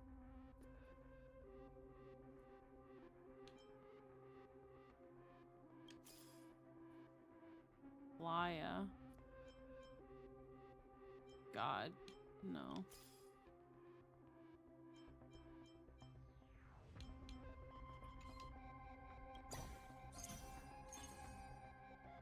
Give me Ron May.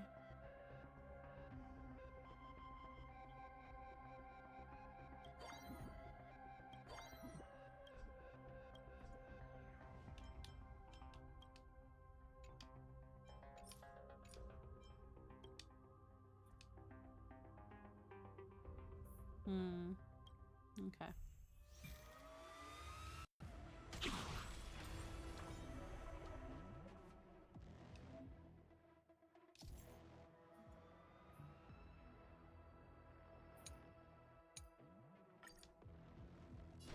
So make it wait.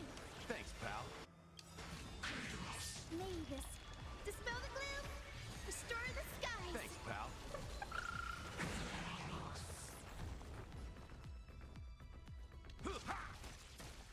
Show me your courage. Burn it all. I am struck. I failed to set you. Forever doomed. Ding.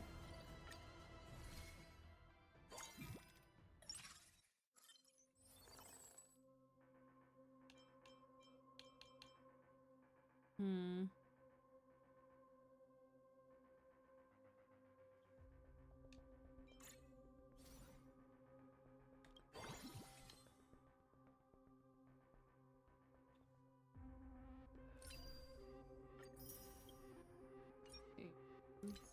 Strategy.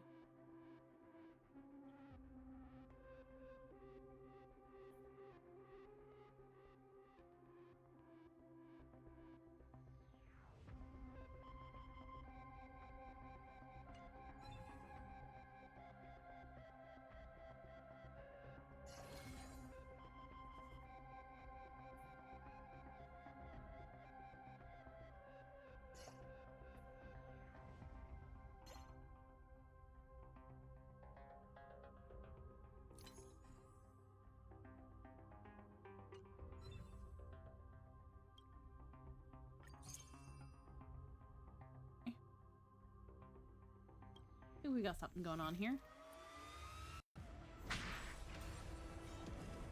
Existence is unity. All will be swept away by the wind. Have some sunshine! May this dispel the gloom, restore the skies! I can't defend you. Thanks. Rise and shine. Not thinking of running, are you? Treat our guests nicely. I failed to send you.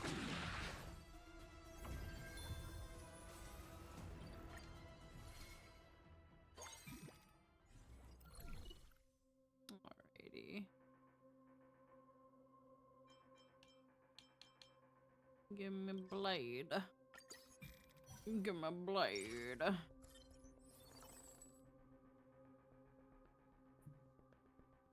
No. I'm gonna hold on to our money.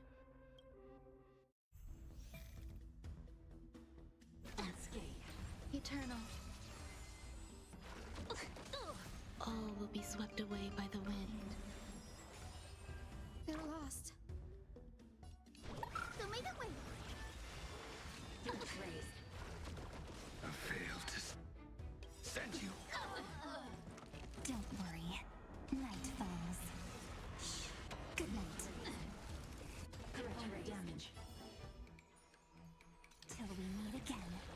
Correct damage. Time for some sweet dreams. Again. Again. Fight as one. Rise and shine. Let this place witness glory. Forever doomed. I am struck. I failed to send you. May this dispel the gloom, restore the skies. I can't die. But thanks. Forever doomed. Mission failed. Alrighty.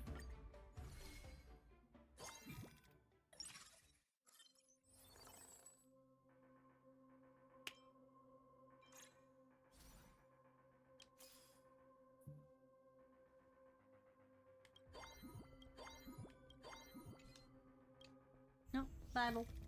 Keep going. Destroy. Existence is unity. All will be swept away by the wind. They're lost. Have some sunshine. I can't die. Dispel the gloom, Thanks. restore the skies. I can't send you. But thanks.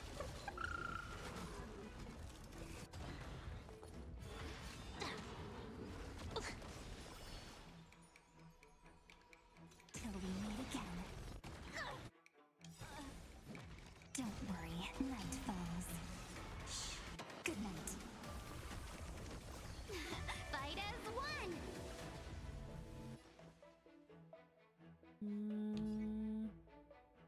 Have some fun. I failed to send you. Rise and shine.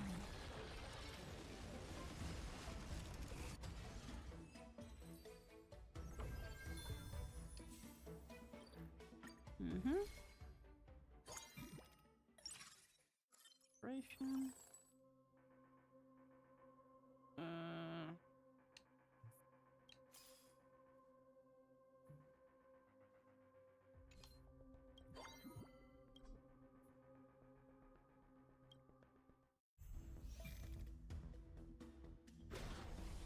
Eternal. All will be swept away by the wind. So may the Oh, wind no, I didn't want the next auto time battle. it Fuck. rains. I'll be there, umbrella in hand. Oh, it's just dead. Okay, wait. Formidable foe coming.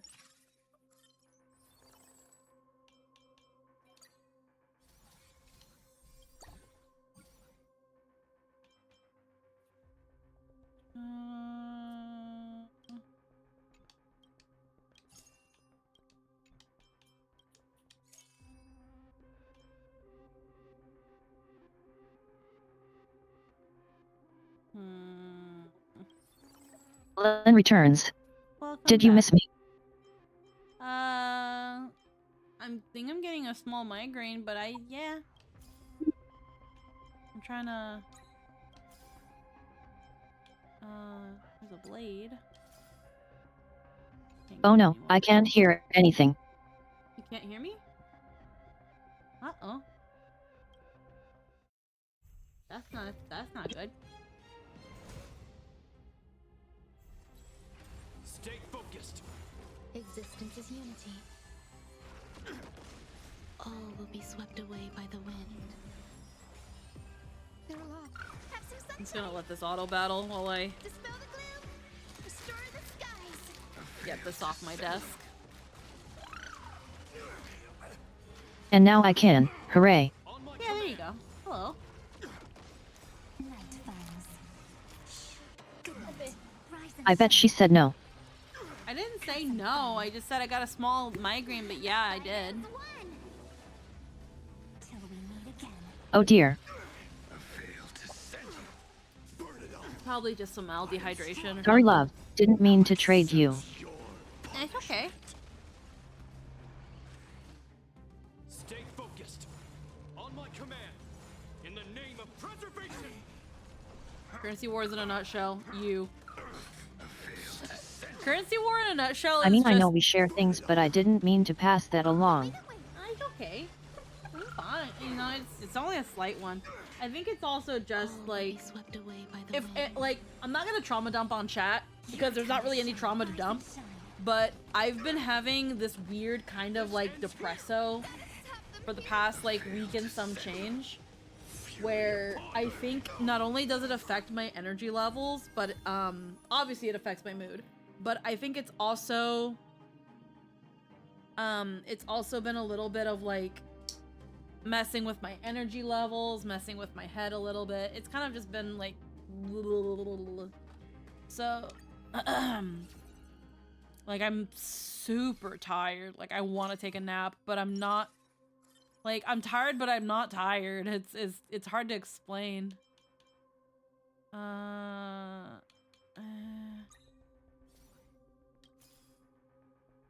Nobody.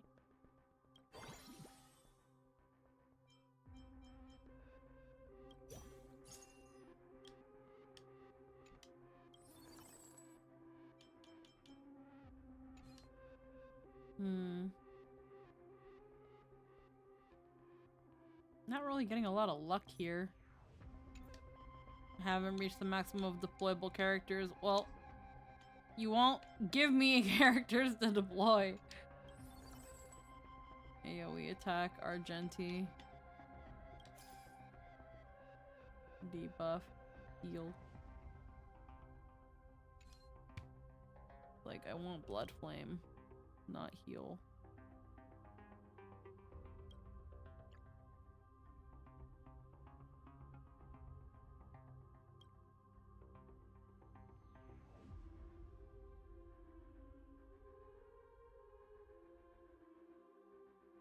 I think I do want Laucha, I guess. Strategy asks for Laucha. Branya. Either way. Onward to battle. Your run depends on if RNG likes you. Yeah. So just let the game play itself, bro. Let's just go. Let the game play itself. How rude. You do not provide what is asked, despite so generous an offer. Ooh, that's a new one. It went a little fast, but I can hear. But that was a different voice, Lynn. I love how the way they recover momentum is to just make an auto battler inside an auto battler. Run away. You can come in here if you want. I like you. Yep. Got this set up. Ooh, what voice is that from? I also like Ruru. Okay, I'm going. What do you mean you're going? Tactical eyepiece. This is Joanna from Stream Elements. Oh, okay. It's Joanna. Hell yeah. So for those who are normally used to Lynn and the usual voice, I hooked Lynn up with VTS Pog because even though it's not an accessibility program and it's meant for like a chat pad and stuff, it has a text to speech in it. And it has access and connections to a lot of voices, including like Amazon Polly and Elven Labs if you have those accounts, and TTS Monster. So It is missing some functionality, but it has much better voices. Exactly. It's missing some functionality, but depending on the source of the voice, she could probably do some manipulation. So it gives Lynn a lot of other options, ones that maybe don't sound as robotic. And I know that's something that she's been kind of worrying about. And as VTS Pog hopefully updates more in the future, it just means more possible accessibility stuff for Lynn, which is really cool. Yeah. I don't want to type "I'm coming" in just a single sentence. Oh, okay. You could just, that's why. you could just say "I'll be there in a bit." Like, you don't have to say "I'm No. coming." No. You didn't have to. You didn't even have to. Nobody was even thinking about it that way. I'm tired of all that being like, oh hey, yeah, sure, I'm coming real quick. It's like, oh. And if I need to be Lynn now, there's always this. All will be swept away by the wind. Hold on, I had a visceral reaction to that. Dispel the gloom. Restore the skies. I failed to send you. Not surprising. What? Hello, Ruru. Hello, hello. Good. Good night. Rise and shine. I failed to send you. So, I've heard a lot about the like new mode in Star Rail, which is mostly just like an auto battler and all that. So it's just funny. It's like, didn't this game already had an auto battler? It's like, It no. has several of them. Yes. Yeah, it's like now there's an auto battler inside your auto battler. You can auto But this battle one you while don't you have to battle. But this one you don't need to roll for characters. Relax is a message log. So if you don't hear me, I have to retype the entire thing. Well, I can't hear you. It's just sometimes it cuts off. It sometimes Like, at least cuts in mine. off. Yeah, I've noticed it's kind of choppy in some parts. Maybe it has to do with like the settings or something. I don't know. I don't know. Oh, I see. Oh, I see. That one was fine. Yeah, that one was fine.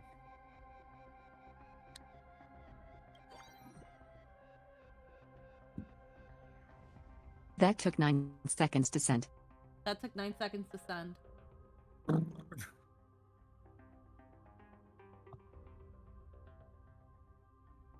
Is it slow? It seems to be latency based. It seems to be latency based. Huh. Because I know well, my internet is one thing. Because whenever I sent it, you guys would hear it like as soon as I pressed send.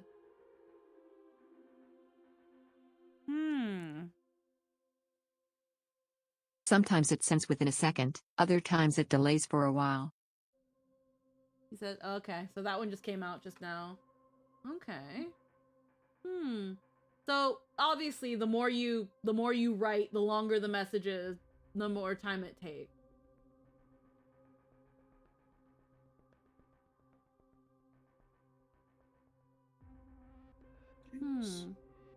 Interesting.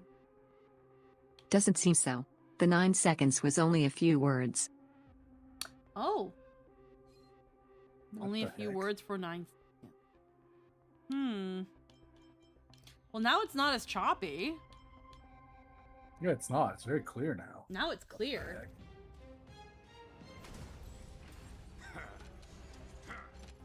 Eternal. It's probably based on my connection. It's probably Be swept away by the wind. It might. Your connection might have a little bit to do with it. It's hard to say, honestly. But again, it is a much nicer voice. Yeah, it is.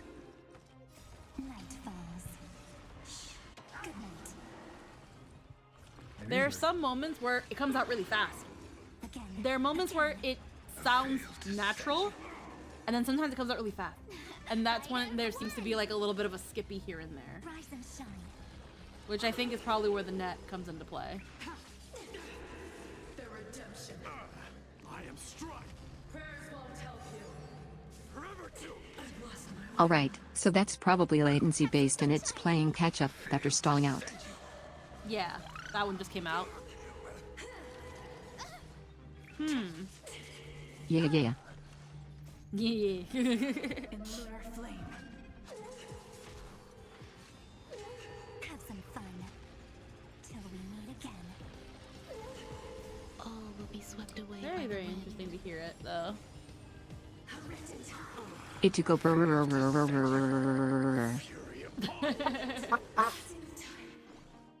God.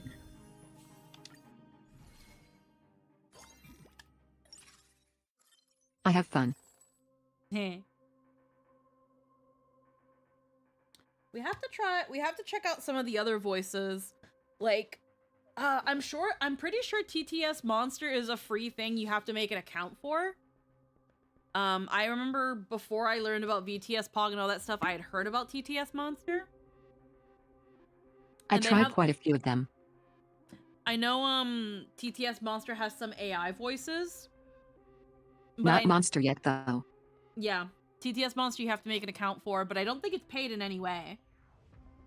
And I know it has AI voices. But that's unfortunately all I know.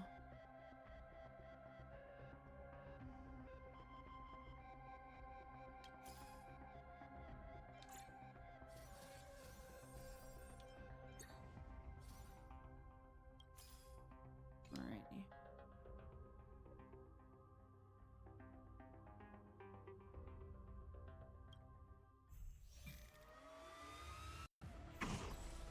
Eternal. All will be swept away by the wind.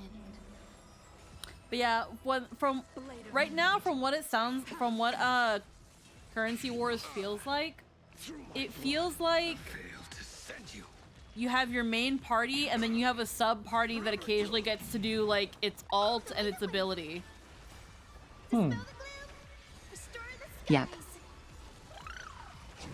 That's interesting. Yeah, so it's kind of like having, it's like it's kind of like having 6 party members because you get half of 4 others. Oh. Have some fun.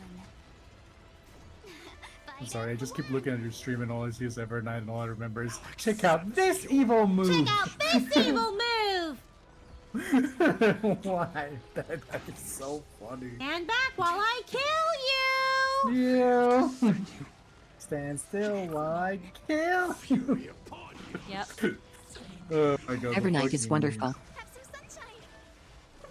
I love all the memes of like Evernight just like appearing when Marge is in complete like disdain or something, or for the most, or she goes in and asks Evernight for stuff like, Evernight, I forgot where my camera is. It's next to your door. Thanks. Yeah. Like Oh, very much, yes. older sister. It's like it's the older sister. Like, I Evernight, love where did that. I leave my keys? You never took them. Oh, thanks. They're in your pocket. What did I have for breakfast today? March, you don't have a car. Marge, you don't have a car. Yep. Oh my goodness. Evernight, can you talk to the customer service agent? I'm too nervous. Yep. Oh god, I have a bunch of God. these fucking things. Man, why is Jing Lu and fucking why is Jing Lu just 1 star? Oh, are those like your doubles? Like if you need to find like Yeah. You gotta get more of them okay. to buff them. See, I only have 2 experiences with auto battlers, which is like the fucking League one, because right after I quit, they added that, and then the other one's Hearthstone. So I kind of understand a little bit, but the off-field area is like people who just appear out of nowhere, do their ults, and fucking leave or something. Again, the guys here on the bottom, they're like your back line, and you don't control them. But they occasionally do their ult or their skill. And also help out. But they're in the back line, which is why they're in the off field, which is why they This have one is nice because it's not competitive, so it won't turn you into a frothing, raging mess. Yeah. Okay. Well, it's a gacha still, so we all lose. There's Anyways, still little you were bits of explaining? gotcha. No, there's just little bits of gotcha here. Well, yeah, but it's like roll and all that. There's no like everything is it's RNG and this kind of stuff. It's just kind of funny how like they give you the chance of like, hey, you can play as any character you want, as long as you roll them here. So people can try other characters and how good they feel, and it's a really good promotional overall. Mm-hmm. Okay, we want this battery. Evernight, there's a bug. Evernight, can you open my Capri Sun?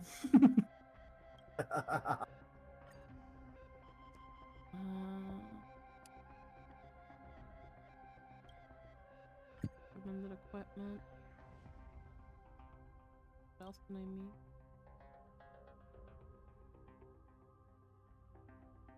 Yeah, bring a light.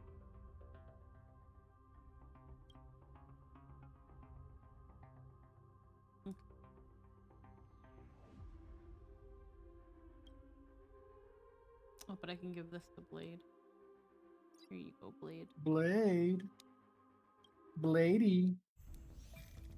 Kafka waits. She needs her chair. Sit on it like a chair. Don't stop. When I tell you to sit on Don't it, put 10% of your body weight. Just sit down. Fucking sit on it. Sit. Like a chair. He wants to go out on his terms. It's his life and he's going out the way he wants. No one can never not make me ship Blade and Kafka just on that fucking Oh, shit alone. absolutely. The only Star Rail fucking banner that I did, and it's Blade and Kafka. I fucking love them. Evernight, I can't open this pickle jar. Help.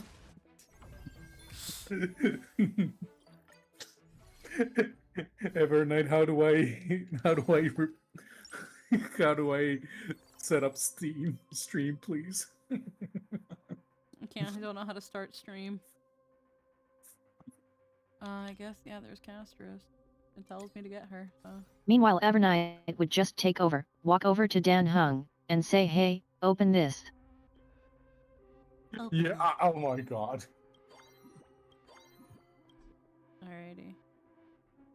I don't know. I just like the dynamic that the fandom decided to give Evernight. Yeah. Just like it's like March's proxy for difficult tasks. Our regarded younger sister March. Yeah. I adore Evernight in the story too. I didn't think I would, but she's done so well. I guess the reason people were so iffy about Evernight is because, she looks like March.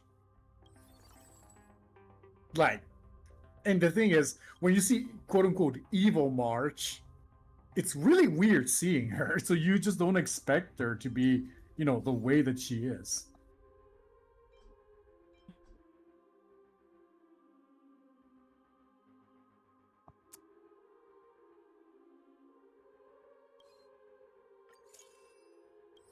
Agreed.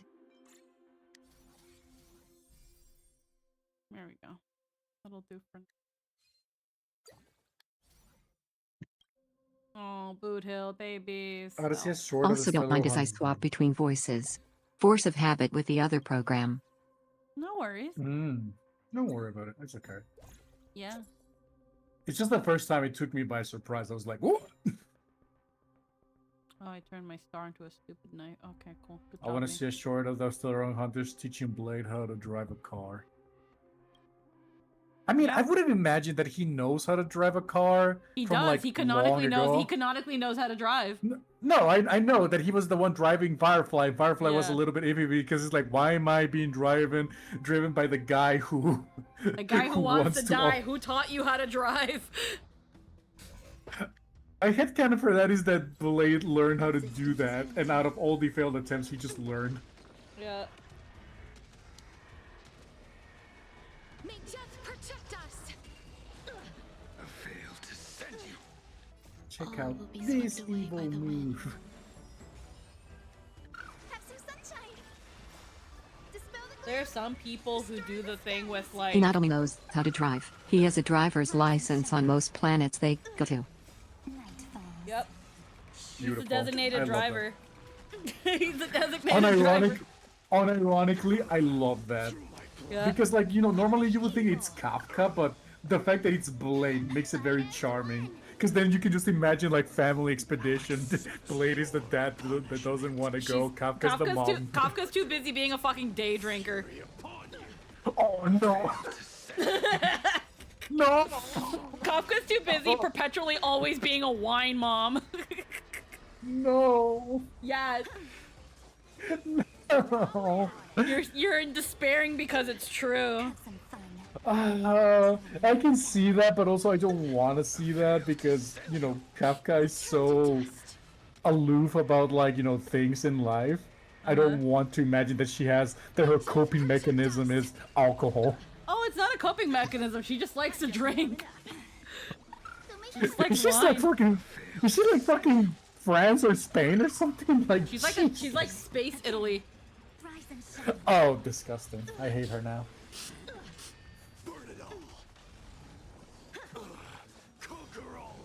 Oh yeah, I saw a short today because I got recommended. People say that Yangshin in this mode is like painful, like he's like an actual raid boss or something, and then you just nuke the fuck out of that child. I probably just haven't gotten to the hard mode stuff with him yet then, because yeah, he hasn't been hard. Blade is very, I only want me to die. I would never put you at risk in my death seeking. As long as you're in the car, I will not crash it. True, Blade doesn't want to kill anybody, he just wants himself there. Yeah. I can vibe with that. Yeah, just because If he I'm wants to dying, die no doesn't one mean knows. he's gonna take people. He wants to take people with him. I mean, when he fought Jing Liu, I saw it's like, you owe me my due. Okay. Not gonna do anything, but sure. I failed to send you. God, what has Star Rail become? It's just a fuckfest of numbers. Heckin', I remember I saw this meme. I can't remember. It's like Castrus and Blade both holding up a sign. And... Free Hogs and the other one like, fuck, what was it? But I know it's what you're talking about. These Castrus and Blade just looking at each other like, oh my god, finally. yeah. Like, he can't die. Free death and free hogs or some shit. Yeah, like free that. death and free hugs. Yeah. Fight as one. I'll accept your punishment.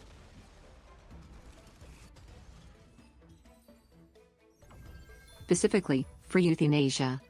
Yeah, for euthanasia. There's no such thing as free euthanasia. Nowhere. It is if you hug Castrus. That was Castor's sign. I don't want to imagine. Okay, we want Cyrene. Oh my god, Ceridra. I call her Celery. Yeah? Yeah, I just call her Celery. And I know because, like, my timeline is full of art of her. And I guess it's because of all the years that I spent, like, liking Furina art for when I played Genshin. Oh, yeah. She just looks the same. She just looks the same, so, you know, the AI bots is like, hey, because you like this character, what, you want to see the other one that looks like her? Yep. Mm.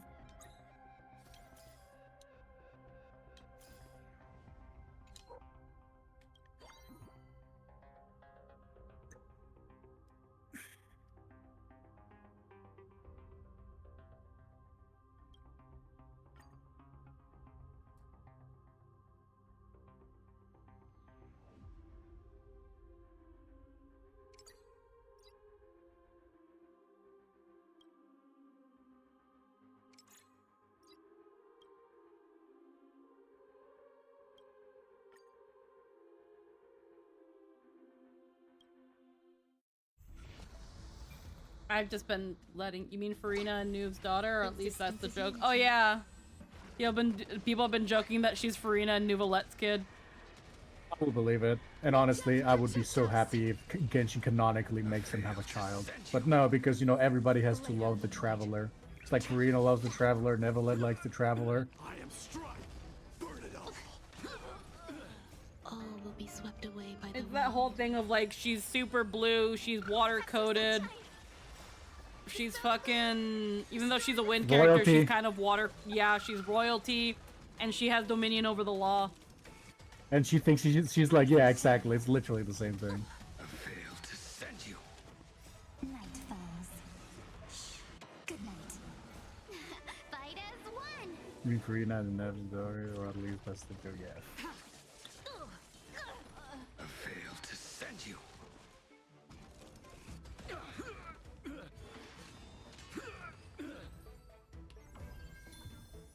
Ding. Ding. Challenge ended. Super winning streak. One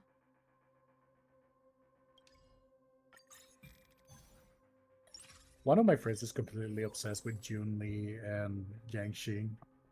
Yeah, no, they're cute. Because, like, I don't know much about it, but from what they tell me, it's like, oh, fucking, Jin Yuan just call up somebody and because they were like, so my adopted son is very lonely, let's get him a girlfriend. Yeah.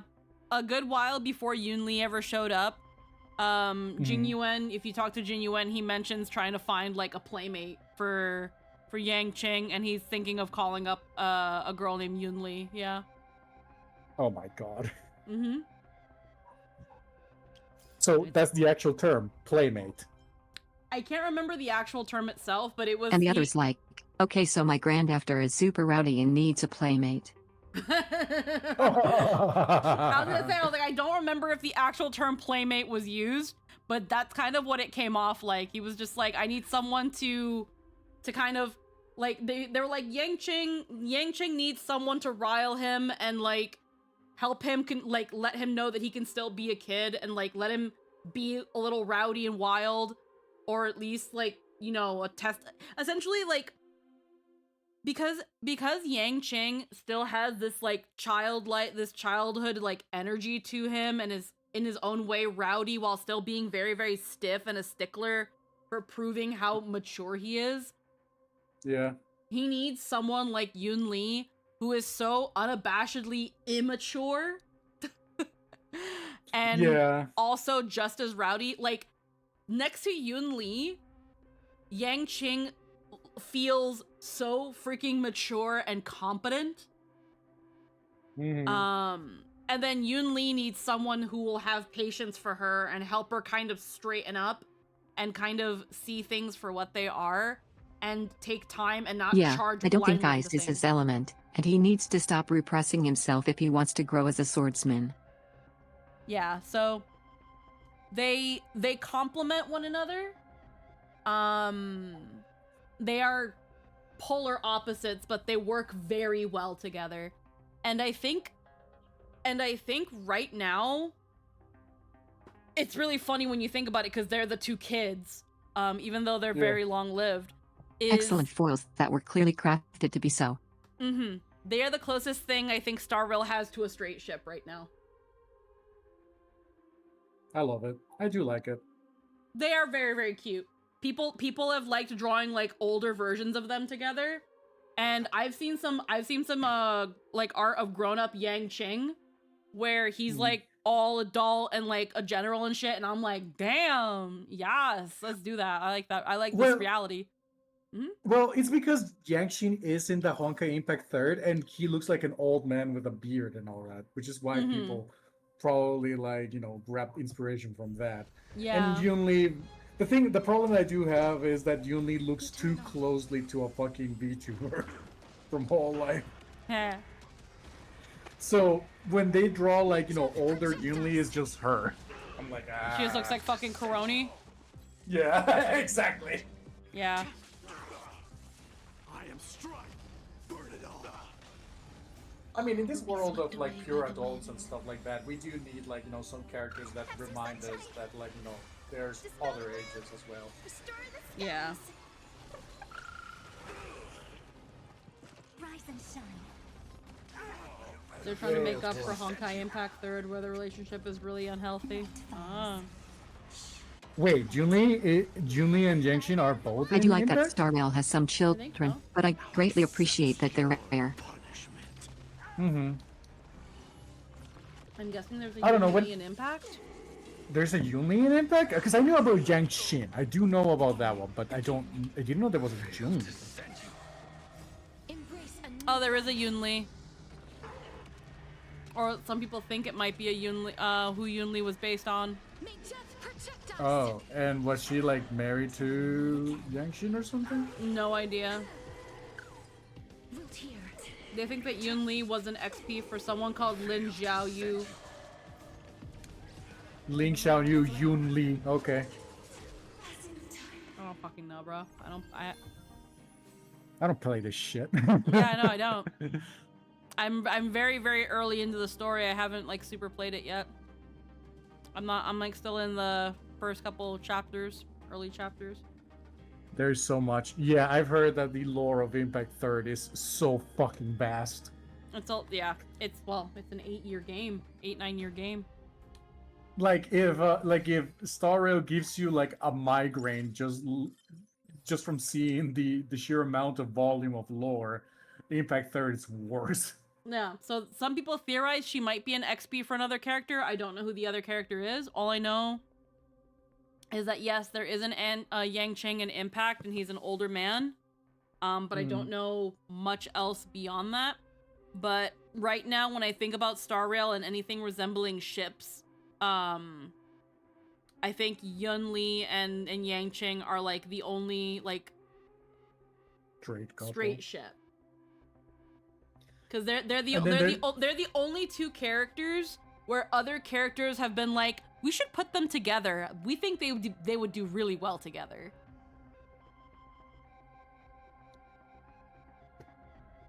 Yeah. But then there's the weirdest saying, no, I ship Yangshin and Ying Yuan or some shit like that. Yeah, some people are always gonna be weird. Yeah, those people are weird. They don't talk about them.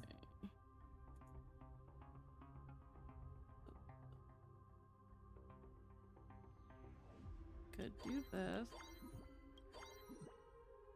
I still can't use anyone for the...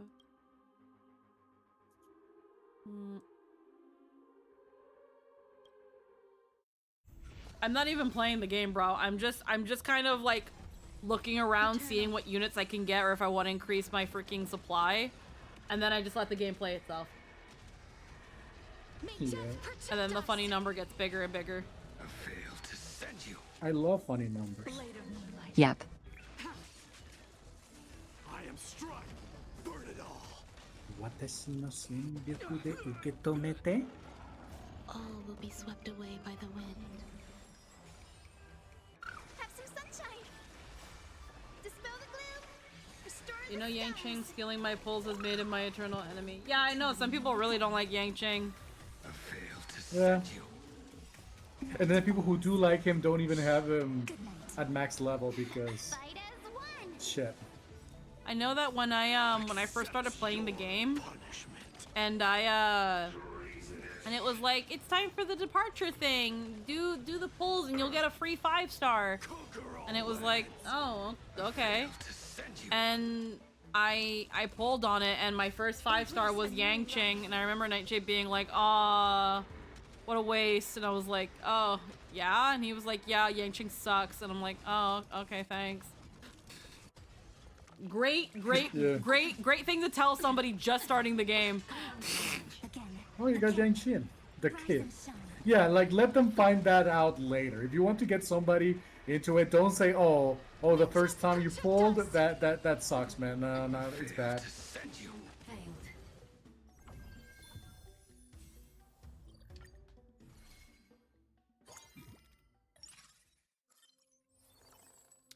It was just weird, like getting into the game, and then like being able to now pull the characters that are gonna be for the most part, making my team. And then the first 5-star I pull, it's like, oh, that sucks. You got a shitty one. And it's like, oh, well, I guess I don't get to have fun in the game? Like, what? Yeah. What? It's because the other ones did something better. Because Jiangxi's Yeah. pure damage. And the thing is, even then, he's very single-targeted. So, you know, back in the day, it was not seen as well. It's kind of funny how I was like, fine, I'll play Staria, because I thought, yo, that guy Welt, he looks really cool. I never got Welt. Yeah. In the year and a half that I played, I never got it. I lost a Pretty much 50-50 to Welt. Everybody gets Welt except me. Because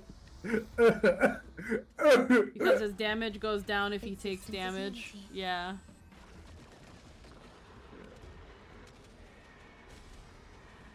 May death protect us.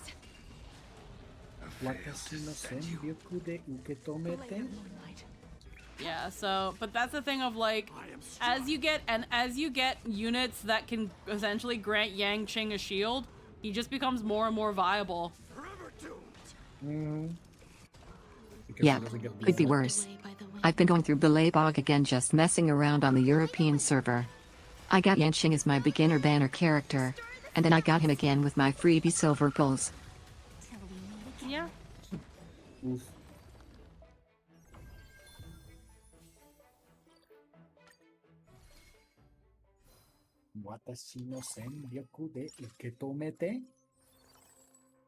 Okay, so Bronya is in the strategy.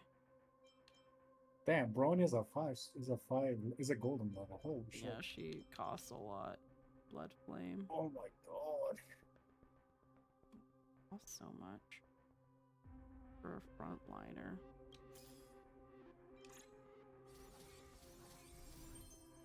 God, Honestly, at this point it's mostly that he is unreliable and doesn't have the numbers. His follow-up is very important to his output, but it's RNG based. Yeah. They should change it to like, hey, if you create it, you can fucking spam it.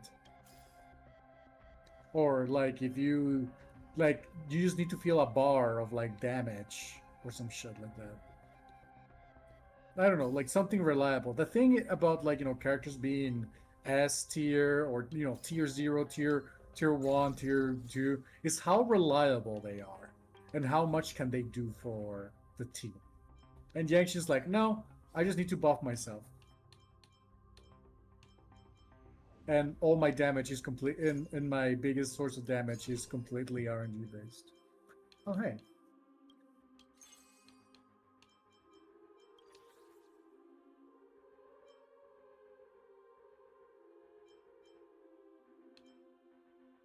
Yeah, most of the standard banner characters aren't actually that bad, they're just clunky or get shafted by outdated systems. Mm-hmm. Sadness incarnate. Welt is a great example. Yeah. Welt, my beloved.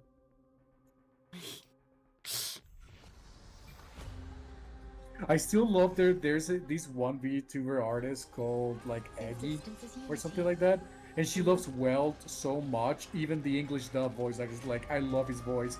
They got the actual fucking voice actor to wish her happy birthday, and in the video he said he's just there kissing eggs.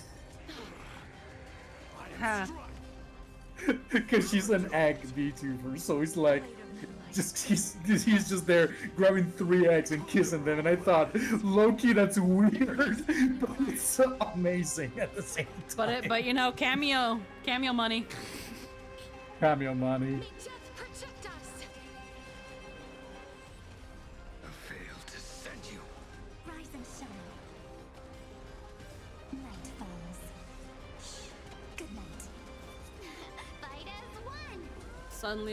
There's suddenly a lot of egg people around. Is there? Okay, what do you mean by egg? Like egg-themed characters, people who like eggs, people who centralize around eggs? What is that mean? Yeah, you gotta specify. Egg themed? Welt is actually a pretty solid unit. Problem is that he slows enemies down, making him defeat enemies through oppressive attrition. Sadly, the game only cares about winning quickly, so stalling runs counter to the game's core design philosophy. Oh right, I did hear that. That swipe well did not fit in like most teams because he just slows things down. It's like it's my turn, my turn, my turn, but not so much like keeps the same turn going. When you have so many units that instead of slowing down enemies advance your actions, a unit that slows down enemies is unfortunately useless. Yeah. Interesting thing I noticed, there isn't a single Chrysos heir that is a fire element character. Yeah. They've been quantum, wind, imaginary, physical. Embrace a new life. Ice. Lightning. I think. Yeah, no, we didn't get a single They've fire been everything but crisis fire. Yeah, everything but fire. Everything but fire. Woohoo.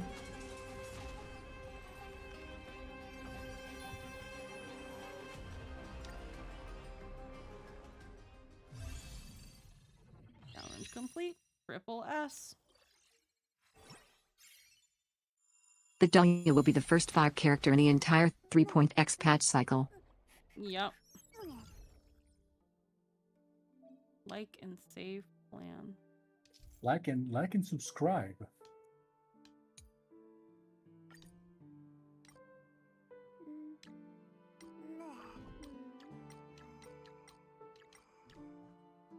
Though that's not too surprising in context, since 2.x had so many fire units. Yeah.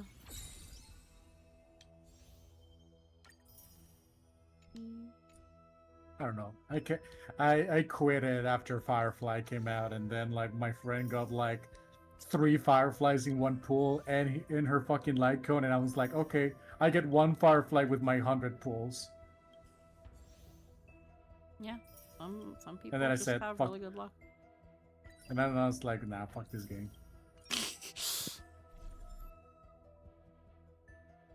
I literally pulled a Lily God, like, nah, fuck this game. Guinevere, my beloved. I remember when Guinevere was released and then they released Wolf. And I think that's the time I had the most fun with the game. Anthony's account is so broken from his insane luck. Yeah. Oh yeah, didn't he started playing? He started playing a while back, but then he came back, did a temp poll, and got Hyacinth twice. We were like, well, I guess I'll go kill myself.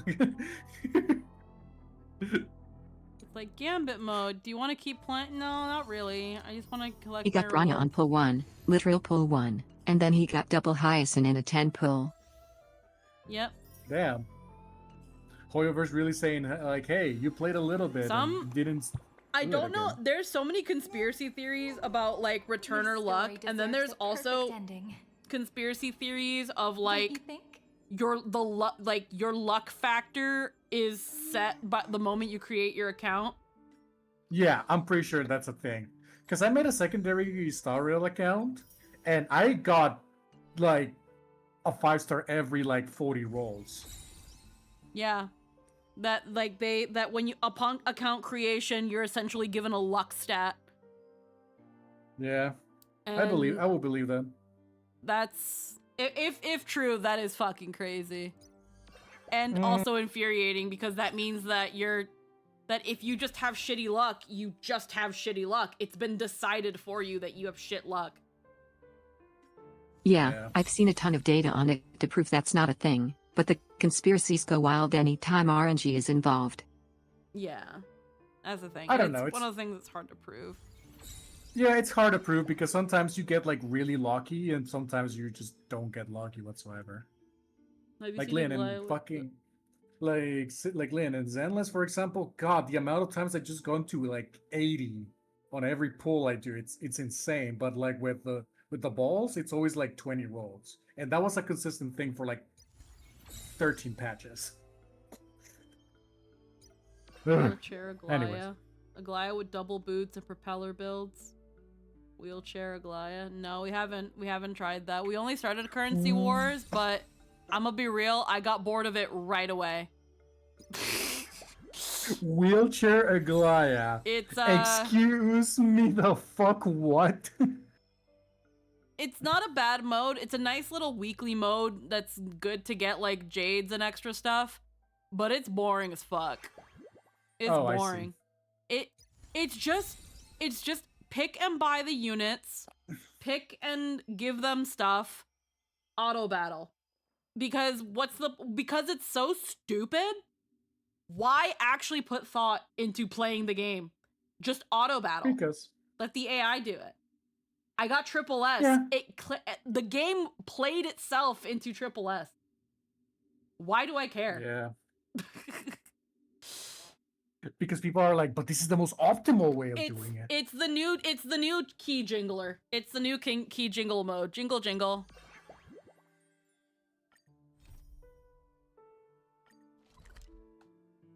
It's the new jingle jingle keys. And again, that's fine.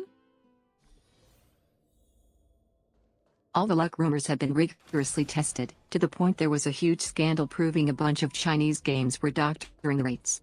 Hoyo games were not found to have any such influences. Hmm.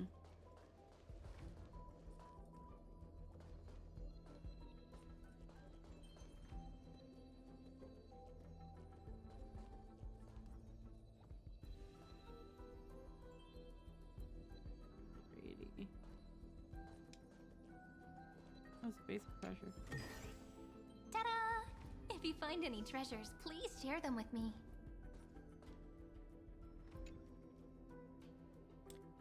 Charmony kitty, welcome back, meow. Before you can even say a word, you notice an unfamiliar creature crouching on the table beside Asta. And its appearance mistakenly reminds you of someone from your past. And yeah, it's an auto battler. It gets much harder as you climb the ranks, but most of the game is between battles rather than during them. Yeah. Long time no see. Welcome back to the Herta Space Station. I specifically arranged to meet you in the seclusion zone. I'm sure you can guess why I called you here. I see you want to borrow money. Squeaky, look at the cats. Yeah, they're jello-y. There's a Ventrin cat. Oh no, while managing the Pay curios... attention to the background cats. Yeah. While managing the curios that Madame Herta brings back has put quite a strain on the space station's budget. Rest assured I can cover those financial gaps myself. Problems that can be resolved with credits are never problems. Don't tell me you're going to use me as a lab rat. I'm looking at that white cat, wondering what it could be. See the pink ones? Carry on. Yeah, I see the pink ones. I think those are Fushuen cats. They look like Fushuen. Sounds like something Madame Herta would do. Yeah. As for my assignment, at most, it's just playing with Peppy for a bit. I'm looking at the white cat, trying to figure out what the white cat is. Boot Hill's the black and white cat? Really? That cat's Boot Hill? No. No.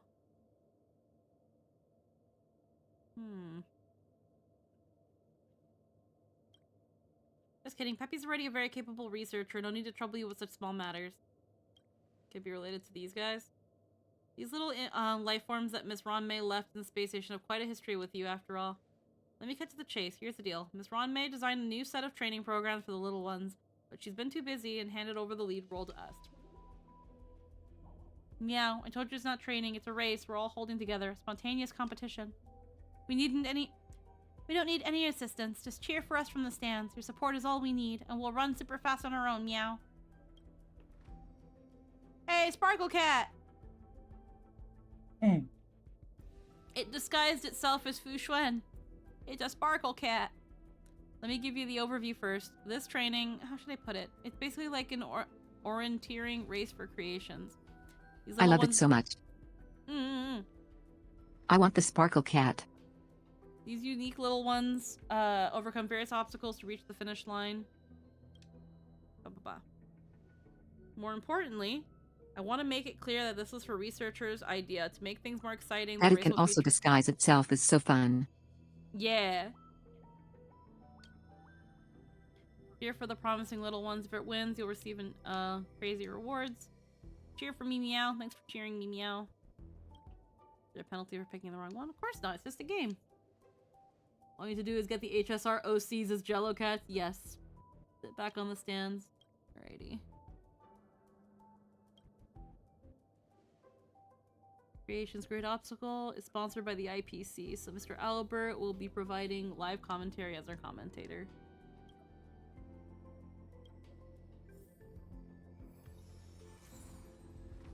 Bounce, bounce, snack. A fuck ton. Dozing, meow.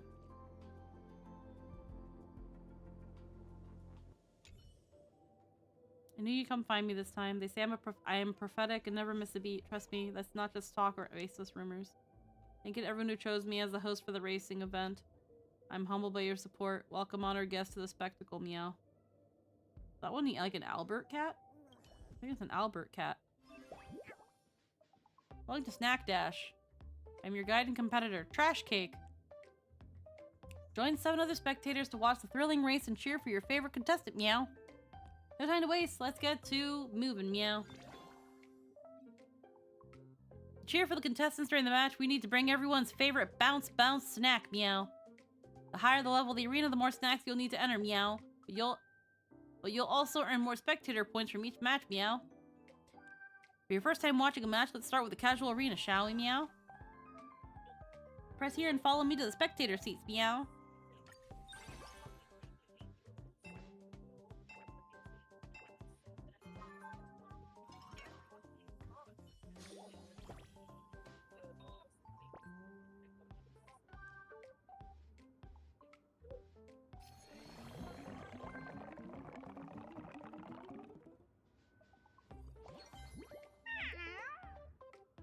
The match is divided into 3 segments. Before each segment begins, you'll need to select a contestant to cheer for, meow. Below each contestant, you'll see their victory round. Don't worry. Whew.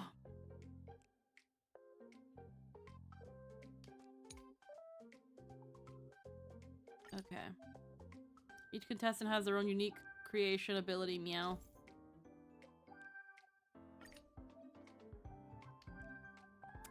Diviner Mochi's creation ability.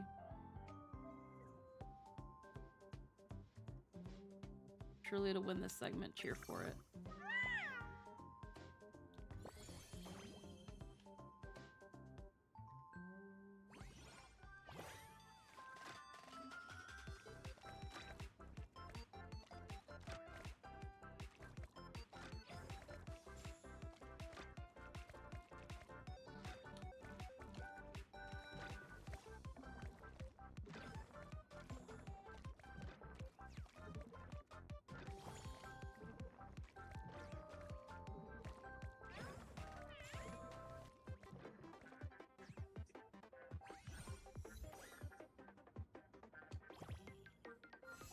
First across the finish line is Diviner Mochi.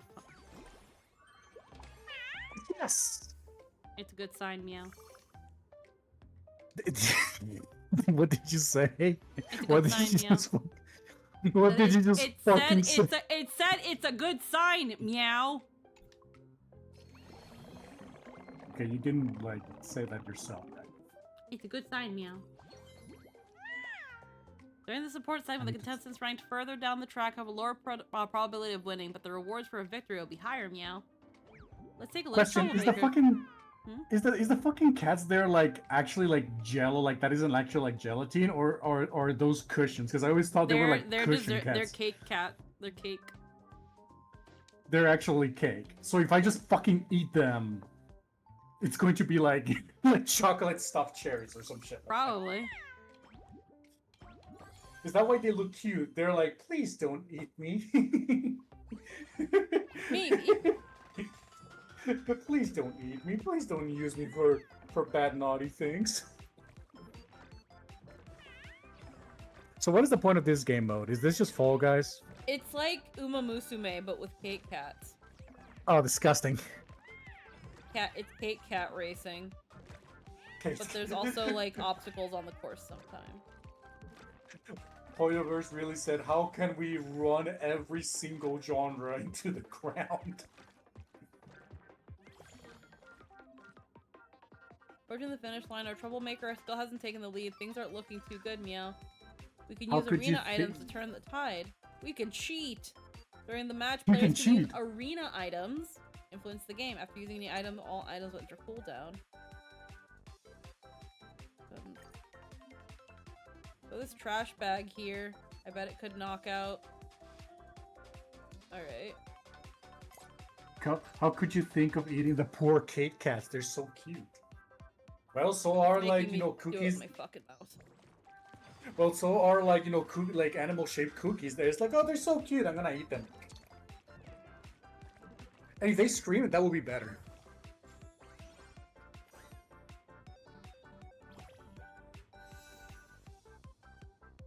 The minor mode shields perform best. Yep. Cat horse races. Cat horse races. I hate that. I hate that. I unironically hate that. Holy shit, no. I don't like that. Has somebody drawn the meme of like, I don't know, like somebody just doing like the Patrick meme, like, okay, Rocky, you start when you want to. Oh, he's a frozen treat with an all-new taste cause he came to this planet from outer space, a refugee of an interstellar war, but now he's at your local grocery store. Cookie cat. He's a pet for your tummy. Cookie cat. He's super duper yummy. Cookie cat. He left his family behind. Cookie cat. Yeah? Yeah? No, just what Drill put in the freaking chat and made Bernard say. Oh, he's a frozen treat with an all-new state because he came to this planet from outer space, a refugee of an interstellar war, but now he's at your local grocery store. Cookie cat. He's a pet for you to make a cookie. Oh, it's the fucking Steven Universe stupid ass thing. Support your favorite contestant by cheering them on with bounce snack.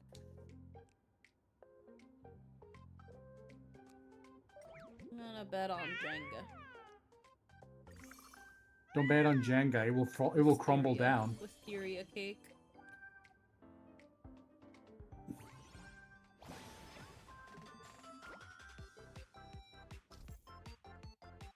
Signal jammer.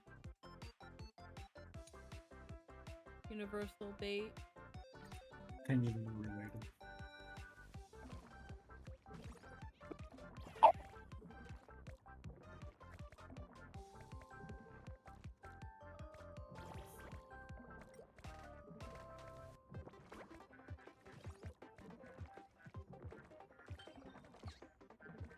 No, cat.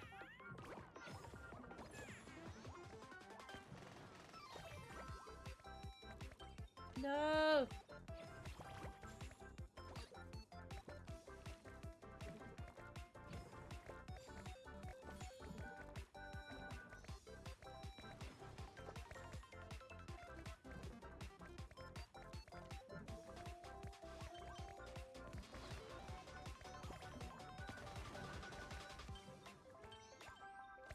No! Oh.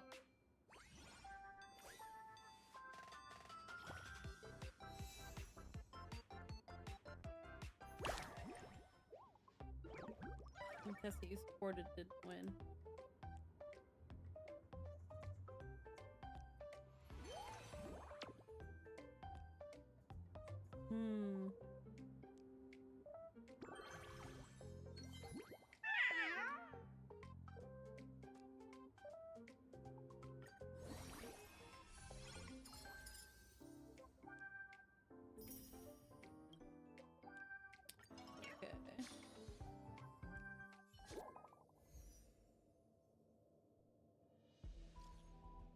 Bam, I want to say that's so cute. Yeah, especially that troublemaker. I think it wants to come home with me.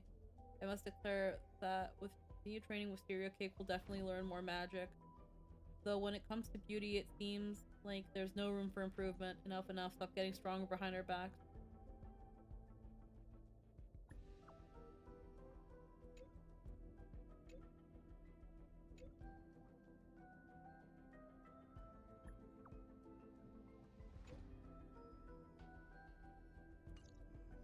Alrighty. Quite amusing to watch those little ones stumbling their way to the finish line. Got the rules all clear? I'll leave it to you then. Have fun playing with the creations of the space station. If I run out of pastries? A programmed little robot, just ask for him to give you more. Leave it to me. Have fun.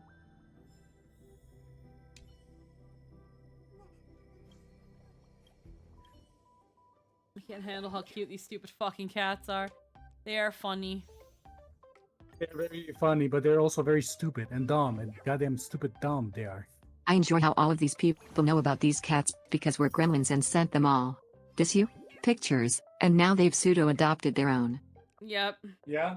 Didn't Blade get his own as well? And Blade was like, "What the fuck is this? Yeah. What the this fuck one's is the that? A cat? This one's Blade. No. That one's Blade. Oh my god, I don't like that he has my stare. Yep. Hee. This one's Kafka. That's Cat. Oh, I like the Kafka one, but he should have had like a little like thing to make it look like he had like lip gloss, even though it's not. This one's Clara. Clara Cat. Oh, that's cute. I love the Yeah. the crying. That's Ron May.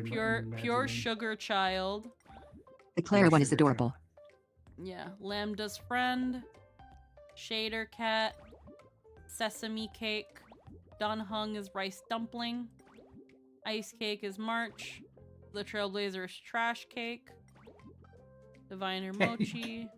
Dozing is apparently Yanching? Yo, Mordecai, what if I change my name to Trash Cake? Wise Man's Composure.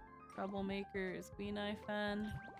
Wisteria is Herda. And then Ching Chui is this Lucky Cat. Lucky Snack. Apparently there's a Robin, a Sparkle, and an Adventurin. If only one person supports her, she gets really motivated. If more than one person supports Clara Cat, she gets shy and anxious and slows down. Yep.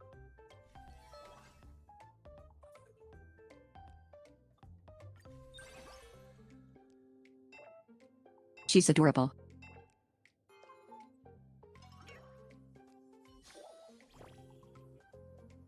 Alrighty.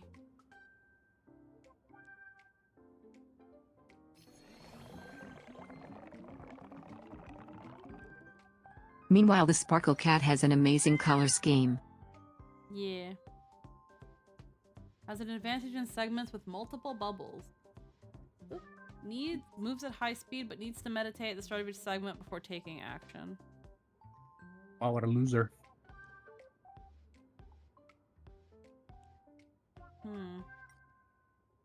Diviner one. When landing on Hello, slow, barrier will activate from a tile from affecting you. Alejandro Cat takes naps. To avoid special tiles when taking That's action. Fushuan, Diviner Mochi. That's another straight ship I ship. Jing Yuang and Fushuan Oh yeah, so much. No, I ship them. Relaxed, powerful general and uptight secretary. Yep.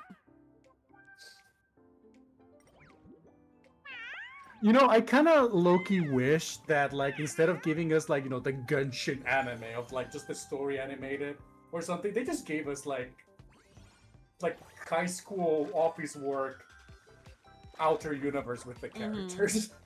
Because then I could, like, laugh my ass off about that. Like, I don't know, that would be much fun. What?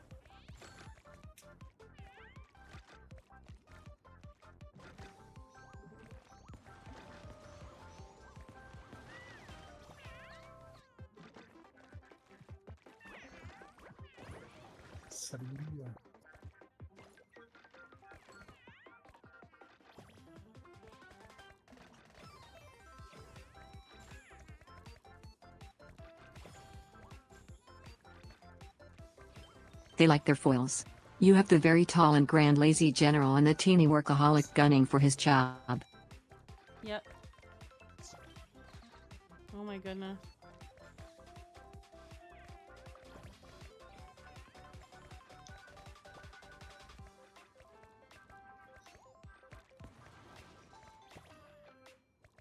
Yes. No! Yes! Yeah! Come on, my cat. You got this? Hell yeah. Hello. Oh. Diviner Mochi. a good sign, Meow.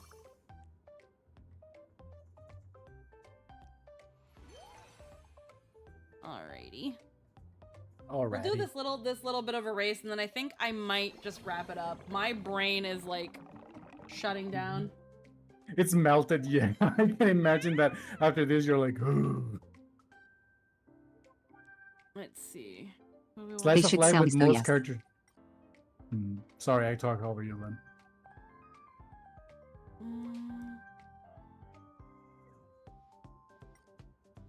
They should sell these though. Oh yeah, no, I think they do. Absolutely. You can buy the cake cats. I'm just gonna keep supporting Divine Mochi. The Cake Cats and the Bang Boos. Come on, Hoyo, sell them.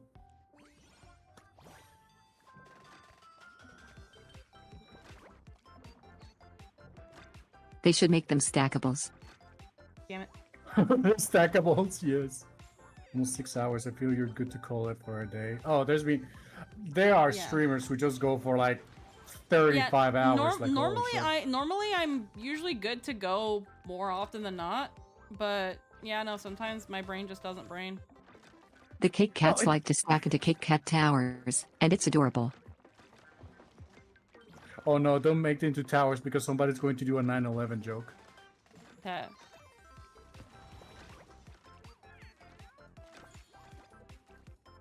That Wiseman cat is going, fuck you.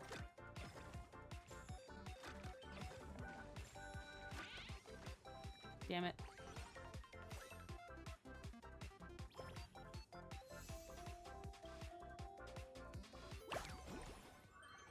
Second place. In 80%.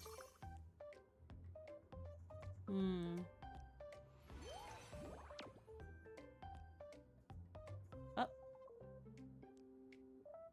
Okay, what's the next round? Oh.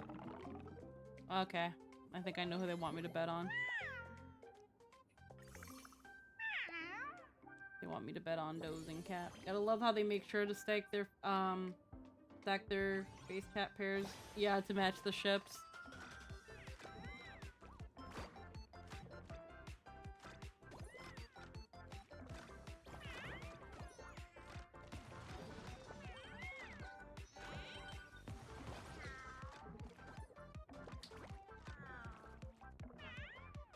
Gonna go and get myself a brownie.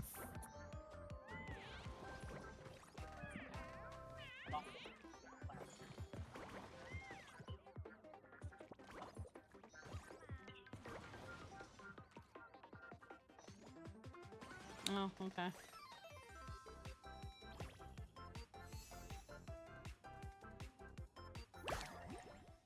I forget the owl is a canon character. Yep. The cat did not make it.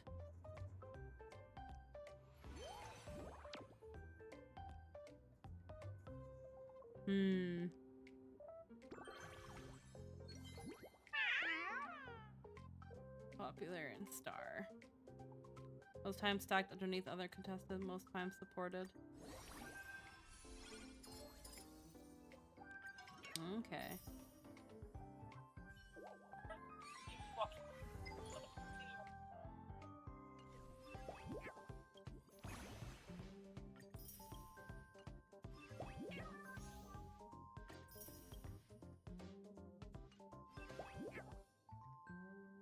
Yeah, it's essentially just like Fall Guys / horse racing, but with the Cake Cat. But I think my brain has liquefied enough. Holy moly, my brain. Heckin'. We're gonna see if we can find somebody to raid.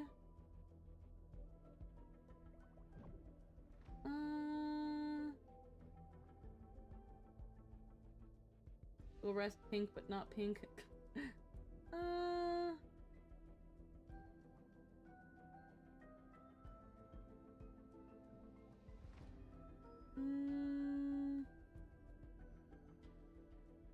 Nah, there's nobody to raid. Alrighty. We're just gonna end things off for today. Thank you for the head patch. Heckin' tomorrow we'll be back with some more heckin' 7 Rebirth. It's we had to skip a week because we were doing 3.7.